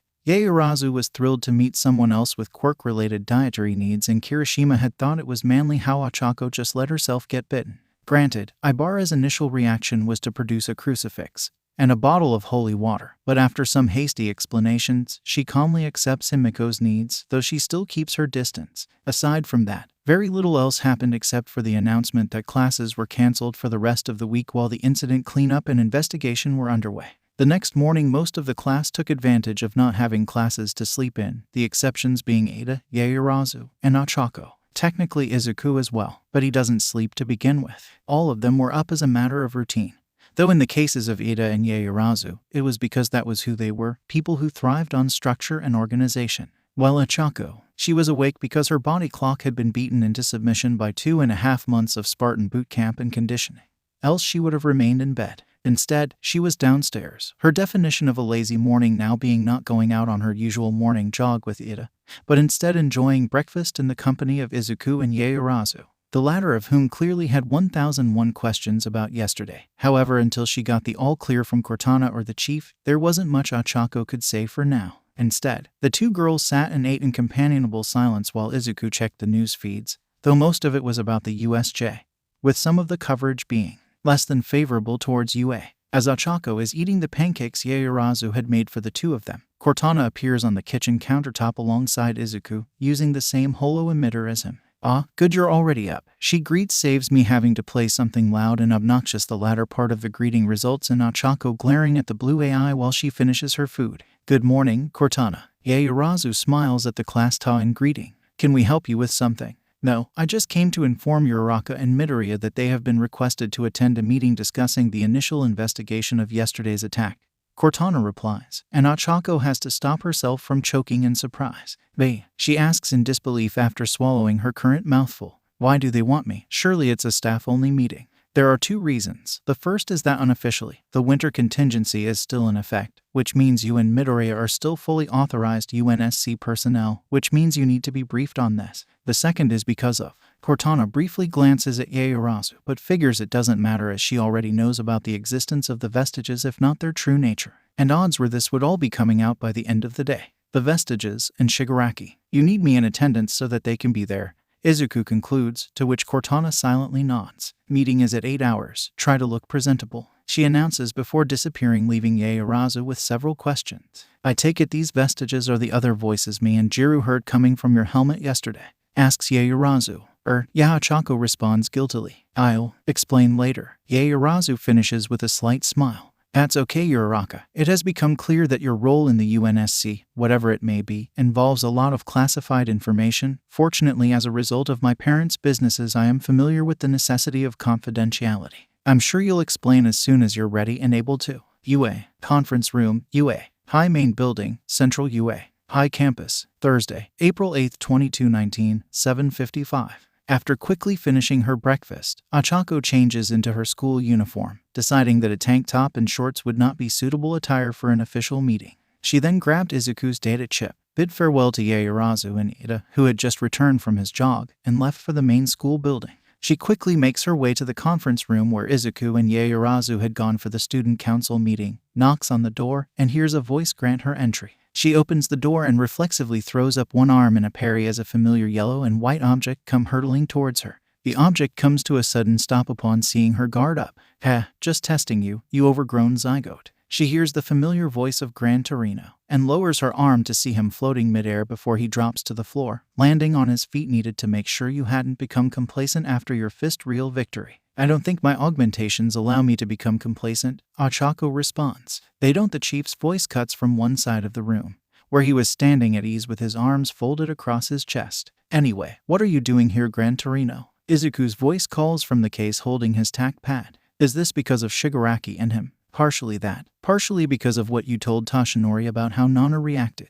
The geriatric hero explains. Awa, you do care. Ochako fawns, which earns her a withering glare from Gran. I'm not heartless, you know. I just can't stand boneheaded idiots like you two and Toshinori. He grumbles. Now, go, sit. He gestures with his cane towards Toshinori, who is already seated next to Nedzu at one end of the table. There's an empty chair on the other side of Toshinori. There's also a holotable in the middle of the U-shaped arrangement of tables, which Ochako deposits Izuku into before taking her seat next to Toshinori. As she sits down, she notices that in attendance is the entirety of the first-year heroic staff, minus Aizawa, as well as Detective Tsukachi. She notices the arbiter is absent and turns in her seat to ask the chief, who is still standing against the wall behind her. Chief, where's Vadam-sensei? She asks. In Gym Gamma with the Covenant, or rather former Covenant, remnants. Cortana answers, appearing on the holotable next to Izuku, both of them dressed in similarly matching UNSC dress uniforms. I believe with the arrival of Miss Uraraka that is everyone.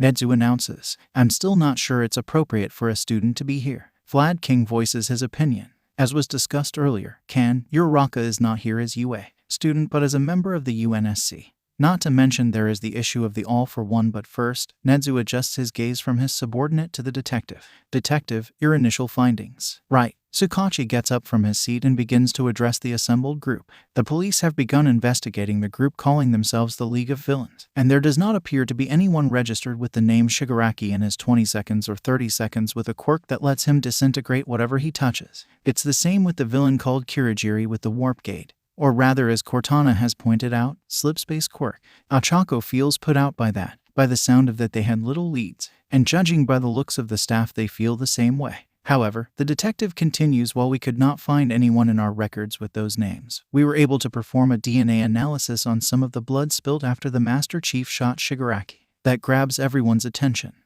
Nice shootin', partner. Snipe tips his hat in Chief's direction, who simply nods his head return. Chief's been mentally kicking himself for letting Shigaraki escape alive. Cortana whispers to Izuku. Also, the vestiges may want to be out here for this next part. Izuku quickly disappears back into the table before quickly reappearing with 7 out of the 8 vestiges. All Might's vestige deciding not to appear as it would be redundant. So, we hear you got a DNA match on that Shigaraki kid. Banjo asks, and as Ochako takes in the sight of the vestiges, she notices that Nana is not her usual self. She seems more closed off, almost depressed. She's not the only one to notice, as Toshinori and Torino lock eyes and seem to have a silent conversation, both concerned for their friend, mentor. That is correct. Tsukachi answers Banjo's question. The blood sample came back as a close familial match to a former pro hero, which is why we got the result back so quick. A former pro? Midnight asks. Considerate, how close of a match was it? Not a direct match, probably a cousin or grandchild, as opposed to a parent, child, or sibling. The detective explains. Do you know the identity of the retired pro? Present Mike asks. Maybe we get their help in this. Unfortunately, the expression on Tsukachi's face becomes grim. The pro hero in question is Stratosphere. Immediately all eyes in the room are on Nana, who looks up in shock. What? She exclaims me. But she stops mid-sentence as she comes to a horrifying realization. Kotaro, she wheels around to face Grant. Sora, you don't think? She seems to be on the verge of tears. I sincerely hope not. He replies with teeth gritted in frustration. Nana turns back to face Tsukachi. Detective, you need to send men to find my son. His name is Kotaro. Kotaro Shimura. He's dead. Cortana cuts her off. I just did a sweep and came across a police report from over 10 years ago. According to the police, the entire Shimura household was killed in an unexplained accident. Kotaro, his wife, and 2 children were all gone. They could barely identify the bodies, and even the house was half disintegrated when the police arrived. I'm sorry. Nana's hologram sways slightly, and Yoichi quickly steadies her. What were the names? She asks absently. What? Cortana's unsure she heard correctly. The 2 children, what were their names? Nana expands her question, still in an emotionless monotone. Hana and Tenko Shimura, a girl and boy around 10 and 8, Cortana replies. Cortana, I hate to ask this, but you said the house was half disintegrated? Nedzu queries. Yes, Cortana says grimly. Having already come to the same conclusion as the principal, and I already compared the police's crime scene photos to those taken of Aizawa's injury, the disintegration pattern is the same. She sees Izuku's eyes go wide as he makes the same horrifying connection. No, he utters in horror, to which Cortana and Nedzu nod in confirmation. Izuku, what is it? Achako asks, concerned at her boyfriend's reaction. Hey, he stammers as he looks between Achako and Nana in horror. Shigaraki was identified as a man in his 20 seconds. Nedzu begins to spell it out for the others who hadn't made the connection yet. And Tenko Shimura died over 10 years, when he was 8. The rat demon leaves the rest unsaid as everyone in room reacts in horror as they grasp his meaning. Toshinori, Gran Torino, and Nana taking it the hardest. No. Nana begins shaking her head furiously in denial, virtual tears beginning to form in her eyes. Why would a child, my grandchild, kill his own? She stops mid-sentence as her brain does the maths. 10 years ago, he was still. Toshi hadn't. Yoichi and Banjo begin to reach R in case she started to go again, but quickly recoil when she begins yelling. That bastard. Everyone in the room recoils in shock at the outburst as Nana begins wringing her hands through her hair. My son, my grandson, their family. She's shaking her fists in anger. Was it not enough when he killed my husband? She cuts herself off mid-rant and looks intently at Achako. Uraraka, she pleads, virtual tears now streaming down her face. Promise me you'll never let yourself be taken alive by One for All. The rather dark request catches everyone by surprise except the other vestiges, for they knew the reason behind it. I am sorry, what? Achako asks, both confused and scared, and she isn't the only one. Toshinori and Gran both look at each other in horror and confusion. This was unlike the Nana they knew or had even talked to previously.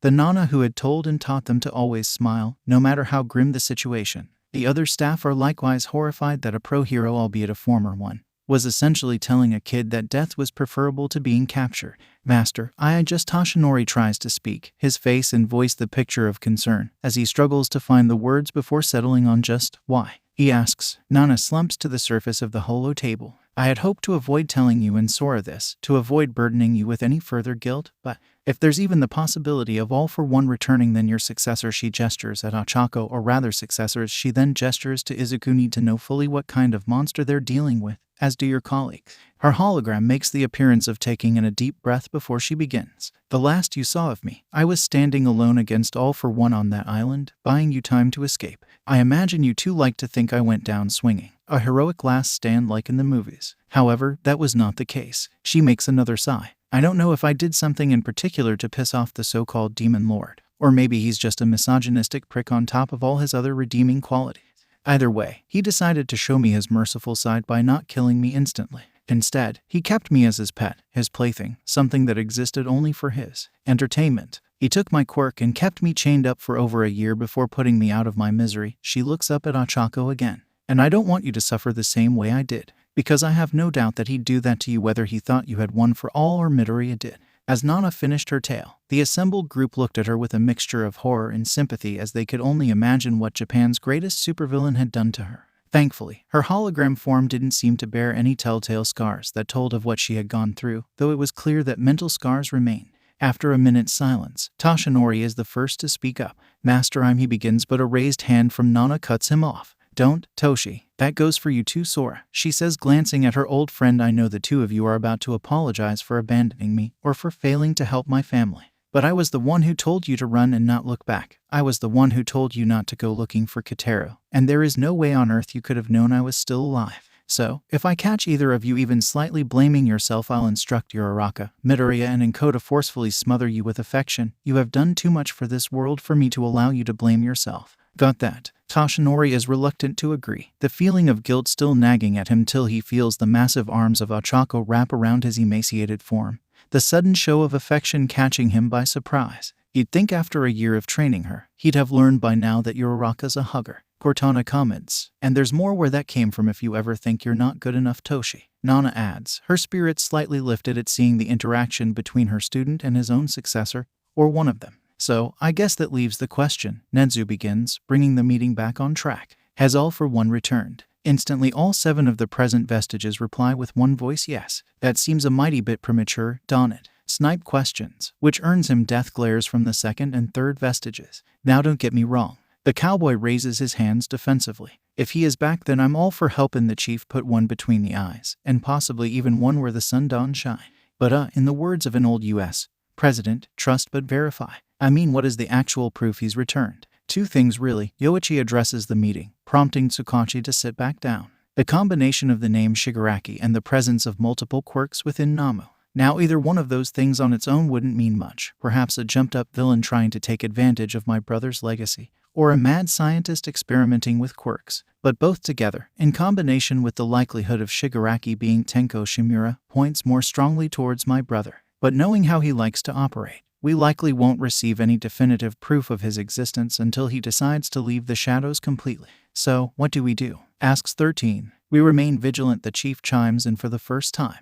We bolster UA's security measures, and most importantly, we brief the entirety of Class 1A. The last suggestion is met with mixed reactions of uncertainty and disapproval. All of them. Vlad King asks, is that a good idea? Midnight follows up. It's a necessary one. The chief replies, sooner or later, if all for one is back, he will discover Midoriya and Uraraka's identities as the 9th wielders, which will make them and the rest of one a target. And that's if they aren't already after the USJ. By telling them the truth about one for all, now they can be prepared for future encounters. They are now a part of this fight, like it or not. I assume your opinion is the same about the Covenant and Ex-Covenant? Nedzu asks, although he already knows the answer. Yes, the chief answers simply. And what do we know about the Covenant? More specifically, the Covenant currently on campus? 13 asks, doing their very best to hide their excitement about real aliens, helped by the fact that said aliens had helped attack their facility. Cortana decides to take the lead on this part of the briefing. Well, to start off with, the good news is that aside from the Silent Shadow who escaped, the Covenant in Gym Gamma is the sum total number of Covenant members on this planet that they are aware of, meaning we are not facing an impending invasion. They were just unlucky souls caught in an anomaly like we were. The second piece of good news is that this particular platoon, or Lance, doesn't feel any strong loyalty to the Covenant leadership. As noted in our findings, when given a choice between sticking with the traditional Covenant leadership or an alternative, almost all the groups in the USJ rejected the Covenant hierarchy, with the Kigyar even proclaiming Takoyami's sentient Quirk Dark Shadow as their new queen. There are several raised eyebrows at this, but no one interrupts. The reason for this seeming lack of loyalty is that Major Vadami's Lance was a penal platoon. With the exception of herself and the Ungoi Deacon, all of the Covenant under our guard are criminals in the eyes of the Covenant.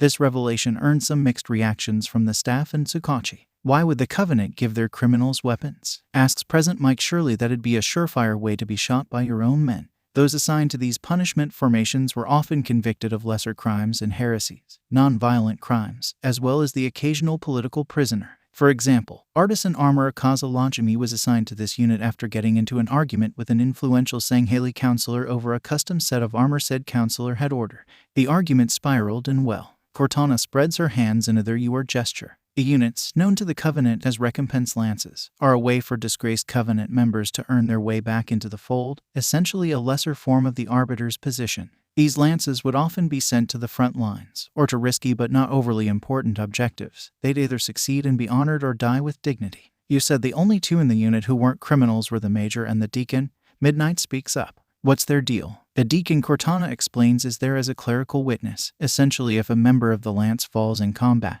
they are to absolve them of their sins, a sort of last rites ritual. So far he's the only one who seems to be clinging to the Covenant's ideals, but he's as cowardly as Ungoy-come, meaning the Sangheili have him under control. As for the Major, although she is not being punished, she has no love for the Covenant High Command either, as she was essentially railroaded into this assignment for the simple fact that she's a woman.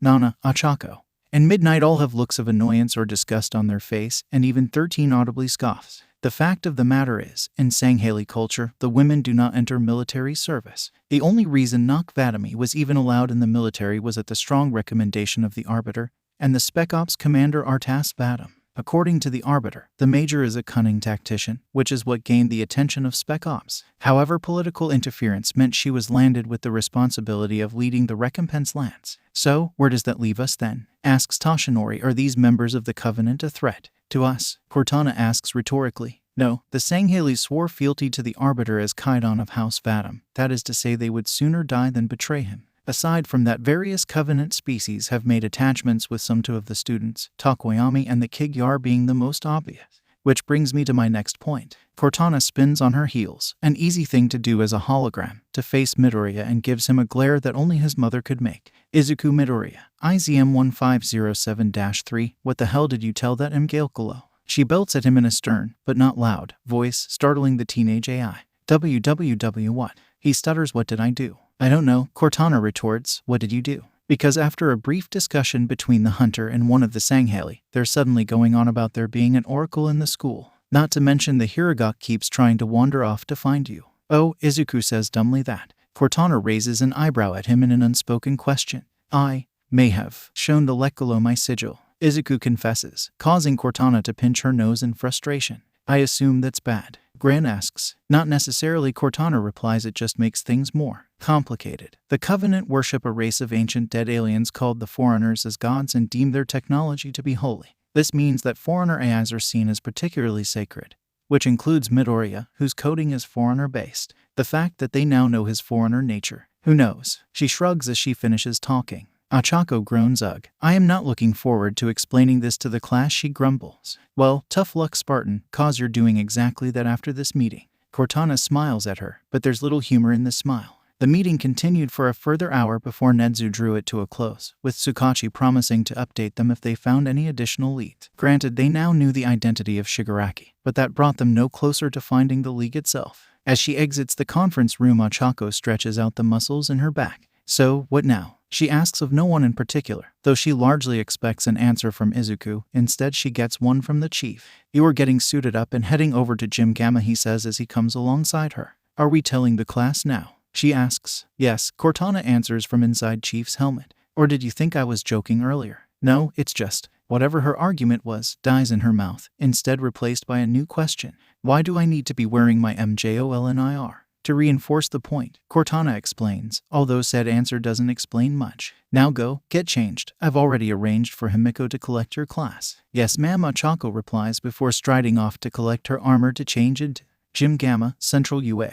High Campus, Outer Musutafu. Thursday, April 8, 2219, 9:42. Class 1 Sans Ochako and Midoriya were currently standing outside Gym Gamma, and suffice it to say the majority of them were confused as to why they were there. About 15 minutes earlier, Midoriya's sister, Himiko, had come a-knocking, saying that all of Wano was needed at Gym Gamma. There had been some protests from those who were taking advantage of the day off until Himiko informed them that this was an order from the teachers. So the class had assembled before heading across in a group. Now here they were apparently waiting outside for something or someone, when they hear the familiar clank of armored footsteps, prompting the class to collectively turn towards the direction of the main building to see Ochako striding towards them in full MJOLNIR, still in the same configuration as yesterday minus the backpack and biofoam canisters. Instead, the hard case for the tack pad was back in its usual place. Uraraka Ada is the first to greet her as she approaches. Do you know why we've been asked here? I assume it has something to do with the fact you're in new costume. Hi Ada. Hi everyone. Ochako returns the greeting, depolarizing her visor as she does so. So, I know you guys have a lot of questions about yesterday, especially those of you who encountered the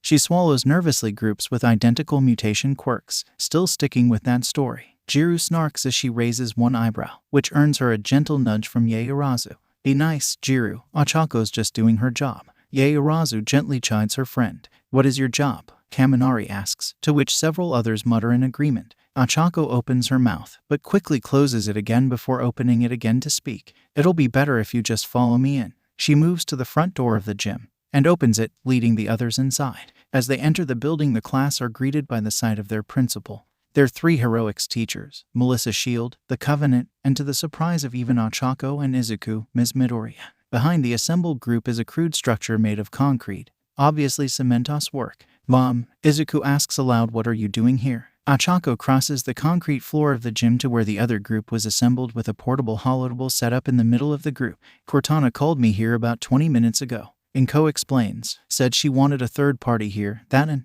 Inko pauses as she decides how to phrase her next sentence. She said you needed me. Achako slowly nods her head slightly as she grasps Inko's meaning while she places her hand over the holotable to allow Izuku to transfer wirelessly. And soon Izuku's hologram appears. You mean Nana needed you? Izuku asks without a hint of accusation.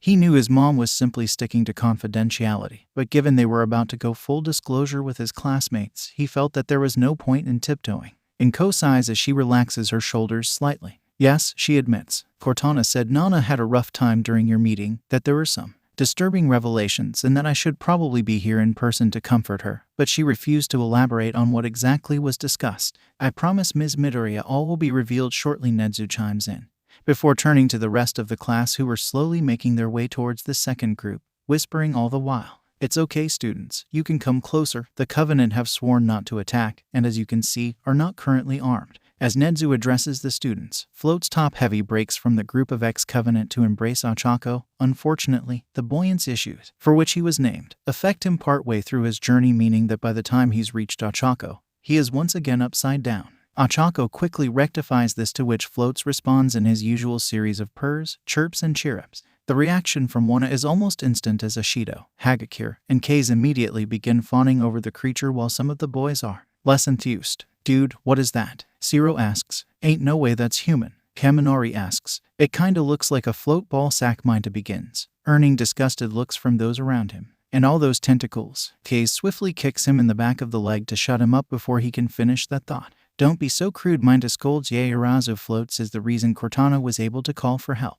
That statement goes down well with the class, who now look at Hiragak with new respect, although some have looks of confusion at the use of the name Floats. We're just not going to mention the fact that he's the reason we couldn't call for help in the first place, Jiru mutters to herself, fortunately quiet enough that no one else hears. Hold on, did you just call him Floats? Mina point out, having picked up on the name Yaoyorozu used. However, before either Yaoyorozu, Jiru, Achako, or Izuku can respond, Nedzu decides to cut the conversation short. I think in order to answer your question, Miss Ashido, we had best start at the beginning. The principal answers before addressing the entire class. Students, what you are about to hear is top secret classified information. This goes beyond even national secrets. What we are going to tell you is information that has worldwide ramifications that will change the entirety of human civilization. As such, you are forbidden from speaking a word of this to anyone outside these walls. Anyone who does will at a minimum be expelled from UA, and will likely face additional sanctions. Is that understood? The class grimly nods in understanding. However, Nedzu is not satisfied, and with a slightly more forceful tone repeats, is that understood?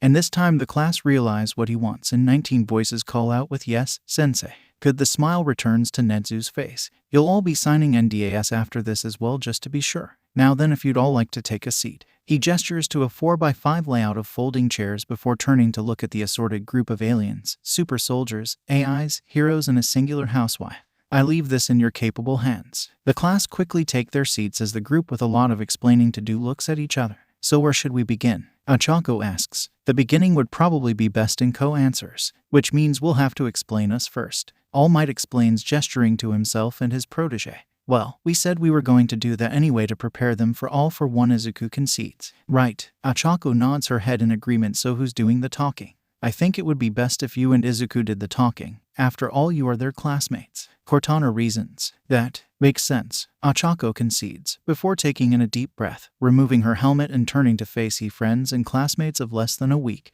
Okay, she addresses the group. You guys have a lot of questions concerning all this. She sweeps a hand in the direction of the Covenant. But before we can talk about them, there's something else you need to know first. She pauses before taking the plunge. I'm All Might's successor. Whatever the class had been expecting, that was not it, and already several students are up on their feet asking questions, while others remain seated. The questions are varied, but they hold the common theme of disbelief and questioning if she was telling the truth. Even Yaorazu and Jiru were taken aback. Satsuna seemed to be the only one to believe her instantly and immediately began congratulating her from where she was sitting, floating, the top half of her body having detached, unnerving some of the Ungoi in attendance. Meanwhile, Todoroki simply sits in silence at the back of the class, staring intently at the teenage Spartan. After about half a minute, All Might steps forward and gestures for silence. Ladies and gentlemen, please retake your seats. I can assure you, young Uraraka here is telling the truth. She is indeed my chosen successor, he announces. But why? Asks Kirishima. And more importantly, when? Satsuna follows up. When it happened was more or less exactly 1 year ago. Ochako explains. Me and Izuku met All Might after he saved us both from a sludge villain. She involuntarily shudders at the memory. Wait, I remember that. Kirishima calls out. I remember seeing it on the news, but I thought Bakugo was the one who was attacked. He asks, slightly confused. That was the second attack. Izuku explains. Akin and I were caught up in an earlier attack involving just the two of us and All Might. It didn't make the news. At this point, All Might steps in. I'm afraid I was somewhat derelict in my duties that day. After apprehending the villain the first time round, I accidentally let him escape to cause havoc a second time round. Okay, but why Uraraka? Kase asks. Don't get me wrong, I think she'll be a great symbol of peace. But why her specifically? Simple really. I admired not only her heroic spirit in trying to rescue young Bakugo from the villain, but the way she and young Midoriya worked together as a team.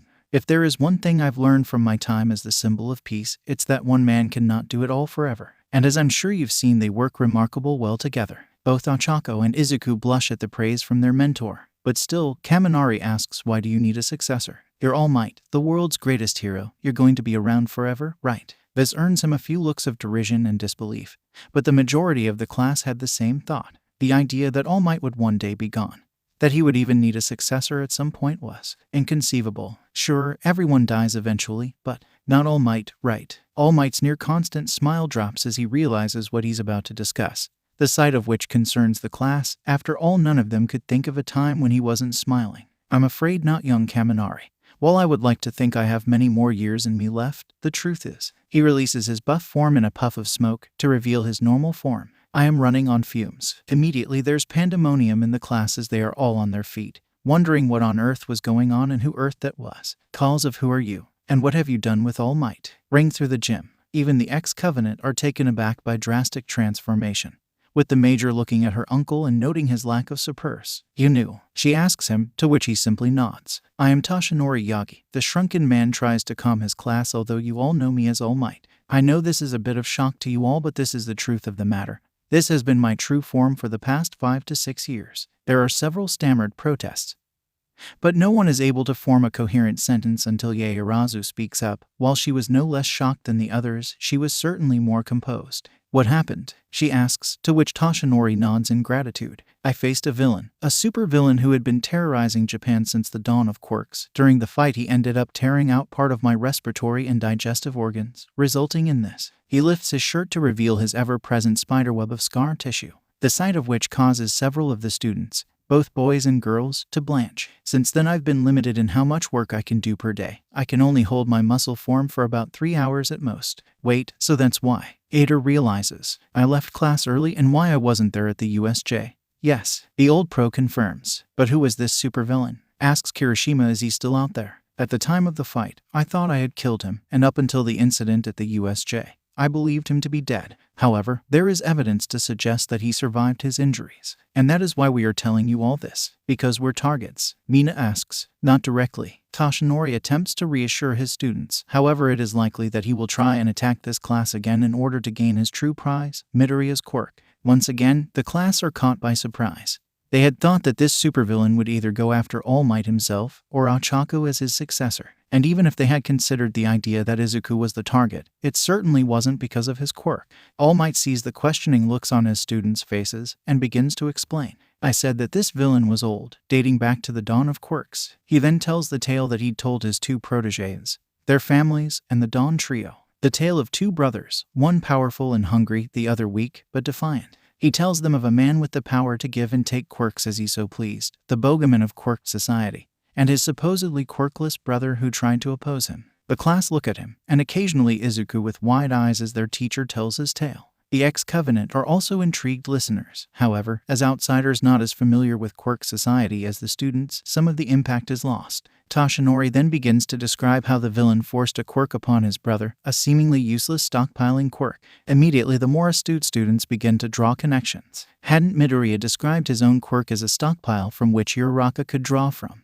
Toshinori then reveals that the younger brother was not in fact quirkless, but in fact possessed a hidden quirk that was entirely unremarkable, and even useless except for one fact. It had the power to be transferred from one person to another. Again, Momo, Ada, Todoroki, and Takage begin to draw more connections, the latter looking curiously at her cousin and his girlfriend. The crippled pro describes how the stockpiling quirk and the transfer quirk, two seemingly useless quirks, combined to form a brand new quirk, an ever-growing stockpile of energy that could be transferred from one person to the next, getting stronger as it was passed along. Unseen by the students, who were enraptured by Toshinori's increasing bravado, the vestiges began appearing on the holotable alongside Izuku. All Might tells of how despite his newfound quirk the weaker brother was still unable to defeat his tyrannical sibling. And so, he transfers his quirk to a rebel leader, fighting against the stronger brother, who in turn passes it to his lieutenant, who gives it to a hermit who hands it to one of the first pro-heroes, who then transfers it to a rookie just starting out, before the quirk lands in the possession of a popular pro-hero called Stratosphere.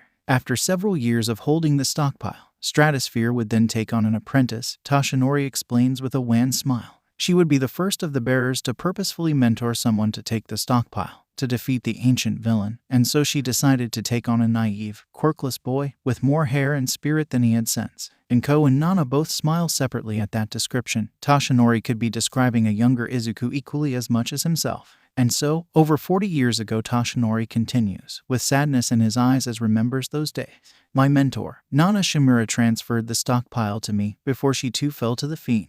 And there's an air of sadness, confusion, and wonder among the students as they take on board the implications of what he just said. After that, most of you are probably aware of my history. I went and trained abroad in America before returning to Japan and beginning my career as the world's symbol of peace. However, it wasn't till 5 years ago I finally laid my old foe to rest, or so I thought. After that, well, he gestures to Ochako. But who was that villain? Someone, possibly two, asks. And what was the name of that stockpiling quirk? Momo asks, although she can already guess, she wants her suspicions confirmed. The quirk is called One for All. Yoichi speaks up, grabbing the attention of the class and Covenant, both of whom notice the vestiges for the first time, though I suspect many of you had already figured that out. As for the villain, he was called All for One, or as I know him, Brother. The first wielder utters the word brother with such contempt that some of the students recoil involuntarily. Wait, so you're... Kaminari begins, scarcely believing what he was seeing. And he wasn't the only one. The first answers Yoichi, the one who originally cultivated One for All, and we. He gestures to the other holograms aside from Cortana and Izuku, are the vestiges, the remains of those who came before Toshinori and the Ninths. After each transfer, a part of Out Essence went along with the quirk, and upon our deaths all our memories and powers were stored inside the stockpile. However, it wasn't until the unusual 8th transfer did we become as you see us now. And it's at this point the obvious question occurs to the 19 students. How did OFA transfer from All Might to Midoriya? And Toshinori sees the question on their lips. The answer to the question you're all thinking is that it was an accident.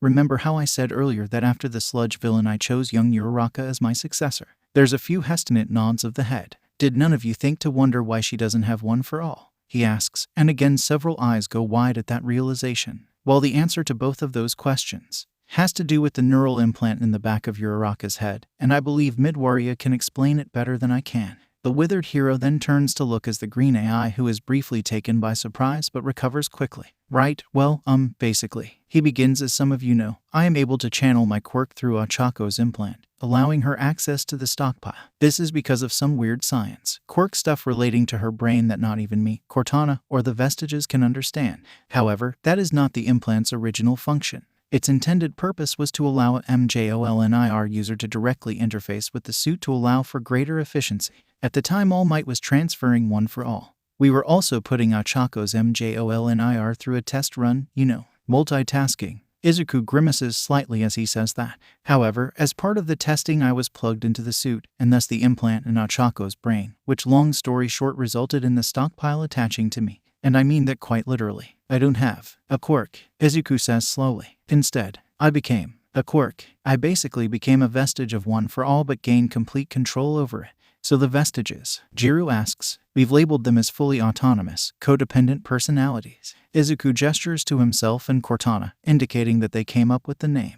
Basically, they're their own people with their own thoughts and feelings, but they require my core code and programming to exist, basically meaning they're tied to me, they go where I go. So, they're part of you, but they're not you. Mina tries to clarify. Oh, like conjoined twins, Momo exclaims, and in that very second, both Cortana and Izuku facepalm out of embarrassment, causing several from the surrounding group to chuckle. 5 weeks, Cortana shakes her head. 5 weeks, Ochako Izuku groans, still covering his eyes with his hands. You are no longer allowed to call me smart ever again. Not after this. This provokes more mirth from the vestiges, and even All Might is looking more cheerful. I take it you've never thought of that analogy before? Yaoyorozu asks somewhat sheepishly, to which Izuku responds by sighing. Let's move on. He groans. Okay, so. Mina begins to summarize everything they'd just been told. Midori has a really old quirk that's wanted by a really old supervillain, who's been killing heroes since the dawn of quirks in order to get it back, and now after being thought dead for several years he's back to finish the job, meaning he's coming after all of us to get to Midori, who on top of having a really old quirk is also haunted by the past users of the quirk, who are also technically him. Mina takes in a deep breath after rather impressively saying all that in one go. Well, that's certainly a lot more succinct than how I put it. Toshinori sheepishly rubs the back of his head. You inherited your flair for the dramatic from me, Nana jokes as she moves to front of the vestiges. And a wolf whistle is heard from the assembled students. No points for guessing the exact culprit. Down boy, Banjo calls out. She's already spoken for by Midoriya, he says with a slight grin as several suspicious eyes turn their attention on Midoriya. Midoriya blanches at the sight of the accusatory glares, his hologram actually turning a paler shade of green. Not me, you guys. Wrong, Midoriya, he says as he nervously points towards his mother, causing the looks of suspicion to turn onto looks of surprise. You were deliberately vague, just to provoke that reaction, weren't you? Cortana whispers to Banjo, as Inko now squirms under the sudden spotlight. Like you wouldn't have done the same, the vestige retorts, to which Cortana concedes. Maybe we should get back to the task at hand, Inko suggests nervously. Much like her son, she wasn't overly fond of being the center of attention. Right, Mina speaks up, having been the one who'd initiated the chain of conversation. We can gossip later. What I want to know is how all that we just mentioned relates to them. She points a thumb in the direction of the former covenant. I guess we better start on our end. Ochako take the initial lead. It started about a month after All Might first agreed to mentor me, and Izuku to a lesser extent. Between herself, Toshinori, Izuku, and the Dawn trio, they explain how the forward unto Dawn had crashed to Earth, or rather their Earth. They explain how the trio, as well as the former covenant, were actually from another timeline, one where humanity never developed quirks and instead colonized space, and 200 years from now at that timeline humanity would be forced into a fight for survival as the covenant tried to wipe them out. As they describe the covenant's actions in committing genocide against humanity, many of the students, quite rightfully, look at the covenant, and especially the arbiter, with shock and horror, anger and disgust, as they think of the countless lives, entire planets, lost in the name of false religion, a lie perpetrated by a few individuals. Ibara in particular is horrified at their actions. The idea that faith could be so easily used to justify such devastation, it disgusted her. However, the looks soften as Cortana explains exactly how the prophets deceived the covenant as a whole, and how once they learned of the truth, the majority of the Sangheli, and many members of the other races, turned against the covenant in what was known as the Great Schism, helping humanity in stopping the prophet of truth from activating the rings. Cortana then explains how it was the collapsing portal from the Ark that caused them to arrive on this earth, after which they met Uraraka, Midoriya and All Might, which ultimately led to Uraraka to volunteer as a Spartan candidate in order to SMJOLNIR for Izuku,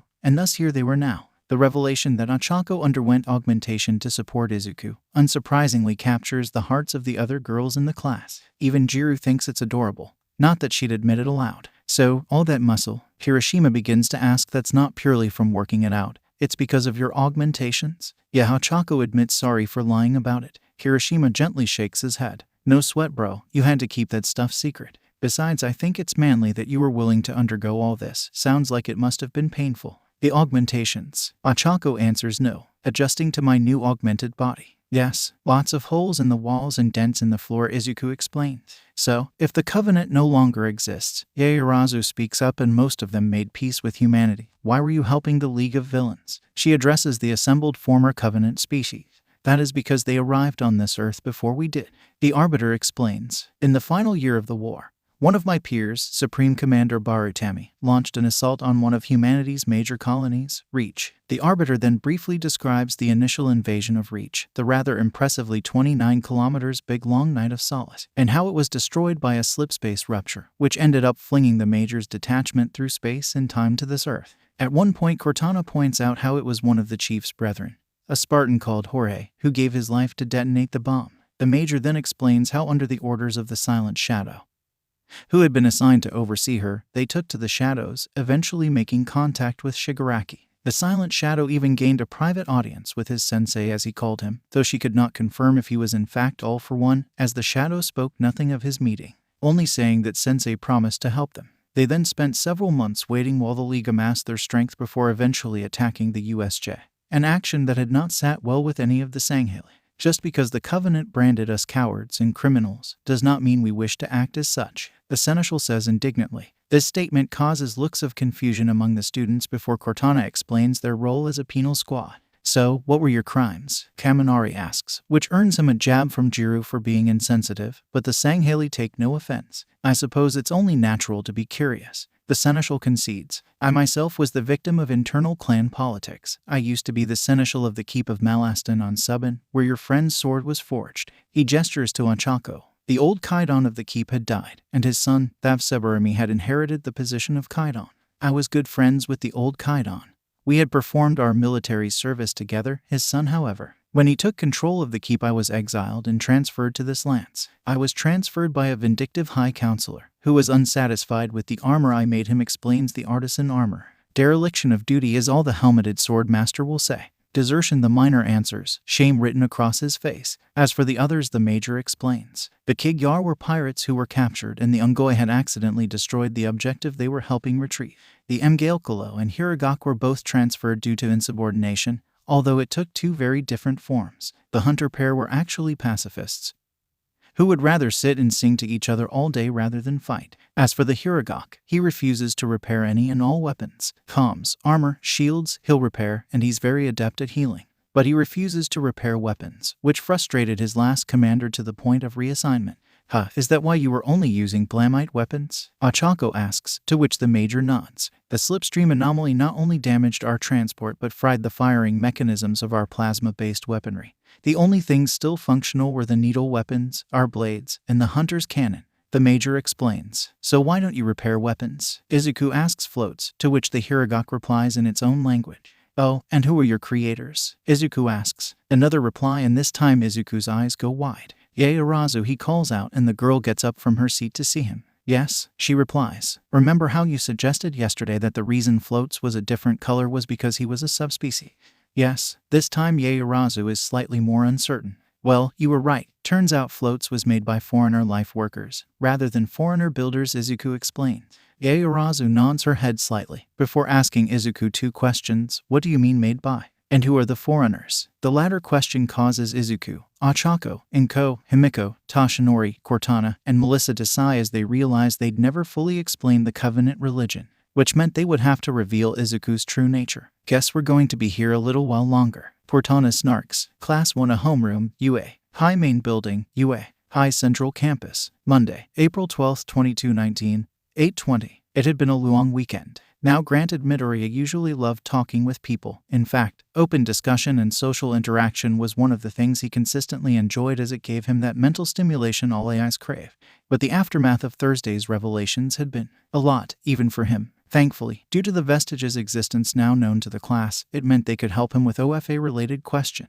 Forerunner and Covenant questions, however, he was largely on his own when Cortana was not around. Sure, Achako helped answer their questions as well, but everything she knew, Izuku knew, and he had much better recall. So, he had spent the last 4 days answering various questions, as well as listening to the occasional comment of disbelief as some people tried to grapple with, well, everything. Which brings Izuku back to the present, where he was currently sitting, projecting on Jiru's desk, waiting for homeroom to start, and Kaminari was giving him the "I still can't believe aliens exist and you're one of them" look. Despite the number of times he had explained to the class as a whole, and Kaminari individually, that he was not an alien, just merely made using alien tech. Fortunately, he isn't the only one who notices Kaminari's staring, as Jiru jabs one of her jacks into Kaminari, breaking his trance. Hey, taser brain, stop staring, it's creepy and rude, she scolds. Greenie's still our classmate, not one of Minta's magazines, so act like it. I can't help it, Kaminari says in a wounded voice, as he rubs where Jiru jabbed to my meanies. Kaminari, please don't finish that sentence. Izuku interrupts pleadingly,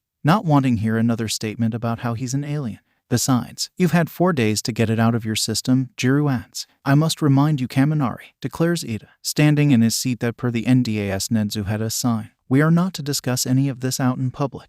And if you do, adds Uraraka, because this is all classified under ONI Section 3. And because Spartans are ONI assets, I'm legally required to kill anyone who breaches code word classification. Most of the class look at her in horror as she says that. Midoriya, please tell me she's joking, begs Kaminari. Yes, she is, Cortana answers as she appears on the main holo pedestal. While code word classification is enforced by the death penalty, and Spartans are ONI assets, Uraraka isn't, and she knows that. The class turn to look back at their recently revealed super soldier classmate as she beams a wide grin at them. But I think the point she was trying to make is to leave Midoriya alone, for now at least. Today is about getting back to normal. Or mostly normal anyways. Speaking of, and right on cue, the door slams open to reveal a mostly alright Aizawa. That's if you ignore the various scars covering his face. But the fact that he was here at all, let alone unbandaged, was nothing short of miraculous. Mr. Aizawa, the majority of the class exclaims collectively. What are you doing here? Recovery girl able to heal you then, sir?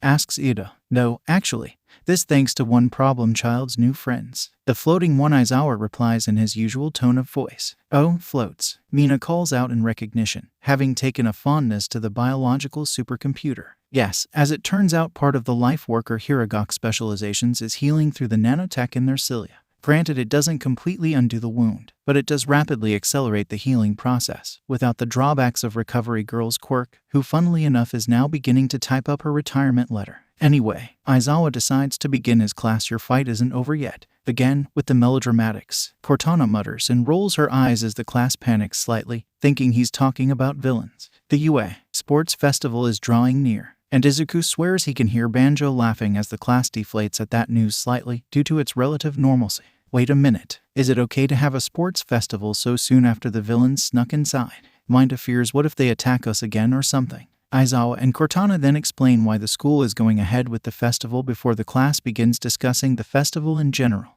I have to admit, says Cortana, as someone with a uniquely outside perspective, I'm somewhere between surprised and impressed that a school sporting event has surpassed the Olympics. You kids should count yourselves lucky. Though I do find it weird how much of an influence this has on your careers as heroes. It's a good way of getting your name out there.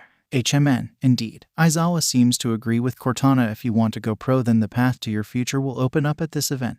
1 chance a year. A total of just 3 chances. No aspiring heroes can afford to miss this event. If you understand that, then don't slack off on your preparations. Yes, sir. The class calls out in chorus. Class 1, a homeroom, UA. High Main Building, UA. High Central Campus. Monday, April 12, 2219, 12:30. Cementos had just left the classroom, and the members of WANA were packing up their stuff and tidying up the classroom before heading to lunch. As they did so, there were various discussions going on about the upcoming sports festival. All is fine until Yaoyorozu brings up a rather interesting but very important point. Midoriya, she begins to ask, how do you plan on competing in the sports festival? Izuku's hologram opens its mouth to respond but finds he lacks an answer, prompting him to close it again. That's right, chimes in Ida. For all of our practical hero lessons and training exercises, you and Uraraka have been partnered up, for good reason. But will they allow you to do that for the sports festival? It could be argued that you two would have an unfair advantage against the other competitors, as it would always be 2-on-1.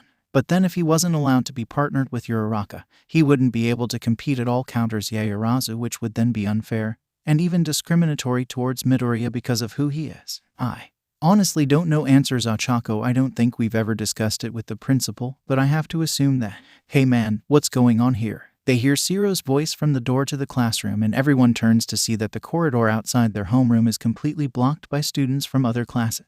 Quickly, Yaoyorozu and Ochako cross the room to the door, Ochako sweeping her hand over the holo pedestal to collect Izuku as she does, so that he and Yaoyorozu can step in as class reps. Hello everyone, Izuku calls out in greeting as Ochako holds up her palm for him to appear on her gloves. Is there something we can help you with? As he appears, Izuku registers a faint murmur of recognition amongst the crowd. As he had surmised last week after the first school council meeting, his existence had become known throughout the school to some degree. So, it's true then. A particularly tired-sounding voice calls out from the crowd. and a boy with messy, indigo-colored hair and bags under his eyes steps to the front. The famous Class 1 not only has a computer program in its class but amongst 20 students, it was deemed the most qualified to be class representative. Now what does that say about the competency of the rest of the class? Most of want to take offense at that statement. It seemed that this student, whoever he was, seemed to think that Midoriya was lesser because of his digital nature. And because he was lesser, in the students' eyes, the students of Wana were lesser for electing him as their representative. Seeing something like this makes me disillusioned, the indigo-haired student continues. Ignoring Wana's outrage, there are quite a few people who enrolled in general studies, or the other classes, because they didn't make it into the hero course. Did you know that? He seems to be addressing Izuku, who to the surly boy's surprise, responds, "Actually, yes, my sister is in the second year general studies." She talked about how many of her classmates who had failed to get into the hero course looked forward to the sports festival as a second chance to enter the hero course. Then you know that as well as other courses transferring into the hero course students can transfer out if they do poorly enough. The baggy-eyed boy says with some satisfaction as he sees some of 1A's members panic at that idea. Izuku can vaguely hear Nana speaking inside his core. I get it now, he's sending a declaration of war. He's trying to psyche out the competition. Izuku purses his lips slightly and decides that as class rep and their friend, he should give his classmates a confidence boost in his own way. True, that is a possibility, but I know my classmates. They've all given it their all to be here, well, most of them had at least, and they're going to give it their all in the sports festival. Izuku then points at the watching crowd, and I hope and expect all of you to give your all. Believe me when I say that I hope some of you earn a place in the hero course, but don't think you'll be taking any of our spots without a fight. And much to the curiosity of outside spectators, namely Nezu and Cortana through the security cams, and the vestiges through Izuku, both the students in Class 1 and the students outside the classroom react positively to Izuku's speech. The members of Wana who were fearful at the prospect of being kicked out now felt a new wave of confidence as their rep vocally puts his faith in them. Meanwhile, the students outside Wana eagerly accept his challenge. There had been many a rumor circulating the other classes concerning the character of their heroics course brethren. But having met them, they liked what they found, mostly. There are still those who looked at Midoriya with what was either suspicion or resentment. One of those people was the outspoken boy, Hitoshi Shinsu, who, unbeknownst to those around him, had tried to test his quirk on the green AI and was thoroughly bitter when nothing happened. Another person who seemed to take umbrage with Midoriya made himself known as he steps forward. And the group of Izuku, Ochako, Yaoyorozu, and Shiro each do double takes as they see what looks like Kirishima's twin, only with silvery gray hair instead of red. Hey, the Kiri clone calls out, "I'm from Class B next door. I've been hearing all about how you fought villains, and how he points at Izuku and Ochako cheated during a practical assignment." Immediately the watching crowd's attitude turns sour again upon hearing that accusation. Who said they cheated? Yaoyorozu asks, indignant at the blatant slander, but as soon as the words leave her mouth she already knows. There's only one person with an axe to grind against Midoriya and Uraraka. Bakugo. Why? Asks the Class B student. Because I was his partner in that practical assignment. Yaoyorozu answers, and I can firmly say that Midoriya and Uraraka did not cheat. Bakugo is just bitter and angry because he was punished for breaking the school rules after losing the combat. Seriously, Ankylosaurus, I thought you were smarter than that. Scolds Satsuna as her head floats above Yaoyorozu's. Did it not occur to you that there was a reason Bakugo was the one who was transferred?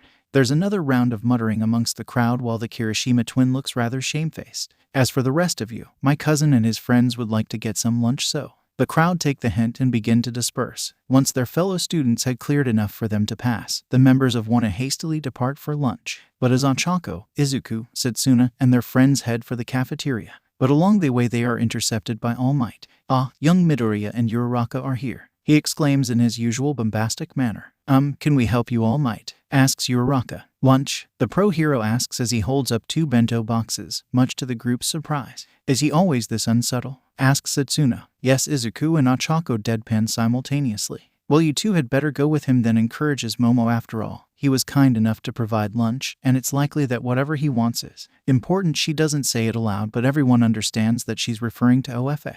To which All Might nods his head slightly. Indeed it is, young Yaoyorozu, but not quite in the way that you think. All Might says cryptically, so apologizing to their friends. Ochako and Izuku follow All Might to a small office where inside they are met by Principal Nezu. Questions Ochako, why are you here? She takes a seat on one chair around the coffee table in the middle of the room, while Toshinori shrinks down and sits on the couch alongside Nezu. To answer Miss Yaoyorozu's question from earlier, the ermine principal replies vaguely. Ochako frowns as she thinks. Yamomos, she begins, but Izuku makes the connection. How am I going to compete in the sports festival? Izuku paraphrases the question Yaoyorozu had asked him. Exactly. And your classmates raised perfectly valid points. Neither Izuku nor Ochako really wanted to think about the idea that Nezu was listening in on them, or possibly even Cortana. On the one hand, if we allow you two to compete as one, it could be seen as an unfair advantage. On the other hand, if we force you to compete individually, it is clear that Midoriya will be severely disadvantaged to the point where he will be physically unable to take part.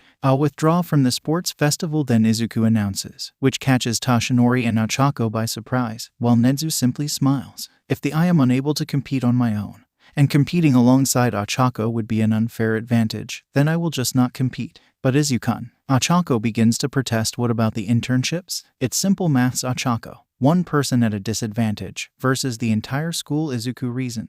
Even if that person is you, Ochako pleads, to which Izuku nods. Ochako smiles fondly at him. Why did she have to fall in love with someone so selfless? Fine, but if Izuku doesn't compete in the sports festival, I want it guaranteed that whatever internship I take, Izuku is allowed to come with me. Ochako addresses her mentor and principal. I'm fairly certain the chief and Cortana wouldn't allow any other alternative. Toshinori shakes his head at his two successors. Very admirable, you two. However, there is an alternative. Nezu begins. While I will happily accept the solution you two have agreed on, I am willing to propose a compromise that grabs the teen couple's attention. You two would be allowed to compete together as a single entrant, but there would be some restrictions. Both teenagers raise an eyebrow and question. You would be limited in the number of additional quirks you could use. In the first event, you'd be limited to only one additional quirk. In the second event, 3. And then in the final event, you'd have access to your full arsenal. That way you can still demonstrate what you can do to the world, but without putting too much of the rest of student body at too great a disadvantage.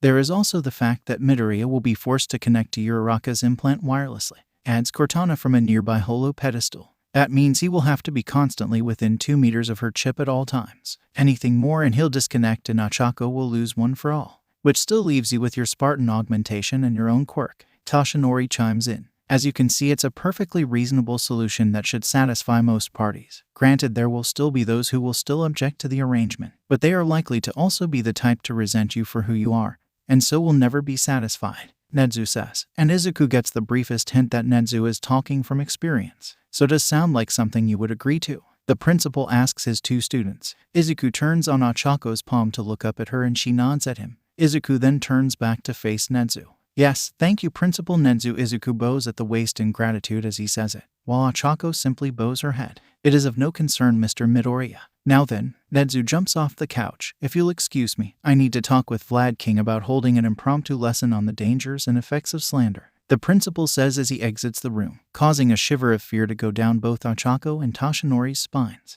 I'll leave you three to enjoy some mentor-mentee time. Give my regards to the vestiges, and with that the rat god of UA leaves them. Oh, Katsuki. Izuku sighs as he shakes his head in disappointment at his former friend turned bully. Anyway, there are other things I wanted to talk to you two about the sports festival, says Toshinori as he unpacks the lunch he brought. Class 1, a homeroom, UA. High main building, UA. High Central Campus. Monday, April 12, 2219.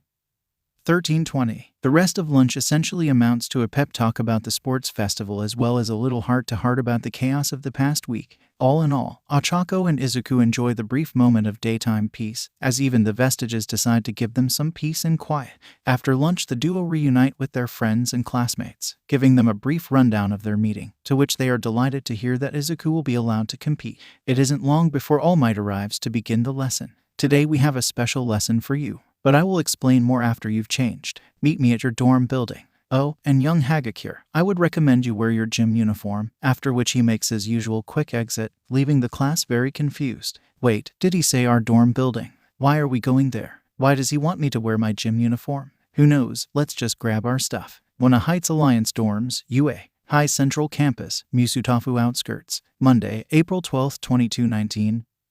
13:35. Wana quickly gets changed into their hero costumes, or gym uniforms, before heading over to their dorm building.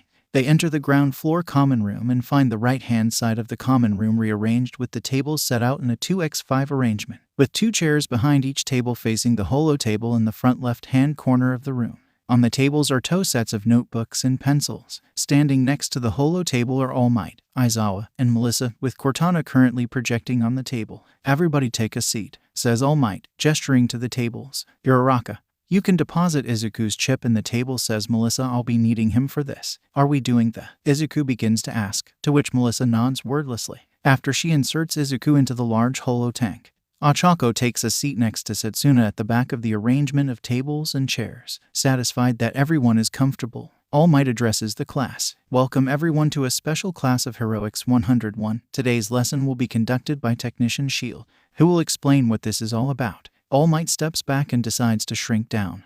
Given that everyone in this room is aware of his secret, he doesn't notice the slight glare Todoroki gives him as he does so. As Toshinori steps back, Melissa steps forward. Good afternoon, everyone. As many of you already know, I am the UNSC's official MJOLNIR technician assigned to UA to maintain Ochako's armor. However, as well as MJOLNIR, I am a fully licensed support technician, just like my father, Dr. David Shield, the designer of All Might suits. She gestures to Toshinori's shrunken form, which does a poor job of showing off his hero suit, as it is now massively baggy on him, which is why I have been asked to give this special lecture on hero costume design. That grabbed the attention of the class, especially those currently wearing their gym uniforms, as they were the ones with current grievances concerning their costumes. Last week, it came to Nedzu's attention that there were students who, for one reason or another, were dissatisfied with their hero costumes, either due to an error on the manufacturer's part or because an idea they had didn't work as well as they'd hoped. So I'm going to give a brief overview on hints, tips, good ideas, and best practices for costume design. And then afterwards, if you so wish, you can submit any changes you may want, whether that be an entirely new costume or just some small adjustments. I've even enlisted Midori as help to render any designs you come up with. As she says that, Izuku snaps his fingers and his form changes to match that of Melissa dressed in her usual technician coveralls. Now then, Melissa pushes a button on the table and a screen pops up behind Izuku, prompting him to move. Let's start with the basics. And so for the next hour, Melissa covers all manner of subjects concerning the design and creation of both hero costumes and general support equipment, covering everything from suit materials to fits, to footwear to the practicality and function of capes, which seems to miff Aoyama slightly until Melissa mentions the use of quick-release class.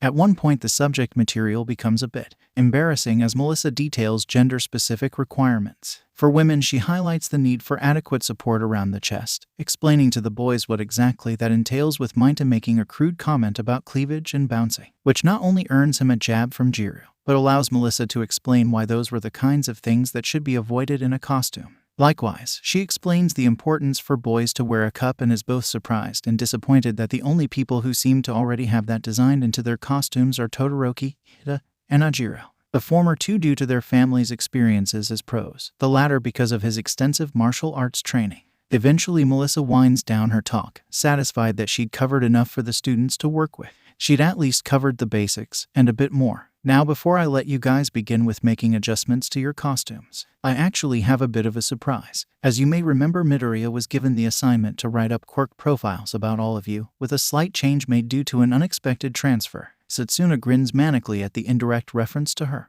But what none of you, bar Uraraka, knew is that as part of his assignment, Midoriya was tasked with coming up with costume ideas for all of you. And he has agreed to share his ideas with you, know, right, Midoriya? Izuku nods in response as the class murmur in excitement, wondering what exactly their class representative had come up with.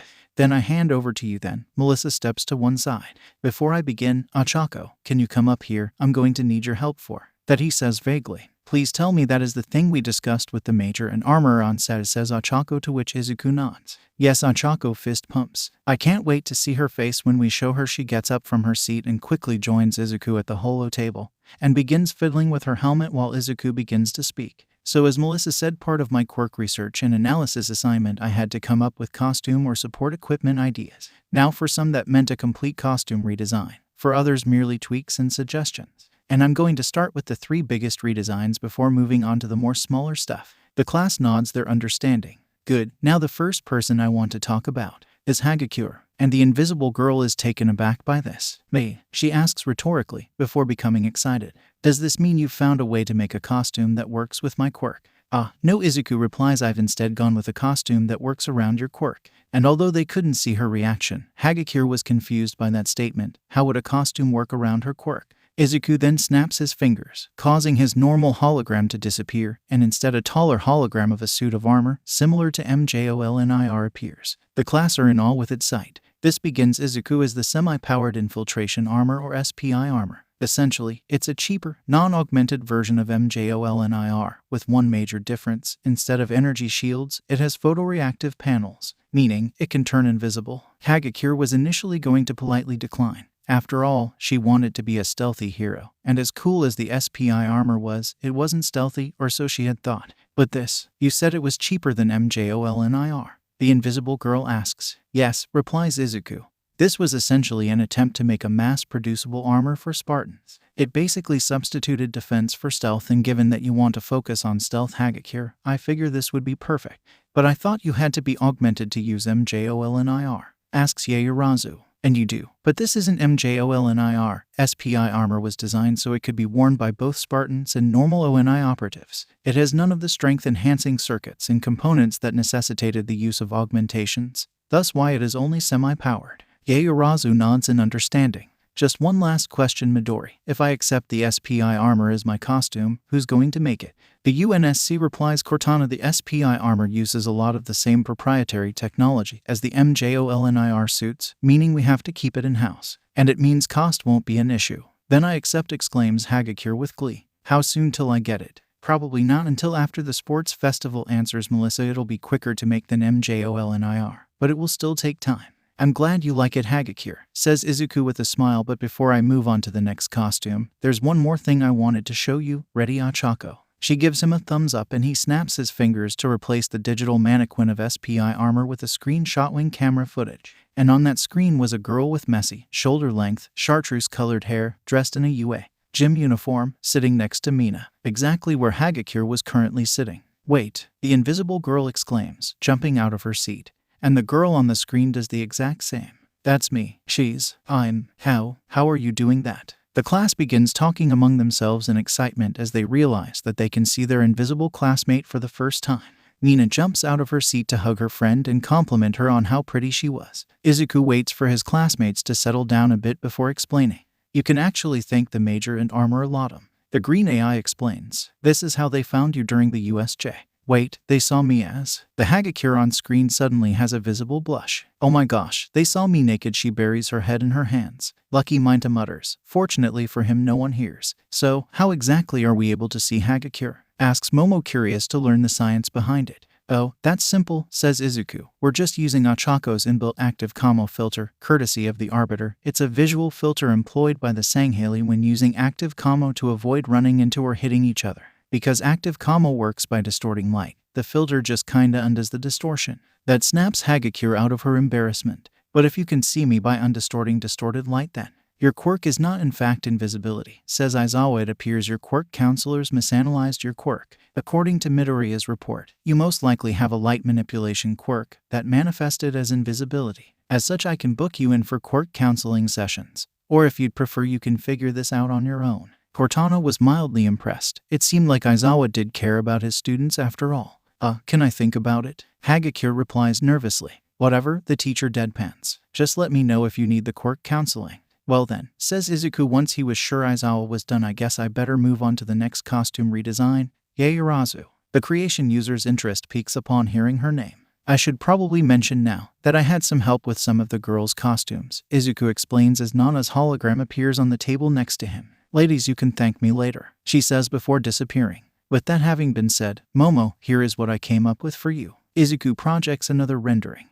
This time of Momo wearing what essentially looks like a stylized version of her running outfit, consisting of a red crop top and shorts with white stripes like her leotard, as well as various other bits and pieces. Let me talk you through it. Izuku begins highlighting parts of the costume. So, the main problem I faced was finding a balance between quirk usage and practicality. After all, like Miss Midnight, your quirk requires skin exposure, meaning your most efficient costume would look awfully similar to Hagakure's. But that's not practical. So with some advice from Nana, I went with a specially designed sports top that can unzip at both the front and back to maximize skin exposure when needed. However, while the front uses a normal zip, the back makes use of a magnetic clasp, similar to the one used for Ochako's tech suit, meaning that it can be forced open by objects being created and will then automatically seal back up. Momo nods her head in approval. The crop top would certainly provide better support for her ample chest than the leotard did. Moving down, Izuku highlights the shorts and belt, noting that it had pockets. Cry out most of the girls in the class, Momo included. Yes, having grown up with my mom, my sister, Achako, and her mom, I am very well aware of the need for pockets in women's clothing. That statement earns him a hum of approval from the girls of his class and Melissa, which is why in Momo's costume and everyone else's I've tried to integrate some form of storage. Whether that be pockets, belt pouches, bandoliers, etc., just something for you to carry basic supplies in. Again, another hum of approval. This time some of the boys join in. Anyway, looking around to the back of the belt, I've removed the shelf holding your notebook. Yaoyorozu, I'm sorry, but where it was liable to break your back if you fell on it. Yaoyorozu nods sagely at that. That being said, I wasn't sure if you'd want to keep the book in its entirety, so I've made 2 suggestions. The first is to have a wrist-mounted PDA, like Achako's tack pad, or have a sort of holster for the book, so it hangs down by your side. Can I see the holster? Yaoyorozu asks. I'd prefer to keep the book if possible. I prefer having a hard copy. Sure, let me just. Izuku snaps his fingers and on the digital mannequin's left leg, there appears a large holster, similar to ones for firearms, except designed to hold Yaoyorozu's notebook. Perfect. The heiress claps her hands together gently, a warm smile on her face. Fair enough, Izuku continues, and in place of the old shelf, there is now a rolled-up poncho. I assume it's dual-purposed, to both hide some of my creations and to keep me warm. Momo asks, to which Izuku nods. And should something go wrong with your costume while using your quirk, it gives you some modesty. To which Momo nods her head in gratitude. The last thing to really cover is your footwear, which is simply steel-toed combat boots. So, what do you think? Izuku does some jazz hands as he shows off the design in its entirety. I think it's perfect. For now at least, says Momo. I won't know for sure until I try it on, but as a design and concept, it's perfect. I think the original costume was better, Minta mutters. Unfortunately for him, this time Jiru overhears. And why is that, Minta? She asks accusingly, rounding on him. Why do you prefer Momo's original costume? And suddenly Minta is desperately racking his brain to think of an answer that won't immediately result in physical pain, and decides to fall back to the old midnight excuse. Because it maximizes her quirk usage, he replies in a semi-smug voice. Midoriya said it himself. Yaoyorozu needs to show off as much skin as possible to use her quirk. Her original costume clearly shows more skin than this, therefore it's better for her quirk.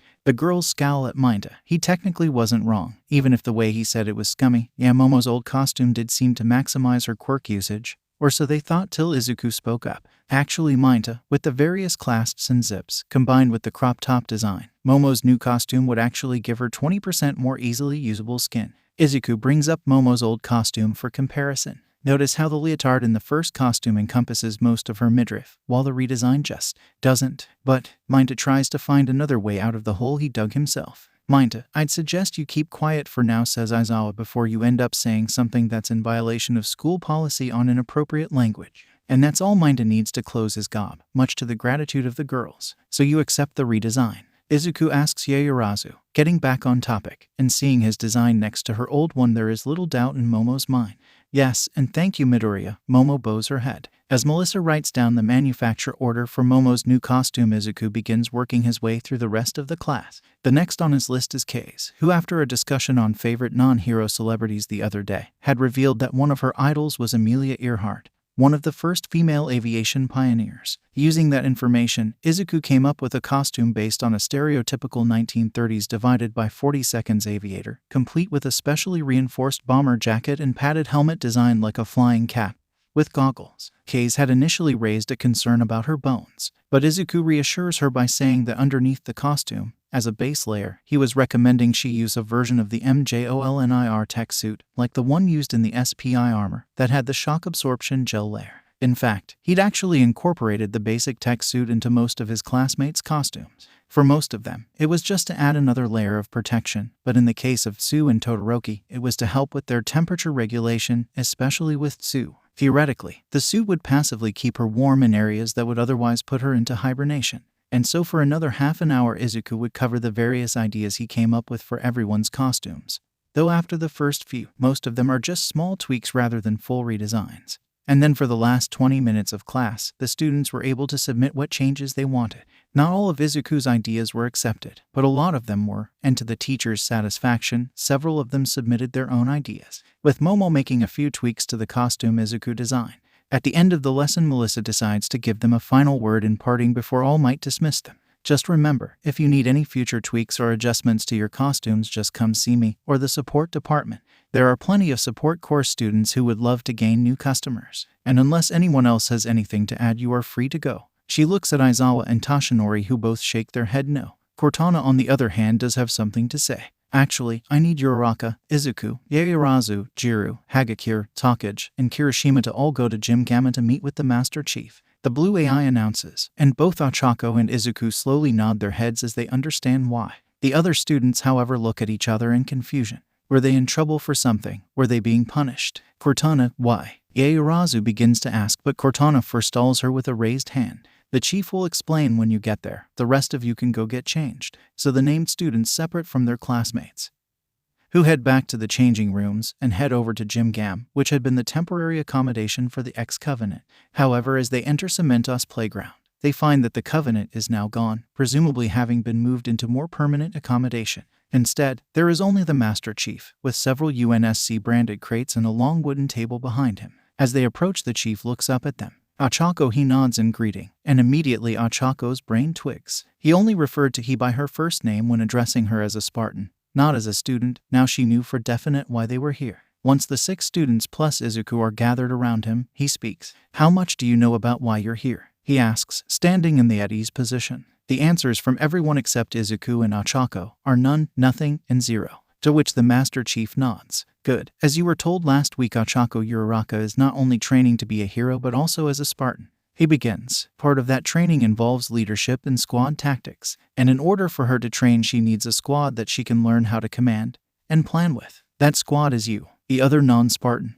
Students react in surprise to that. Us? Why us? Asks Kirishima. And what kind of training will this entail? Asks Momo. The general why is that the training will be more effective if she trains with her own peers, her classmates, as opposed to adult soldiers. But as for you individually, specifically, he turns to look at Ochako. You'll have to ask your squad leader. The students look towards Ochako. I'll explain afterwards, is all she says. Now the training you will be undertaking will essentially be basic marine training. Ochako will not be the only one learning from this. You will all gain additional combat training, including the use of firearms. The students' eyes go wide at that. Wait, as in guns? Are we even allowed those? Asks Jiru. I am, and so is Snipe, and once you're qualified, you'll be able to as well, replies the chief. I'm not saying you have to use them as heroes, but for the purposes of this training, you will need them. Not to mention you are going into a very dangerous line of work, and quirks are not infallible. It pays to have backups. Question. Hagakure raises her hand and the chief nods at her. Is this mandatory? Though the chief answers simply before explaining. You are here currently because you were, for whatever reason, deemed most suitable for this training, or perhaps because Ochako just likes you. Either way, this is additional training. Nenzu has made it clear that your hero studies take priority. If you wish to opt out of this, that is fine. Likewise, if you decide to do the training but your hero coursework suffers, you will be forced to drop out. Is that understood? They all nod yes. Now, is there anyone who does not wish to take on this training? He asks. There's a few nervous and unsure exchanges amongst the other 5 students, but in the end no one says anything. Good. First things first, you'll need a squad name. This will be your call sign in all your training exercises. Decide on what that will be while I prep your training weapons. He then turns from the group and begins opening the various crates behind him and laying weapons out on the long table. So, what kind of name should we go with? Ochako depolarizes her visor as she turns to her new squad. You're asking us? Questions Yaoyorozu. Well, yeah, you guys are part of this, you deserve to have a say. Ochako explains. Well, what kind of names do Spartan squads usually use? Asks Satsuna. Colors usually, Izuku answers, appearing on Ochako's palm. Blue team, red team, gray team, Izuku lists off. But those were Spartan 2 teams, says Ochako. The Spartan 3s used weapon names such as Gladius Squad and Katana Squad. Those sound manly, comments Kirishima. Well, we're also training as heroes. Reasons Momo. Maybe it should be something heroic. Like what? Asks Jiru. And the mention of something heroic gives Ochako a flash of inspiration. Noble team, Ochako says aloud absent-mindedly, seemingly in response to Jiru's question. No one notices the chief freeze slightly when he hears the name before continuing with what he was doing. Ooh, that sounds pretty cool, very heroic, says Satsuna. Where did you get it from? A pre-existing Spartan team. Mostly Spartan 3s. Ochako explains they gave their lives defending Reach. There was also a Spartan 2 on Noble team, Jorge 52. Adds Izuku, the one who caused the Major's squad to be here, says Momo. So, you want to name our squad in honor of those who came before? Asks Satsuna. Without Noble we likely wouldn't have won the war. The chief joins the conversation. They ensured the Pillar of Autumn escaped Reach, leading to us finding Halo. Jorge would be honored to have his old team remembered like this. Okay, we're the new noble team then, for those who came before, announces Ochako. So, what's first, Chief? Equipment checks and weapon safety. He says as he guides them to the table where he has a variety of guns. He has them stand in front of the table in a single line as he runs through the safe use of the various weapons. After he explains each weapon, he lets each of the students get a feel for them so that they can get an idea of preference, after having cleared and made safe each one. The first weapon is the M6G Magnum, a semi-automatic, recoil-operated, magazine-fed pistol chambered in .50 caliber rounds, the standard sidearm for UNSC personnel. Alongside it, he explains the M6C divided by SOCOM, a specialized version with an integrated suppressor, which Jiru shows an interest in due to it being quieter. The chief then demonstrates the M7 divided by SMG and its suppressed variant, the M7S. Both weapons are automatic submachine guns with 48-round magazines of 5x23mm caseless FMJ, the latter being favored by the UNSC's Special Forces, the ODSTs, by unknown. The next weapon demonstrated is the MA5CICWS, the UNSC's standard-issue assault rifle, an air-cooled, gas-operated, magazine-fed, fully automatic bullpup rifle that fires 32 rounds of 7.62 x 51mm ammunition. After that is the BR-55 heavy barrel service rifle, a select-fire marksman rifle with a 36-round magazine. Then it's the M90 shotgun, a pump-action combat shotgun chambered in the powerful 8-gauge Magnum, capable of holding up to 12 shells. After that come the more interesting weapons, which the chief only lets Ochako handle. The first of which is the M319 individual grenade launcher, a break-action, breech-loading 40mm grenade launcher, which Momo seems to take a particular interest in. The second is the SRS-99 anti-material sniper rifle, a powerful rifle chambered in 14.5 x 114mm rounds, which the chief rather grimly points out as being capable of passing clean through a fully shielded Spartan. The second to last weapon is a double-barreled rocket launcher, with the word SPNKR written on the side, which, Ochako is worried to note, seems to have caught the attention of Satsuna. The last and final weapon is a behemoth commonly known as the Spartan laser, which captures the interest of everyone present. Once he finishes the demonstration, the chief talks a bit more about what they'll be doing before he dismisses them, announcing that they'll be training Mondays, Wednesdays, and Fridays after classes. And so the group debates, eagerly discussing the coming weeks. Over the next 2 weeks, school went on as normal for most 1A. Well, as normal as their life could be after everything they learned about the Covenant. All might, one for all for one, and whatever was going on with Izuku and his ancient alien AI origins. As for the member of the newly resurrected noble team, it was intense. On top of their usual schoolwork, they were also training for the sports festival and going through their additional training with the chief, which at the moment consisted of various combat training, alternating between firearms training, melee training, and hand-to-hand combat, which, considering the upcoming festival, they were actually really grateful for, especially the hand-to-hand stuff. Though as it turns out, thanks to her increased density due to her quirk, the only person who was really capable of sparring with Momo was Uraraka. But soon the 2 weeks fly by, and so comes the day of the first year's sports festival. Class 1 awaiting room, UA. Sports stadium, wider UA. High campus, Monday, April 26, 2219, 8:23. Man, I really wanted to wear my costume, complains Mina as she pulls at her gym uniform. Yeah, but everyone has to wear their gym clothes to keep things fair between the courses, explains Ojiro as he does some warm-up stretches. Mina opens her mouth again, but Satsuna cuts her off. Please tell me you're not about to point out Izuku's hard case as being an exception, Dilophosaurus.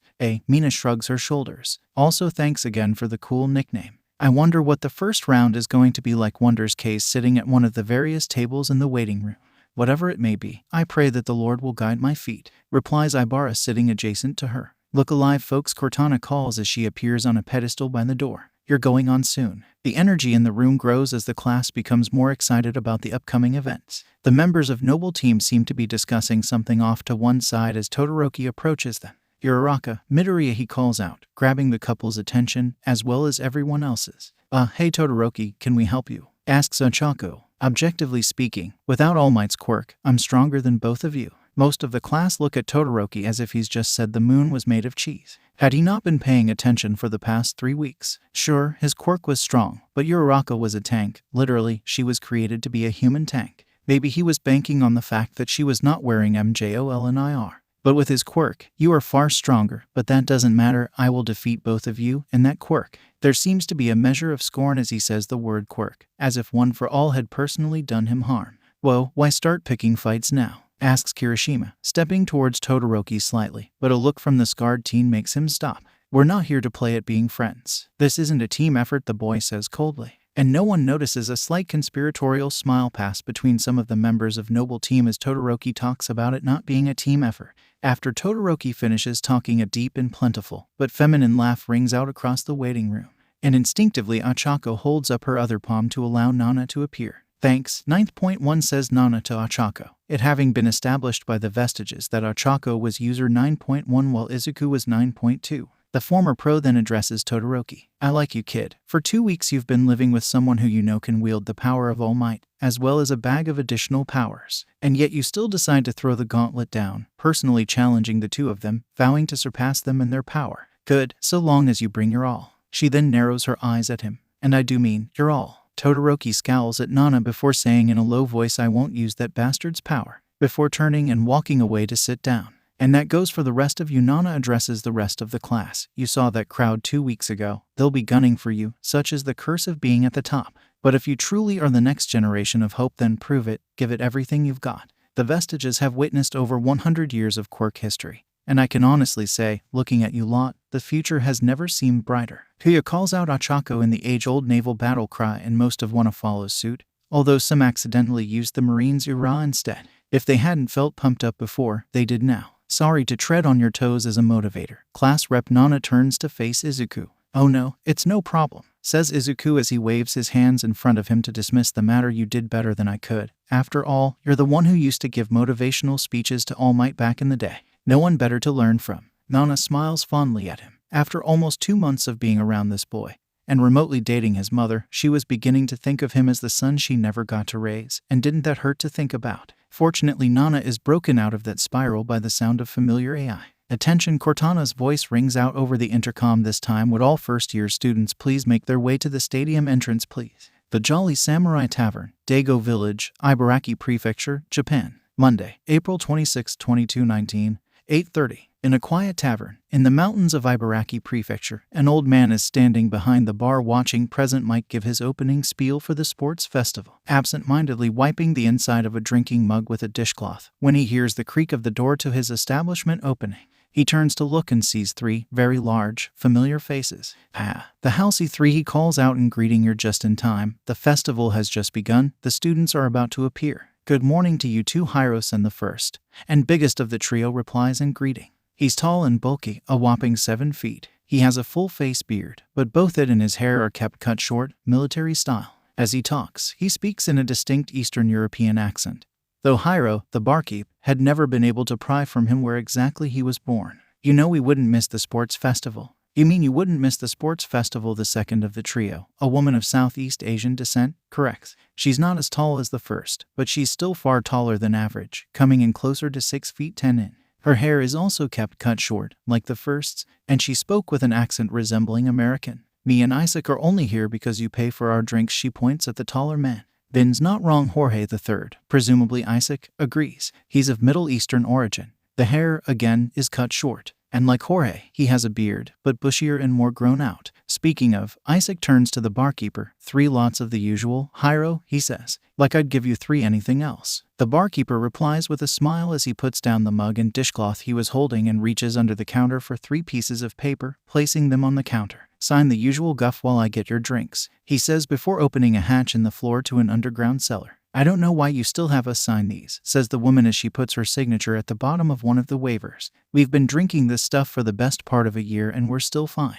Because, Miss Halsey, Hyro calls up from the cellar, you 3 drink what is little more than flavored paint stripper. As such, I will not serve it to you without something covering my ass, but given that you 3 barely get tipsy, I don't know why I bother. The barkeeper reappears holding what appears to be a brown moonshine jug, but considering the alternative is you 3 completely drinking my entire stock, again. He begins pouring the contents of the jug into 3 drinking mugs and passing one to each of the 3 siblings. Look alive, you 2, calls Jorge. The students are making the debut. Back in the UA Sports Stadium, Wanna is the first class to be announced, to a rather tremendous applause from the crowd. Apparently, Their class had become something of a minor celebrities because of the USJ incident. Next is Class 1B, who still get tremendous applause, but Izuku, Jiru, and Shoji all register that it's just applause. There's much less of the whoops and cheers that one got. After that, Present Mike just lumps the other courses together, rather than announce individual classes. Most of Wana is certain that will needlessly antagonize the other classes. As the other classes walk onto the field, Ochako looks up towards the staff seating area,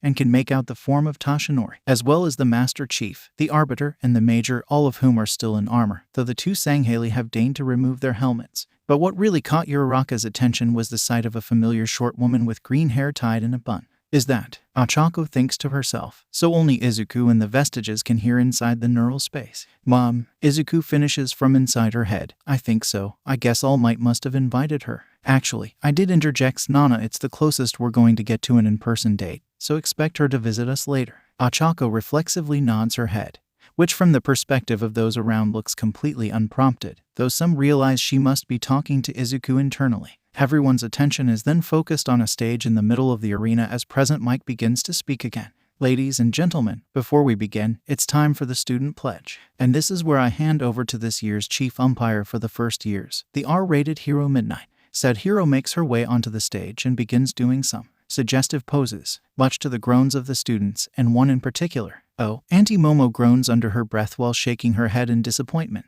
The groan is only being heard by Kyoyuka, whose head jerks around to face her crush friend. Not sure she. Quiet, everyone, demands the R-rated hero giving the student pledge this year is Ochako Uraraka. The junior Spartan is like a deer in headlights as she hears her name. Huh, who, me, why? Ochako looks around her dumbly before Momo gently pushes her forward. Probably because you're the top scorer for the hero course entrance exam, the heiress whispers. So, reluctantly, Ochako makes her way up to the stage. As she does so, several students outside want to notice her gloves and hard case for Izuku and mutter darkly about it. Right, Ochako twiddles her thumbs as she tries to think of something, till she remembers something Izuku had read to her during her training for UA. So, I kinda suck at public speaking. I'm not really one for big speeches. So, I've decided to recite a poem my boyfriend once read to me that I thought might be appropriate. That announcement gains a collective fawning from the stadium audience, while most of the students are skeptical. It's called Forward Unto Dawn, she announces, and recognition dawns on some of the faces of 1A, as they recognize it as the name of the frigate the Chief, Cortana, and Arbiter crashed in, before Ochako begins her recital. Through knowledge, victory. Through unity, peace, honor, valor, allegiance. Today, tomorrow, forever. Together we rise. Together we prevail. Forward unto dawn. From earth, for earth. Honor, valor, allegiance, excellence. Today, tomorrow, forever. Together we rise. Together we prevail. Forward unto dawn. From earth, for earth. Honor, valor, allegiance, excellence. From earth, for earth. Today, tomorrow, forever. Together we rise. Together we prevail. Forward unto dawn. After finishing her speech-turned-recital, Ochako wordlessly steps down from the stage to enthusiastic applause from the stadium audience and her classmates, and a more reluctant applause from the rest of the school. She notes as she descends the steps that Bakugo is scowling. Well, nothing new there. Inside the Jolly Samurai, the trio sitting at the bar give each other puzzled looks. That poem, Jorge begins, did it sound familiar to either of you? He looks at his two companions, who both shake their heads uncertainly. Was it one of the ones Deja used to have us study? Asks Vin. Could be, replies Isaac uncertainly, but I'm not entirely sure. My, that was certainly a nice change from the usual speeches, announces Midnight. It's enough to make me swoon. But onwards to the first event. And a large holographic screen appears behind Midnight. What could it be, she teases before the words obstacle course appear bright and bold upon the screen, prompting discussion among the competitors, till Midnight silences them. All 11 classes will participate in this race. The 18-plus hero begins to explain. The course will be the outer circumference of this stadium, roughly 4 kilometers all told. Our school's selling point is freedom. As long as you stay on the course, it doesn't matter what you do. However, there is one more thing I must make everyone aware of. As many of you students know, there is a member of your year group who, thanks to his quirk, lacks a physical body. This triggers curious discussions among the audience. The students, however, opted to remain silent, waiting to see where this was going. As such, in order to allow him to compete in the festival's events, he has been partnered up with one of his classmates who is capable of carrying him unhindered. Freeloader, one of the students calls out, and there's a dark muttering of agreement among some of the others, including some in 1B, till Kendo quietly scolds them. As for the rest of the year group, before Midnight can reprimand the individual, both Ochako and Satsuna turn to face their peers. Who said that? The two girls yell in indignant unison, a sentiment shared by the rest of 1A. As they face the rest of the year group, Satsuna detaches her limbs so she's floating above the suspect crowd, while Ochako ominously cracks her knuckles. But before they can begin interrogating the crowd, Midnight regains control. "Ladies, that will do," Midnight says warningly, and the two girls back down. "As for the rest of you," her voice becomes far colder, "I will not tolerate slander against any students, especially not against one suffering from a physical disability. If you have an objection to the arrangement the school has come to with Mr. Midoriya, then you may raise it in private. But considering the alternative is that he does not participate at all, this is considered the fairer solution. And on that note, I'm sure some of you noticed the extra equipment Uraraka was wearing despite not being a support student. That is not for her benefit, it is for Midoriya's. They are considered disability aids necessary for his existence. Now, are there any further objections?" When she gains no response, a smile returns to her face. "Good. Now then, competitors, take your places." While the students take their places by the gate leading to the obstacle course, Present Mike fills in with some commentary alongside Aizawa. "Well, that was certainly an interesting opening to the games. Looks like the heat is on between your class and the other students. Speaking of, are those some of you students hanging back?" Aizawa looks towards the back of the crowd of students around the starting line and sees a small group of them gather. Yes, that group of students consists of Ochako, Izuku, Momo, Toru, and Kyoyuka. They're shortly joined by Kirishima, Satsuna, and Mina. "Any luck with Ida, Keiz, and Tsu?" asks Satsuna. "No, they're competing against us," says Ochako. Both Kirishima and Satsuna look disappointed at that news but accept it. "So, these two tell me you've got a plan," questions Mina. Gym Gamma, UA High Central Campus, UA High, Wednesday, April 21st, 2219, 1720. "I have a plan," announces Izuku to the other members of Noble Team while they perform their mandatory weapon maintenance for the sports festival. "A plan?" asks Momo as she inspects the barrel of her grenade launcher. "Yeah, I think we should work together as a squad for the first two events," Izuku explains, "to maximize our chances and exposure." "Well, how would that work?" asks Kyoyuka, currently reassembling her M6C Magnum. "And wouldn't that be cheating?" adds Kirishima, as he lays down the MA5C he was working on. "Well, I don't have an exact plan, because I don't know what the exact events are," Izuku begins to explain, but UA always sticks to the same formula. The first event is a group elimination, the second is a teamed event, and then a tournament. I'm proposing we work together to ensure our places in the tournament.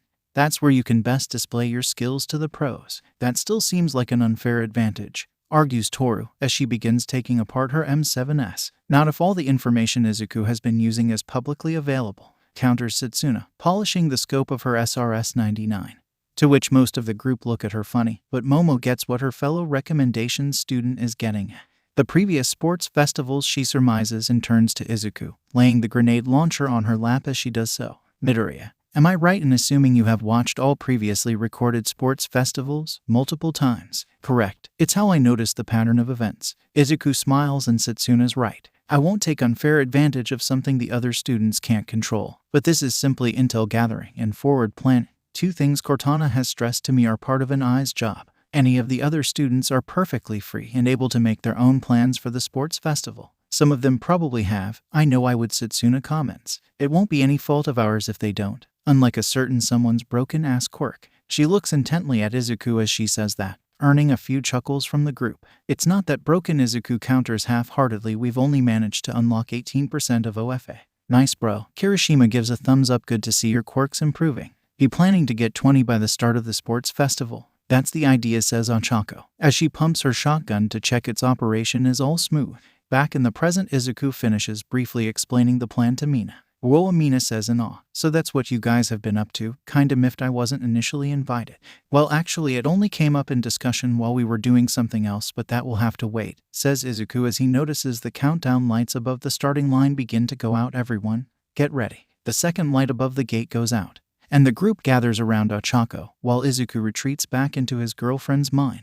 The final light goes out and the crowd in front of them surges forward while Ochako gently slaps each of her teammates and Mina, activating her quirk so that they all begin floating off the ground. As soon as she does that, she summons Black Whip and sends out 6 strands from one hand to lasso her partners. With her classmates now looking like balloons on strings, she takes a running jump, leaping over the back of the crowd of competitors. But before she can fall into the middle of the crowd, Ochako sends out another strand of Black Whip to swing from the starting gate. At the exact same time Ochako swings from the gate, someone else joins her mid-air. "I guess great minds think alike," Zero calls out. Yeah, but idiots seldom differ, counter Satsuna, causing the tape Quirk student to notice the floating group for the first time, being dragged along by the tendrils of Black Whip. What the? Exclaims Zero, surprised by what he sees, to the point where he accidentally lets out too much tape, causing him to fall into the crowd below. Ochako releases Black Whip's grip on the gate to send her flying above the other competitors. While she's busy focusing on getting out of the arena, the rest of the group look at the human tide below. It's like a bottleneck down there, comments Kirishima. It was likely designed like that, says Momo, as the first obstacle. So, this is what you were asking me to join. Kira. The group hears the familiar voice of Tsu and twists in the air to see her running on all fours along the wall. Frog Quirk, asks Satsuna. Frog Quirk confirms the other green-haired girl. Just as they're about to clear the corridor, a blast of ice covers the floor, ceiling, and walls of the entrance, sticking Tsu to the wall. Knowing the hazard, the ice posed to her amphibian classmate, Mina instinctively lobs some acid at the ice around Tsu, weakening it and allow the frog girl to escape. Thanks, Kiro croaks Tsu as she leaps clear of the ice and the entrance to the race course. You know, begins Toru, if I had a yen for every time Todoroki accidentally froze one of his classmates, I'd have 2 yen, which isn't a lot. But it's concerning that it's happened twice. Ochako eventually lands just ahead of the majority of the students to see Todoroki ahead of her group, running at full tilt, not even looking behind. As she lands, she sees Bakugo, Aoyama, Tsu, and several others fly past her. Jiru, do you think you can? Ochako begins. Ruin the Ice Prince's trap. Gladly, Jiru shoots out her jacks into the edge of the ice field and sends out a quick blast of sound, shattering the ice all around them. She can faintly hear Bakugo hurling threats and insults at Todoroki as Ochako releases her quirks and Noble Team plus Mina begin running after them. Whoa, what was that eraser? First Todoroki ices the competition and then Jiru thaws them out. Present Mike comments, leveling the playing field, I suspect. Some would argue that what Todoroki did, while a viable strategy, was unfair to the other students. I tell my students it's a hero's job to correct the unfair things in this world. It looks like some of them listened. Aizawa replies. As Mina and Noble Team chase after Todoroki, they see several of Maita's balls land on the ground in front of them. And a second later, the boy himself comes flying past them, ricocheting off his hair. Right, Ochako hears Izuku say inside her head, Maita's balls don't stick to him. Ingenious. Praise the grape. Later, Izukun replies, Ochako, you have to give credit to the old perv, says Satsuna with a grin. It looks like he's almost caught up to Ooh. She had been about to say that Maita was going to catch Todoroki, but was interrupted by one of robots from the entrance exam tackling him midair. The front runners of the obstacle course grind to a halt as they are greeted by the sight of not just a horde of the 1, 2, and 3-pointer robots, but multiples of the 0-point executors. So this is what the others faced in their entrance exams, Todoroki says stoically. How does the school even have this kind of funding? Momo asks in awe. Between these and the UNSC, the first of the 0-pointers moves to attack and Todoroki begins sending another blast of ice towards it. They obviously went through a lot of trouble, the scarred teen says, almost to himself, but I wish they'd prepared something a little more difficult. The ice attack makes contact with the giant robot and begins freezing it over, especially since my dear old dad is watching. The robot freezes over completely and Todoroki takes off between its legs. Tank treads. Whoa, did he just completely freeze that thing? One student asks in awe. Look, between its legs we can get through, another observes.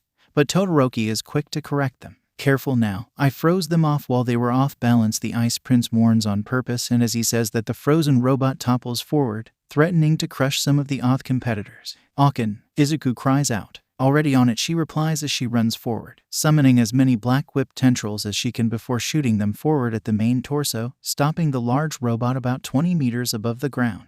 She looks down to see if there was anyone still under the robot that needed to get clear and sees only Kirishima and his Class B twin, who instead of rock seems to have turned his skin to metal, which does nothing to help with the comparison. Were you two about to try and tank the robot falling on you? She asks in disbelief, to which both teens have no answer. Just move, Ochako says, and both follow her direction, as she lowers the robot to the point where she can touch it with her hands, activating her quirk on it before launching it out of bounds, much to the approval of those around her. Forget freezing a robot, says one boy. She just tossed that one out of bounds. Sure, it's not as flashy, but I'd argue it's certainly more impressive. Meanwhile, in the stadium, Ochako's actions get noticed by the crowd. Did you see that? She just ran in there to save those 2 boys. It looked like they were going to be fine. But there was no way she could know that for sure. And across the country, several hero agencies were beginning to take an interest. Back on the obstacle course, Ochako called out to her teammates who were currently carving their way through the robots, Momo at one point having even made a cannon to take out several of the 0-pointers.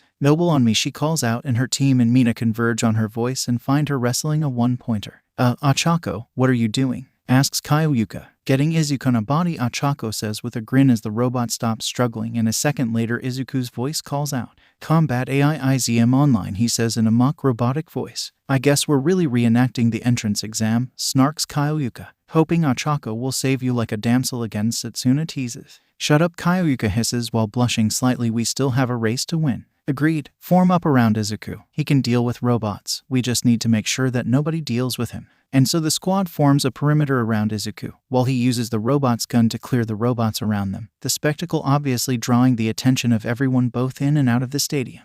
"What's this?" exclaimed Mike, playing up his role as commentator. "Has one of the robots gone rogue? Is this the start of a machine revolution?" Fortunately not, folks. What you are seeing is in fact Class 1A's Izuku Midoriya in action. One of his many abilities is being able to hack and control different machines, including UAS robots. In fact, that's how he was able to come second in the entrance exam.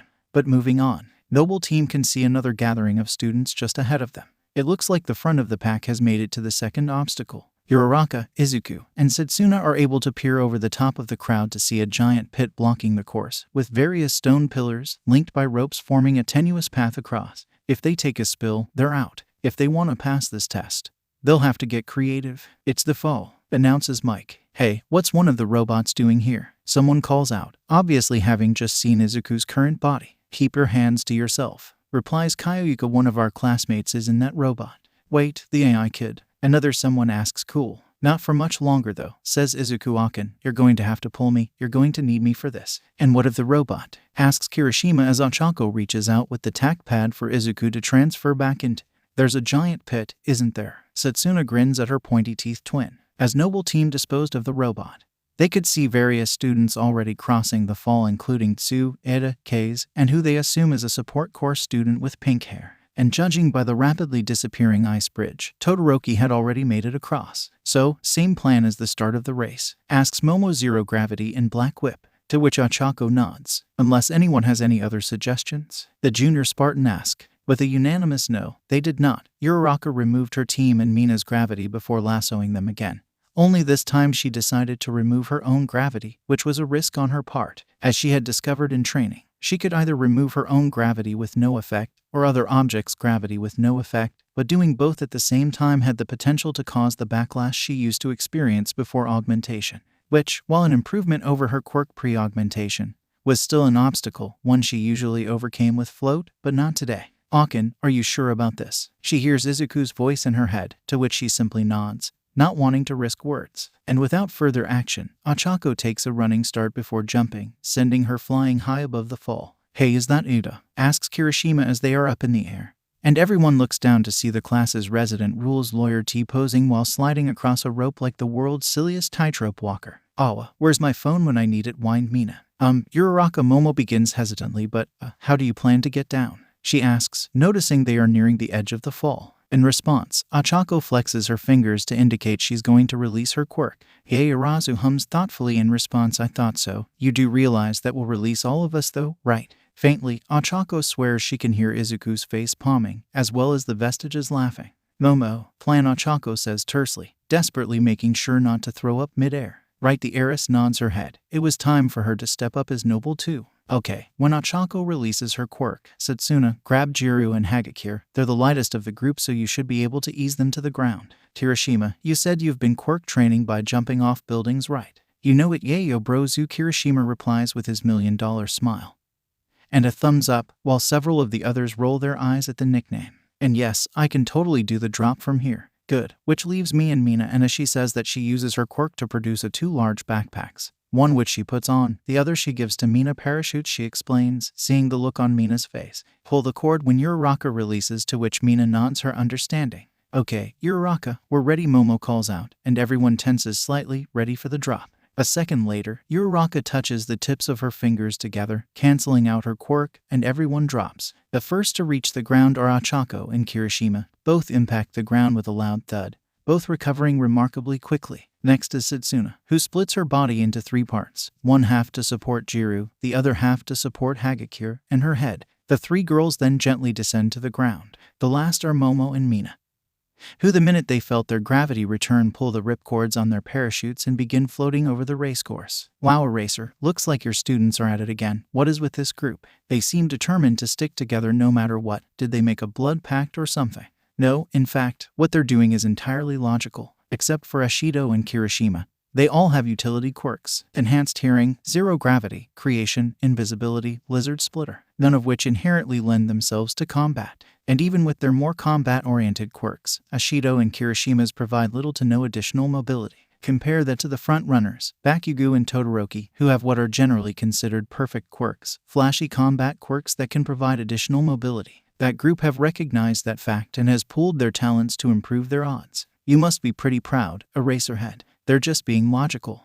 I hadn't noticed that before, says Kirishima as Noble Team continue running, but Mike-sensei's right. None of us have flashy combat quirks, except for when Uraraka teams up with Bro Doria. That wouldn't have anything to do with the reasons we were picked for Noble, does it? Asks Satsuna, raising an eyebrow at Ochako. Uraraka looks away, trying to avoid eye contact and feign innocence. But as she does so, they hear and see a loud pink explosion ahead of them. Before Present Mike's voice comes over the loudspeakers. And now, we're finally approaching the last obstacle. Everyone had better tread carefully. You're stepping onto a minefield. If you look carefully, you can see where those little BMB are buried, so keep your eyes on the ground, folks. By the way, those land mines were designed for the games, so they might be loud and flashy, but they're not all that powerful. Just enough to make you wet your pants. Argmina cries out in frustration, we're never going to get first with Bakugo and Todoroki so far ahead. Just remember, Ashido Momo places a calming hand on her classmate's shoulder. Our goal is the tournament. The sports festival is a marathon, not a sprint. Having said that, we should start running again if our plan is to succeed. Mina and the rest of Noble nod in determined agreement as they pick up the pace towards the minefield. So, how exactly do we plan on crossing the minefield? Satsuna asks. I'm fine, but I'd feel like a bit of an ass abandoning you guys now. Actually, I have two plans, one dependent on Jiru, the other needing Yaoyorozu. But first we need to dig up a land mine, says Izuku, projecting himself on Ochako's palm, earning himself curious looks. Back in the inn, the three patrons and the barkeeper are watching the proceedings with great interest. So, who's your money on? Asks Hiro. For the obstacle course or the whole thing? Counter asks Vin. Both, either. The barkeep shrugs. For this, it's a toss-up between the two front-runners, Bakugo and Todoroki, says Isaac. I agree. Jorge nods his head, but if they weren't holding themselves back, I'd have said the pair, Uraraka and Midoriya. They're holding back, asks the barkeep. Definitely. From what we've seen so far, they should be dominating the competition, but are hanging back to help the team they've put together. They've clearly got something planned. How do you know it's their team? Asks the barkeep. I recognize a leader when I see one, the big man replies. The three Spartans are not the only ones to recognize the fact that Ochako seems to be sandbagging in favor of helping her classmates, which has mixed results amongst the pros. She's strong, I'll give her that. A dark-skinned hero with rabbit ears smirks. Too bad she insists on holding herself back. But who knows, if she can win this, then maybe. Elsewhere in a lodge in the middle of a mountain forest. For first years they seem to show an impressive level of teamwork and coordination. Comments a woman with brown hair cut in a short bob. We can't send an invitation to all of them, can we? Another woman with long emerald green hair asks. No, but I wouldn't mind inviting that redhead. He seems like the strong, chivalrous kind to me. A third woman, a blonde this time, comments. Down, Ryuko, says the brunette as she gently bops her friend on the head with a rolled-up bunch of papers. Unless you want me to finally follow through with my threats of spaying you. Eep, the blonde squeaks. You wouldn't dare. Besides, I was only joking. You know I'd never leave you three. She then turns to the fourth member of the group. Yawara, back me up here. The fourth member of the group, a large man with short brown hair, decides to purposefully ignore his blonde companion in favor of studying the screen. I think we should let the festival play out before we extend an offer, is all he says, much to Ryuko's dismay. Back in the stadium, Izuku had found out what he needed and so put the second of his two plans in action, the one involving Yaoyorozu. But there was one hitch. Satsuna, you're going to have to take Izuku and go ahead, declares Ochako. What? Why? Asks Izuku Aken. My core and pad are hardened against EMPs. I'll be fine.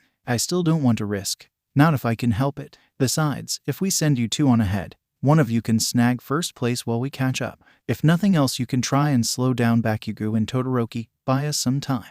Okay, just be sure to catch up as soon as you can, Izuku says as Ochako hands off his carry case to Satsuna before the lizard girl splits herself apart and begins flying over the minefield. At one point she sees K's using propel herself over the hazard, until an explosion caused by someone else knocks her to the ground, likely breaking another of her bones. Well, what do you know, folks? Mike continues his commentating. Looks like the one a band is splitting up as Satsuna Takage has broken off from her group and is now flying over the minefield, straight for first place. I wonder what prompted this change, folks. He gets his answer a second later when some of the cameras near the minefield shut off. Sorry folks, but we seem to be experiencing some technical difficulties concerning the minefield.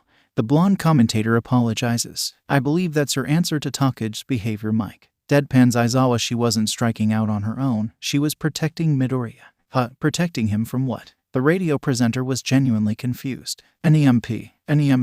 Ada thinks aloud as he looks up and sees the group of Uraraka, Yaoyorozu, Jiru, Hagakure, Kirishima, and Ashido. Of course, Yaoyorozu. Clever thinking, Midoriya. But if they've used an EMP to deactivate the mines, then the teen speedster steps forward, ready to go into a sprint, but immediately regrets the decision as he's launched back by a mine detonating. Of course, he groans. Looks like poor Ito learned about the EMP's limited range the hard way, comments Uraraka as she follows behind Yaoyorozu, as they make their way through the field at a gentle jog, so as not to outpace the range of the EMP.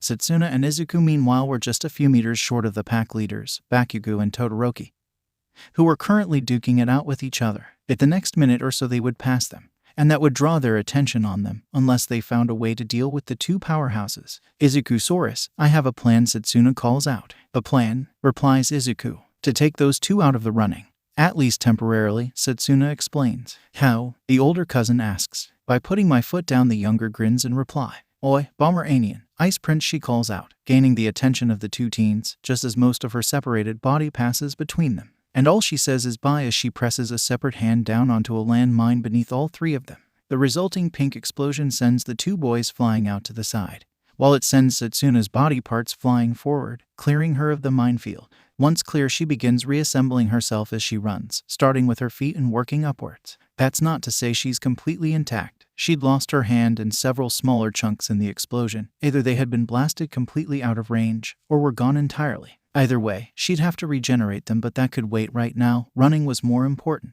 You still good, Izukanon? Why yeah, Izuku replies. I heard a loud explosion. What happened? Did you set off a landmine? Right in Blasty Boy and the Ice Prince's faces. Although she can't see her face, Izuku imagines Setius looking rather smug. I think it's given us enough of a lead. Dekuyu, the two cousins faintly hear Bakugo yell. Or not, Izuku corrects. Back in the commentator's booth, present Mike is out of his seat with the excitement of it all. In his stunning move, Takage has blasted past her classmates from 1A and 1B. I don't believe it, he cleared that minefield in an instant. He turns to look at his old friend Eraserhead. Your students are amazing. What the heck are you teaching them? This has nothing to do with me. Each student is driven by their own will to succeed. There you have it. Eraserhead is a terrible teacher. I'm what? Who would have imagined at the beginning of this race that the climax would be a non-stop mega mix of surprises? The first to make it back into the stadium is the first place winner. The entire stadium is on the edge of their seats. Who would come out of the gate first? The explosive blonde Bakugo. The stoic heir of Endeavor, Todoroki. Or the last-minute green-haired upstart, Takage. What feels like an eternity passes before a figure with long green hair comes sprinting full tilt, her left hand stretched out in front of her. Ladies, gentlemen, and everything in between. Takage is our champion, Mike announces as the crowd goes wild, but as they do so, Takage waves her remaining hand in the air and flags down midnight. As Bakugo and Todoroki come running for second and third respectively, Mike notices the interaction and comments on it. Hold on, ladies and gentlemen. There seems to be something going on between our umpire Midnight and our champion. There's a pause as Midnight seems to relay information to Mike before he speaks again. Well, folks, in an interesting turn of events, it turns out that as she crossed the finish line, Satsuna Takage actually held out the device currently holding our non-corporeal student, Izuku Midoriya, and as such is contesting that he is the first place winner. It appears Midnight that has reached a conclusion, because of the details of the arrangement agreed to by Midoriya and Uraraka. Midnight begins just as Ochako and the rest of Noble Team plus Mina enter the arena. Midoriya's crossing the finish line is invalid. His position is tied to whatever Uraraka has placed. And as such, our first place winner is Satsuna Takage. The crowd once again goes wild at the announcement of who the winner is, while Noble Team move to encircle and congratulate their squadmate. Hey, congrats, Seti. Ochako lifts up her friend in a bear hug. As she does so, Satsuna's head and limbs detach as if they popped off from the force of the hug. First place. That's pretty manly, teeth twin Kirishima grins. Shame Midori didn't take first. Mina pouts slightly. It was a long shot to begin with. Izuku shrugs as he projects on top of the tack pad in Satsuna's hand. I knew the details of our arrangement. If they'd given me first place, they would have had to give it to Akin as well, even though she was still in the race. Still, fourth place is a respectable position, Momo comments as she looks up at the leaderboard, constantly updating as more of their classmates finish the race. Meanwhile, Bakugo is conflict of emotions. On the one hand, he's bitter he didn't win first, but on the other he's feeling deeply smug that Deku didn't beat him, just his stupid cousin instead, which sends him back around to being bitter, while Todoroki is just seemingly emotionless as ever. Looks like Ada isn't feeling too well. Jiru points out Momo's co-vice rep, who seems to be muttering to himself with a despondent look on his face. He's probably not feeling too great about the fact that he lost a foot race with a speed quirk. I mean, if you consider the 7 of us a single unit, he was only 6th. Hagakure tries to put a positive spin on things. Yeah, but as it is, the guy with a speed quirk came 12th in a race. Kyoika counters kinda makes feel bad about what we did. Yeah, but it's not like we cheated, we just fought smarter, not harder. Satsuna grins unapologetically. By the way, how was the final stretch without us? Oh, no big deal. Uraraka waves her hand in the air dismissively. We were able to move through the minefield fairly easily, though we did have to fend off the grape at one point. Jiru's expression becomes dark, as does Uraraka, Mina and Kirishima's, while Momo just looks sheepish. Bastard tried to launch himself at Momo. Aside from that, no big deal. Once the last of the competitors have returned, Midnight calls everyone to gather round her stage. The first game, for the first years, is finally over, and what a game it was. Now let's look at the standings, shall we? On the various big screens around the stadium, students' faces and ranking are shown. Satsuna Takage, Class A. Katsuki Bakugo, Class B. Shadow Todoroki, Class A. Ochako Uraraka. Izuku Midoriya, Class A. Momoye Urazu, Class A. Kyoika Jiru, Class A. Ijiru Kirishima, Class A. Mina Ashido, Class A. Toru Hagakure, Class A. Ibara Shizaki, Class A. Juzu Honuki, Class B. Tenya Ida, Class A. Fumikage Takoyami, Class A. Hidekase, Class A. Hantasiro, Class A. Tetsu, Class B. Mashura Awajiro, Class A. Yaosetsu Awase, Class B. Suyu Asui, Class A. Rikadu Sadu, Class B. And at the very bottom of the list, in 42nd, was Poreyama, who Ochako could see was currently clutching his stomach. Poor boy must have overdone it. She hears Nana inside her head as Izuku's pad was now back in her possession. Only the top 42 students will advance to the next round, Midnight announces, meaning Aoyama had just made the cut. But don't be too let down if you didn't make the cut. We have other activities for you later. Those who hadn't qualified make their way from the field as Midnight begins to introduce the next event. This is where the real fun can begin, the chance to fully move yourself into the spotlight, to give it your best. Now, let's see what we have in store for you next. Will your wildest fantasies come true? Another holographic screen pops up behind her to display the words Cavalry Battle. Secretly, the members of Noble plus their temp are pleased. This is the exact kind of event Izuku had predicted, a team battle. The only question is, how would the team be split? I'll allow my assistant, Cortana, to explain. Cortana. Midnight turns to look at the screen. As Cortana appears, alongside an illustration showing 13 and present Mike, holding All Might aloft. In the tavern, both Vin and Isaac spit take upon hearing the name Cortana, causing both Hiro and Jorge to look at them in concern. You two all right? Asks Jorge as the other two exchange confused looks. It can't be, says Vin to Isaac. She was with the chief, adds Isaac. John? Asks Jorge. The 3 Spartans see Cortana's image appear on the holo screen, next to the illustration. It really is her, says Isaac, almost in awe. But if she was assigned to John then? Vin doesn't dare finish the question, but Jorge does. Is John here? The large man wonders aloud. Back in the stadium, the participants, the blue AI begins to explain, will form teams of 2 to 4 people as they see fit, and the Midoriya, Uraraka still only count as 1. Essentially, it's the same as the standard playground game. The only difference being that each player has been assigned a point value based on their position in the obstacle course race. The point assignment goes up by increments of 5, starting at the bottom. 5 for 42nd, 10 for 41st, and so on. With one slight exception, Izuku suddenly feels very worried. He spent a year being around Cortana, and he recognizes when she's taking just a little too much pleasure in something. Whatever was about to be revealed, she was going to enjoy it, and someone was going to hate it, probably him. The first place contestant, Cortana, has the whole stadium on edge, is worth 10 million points. And with that, all the contestants turn to look at Noble Team, or more specifically Satsuna with hungry eyes. Bring it, she replies with a fierce grin.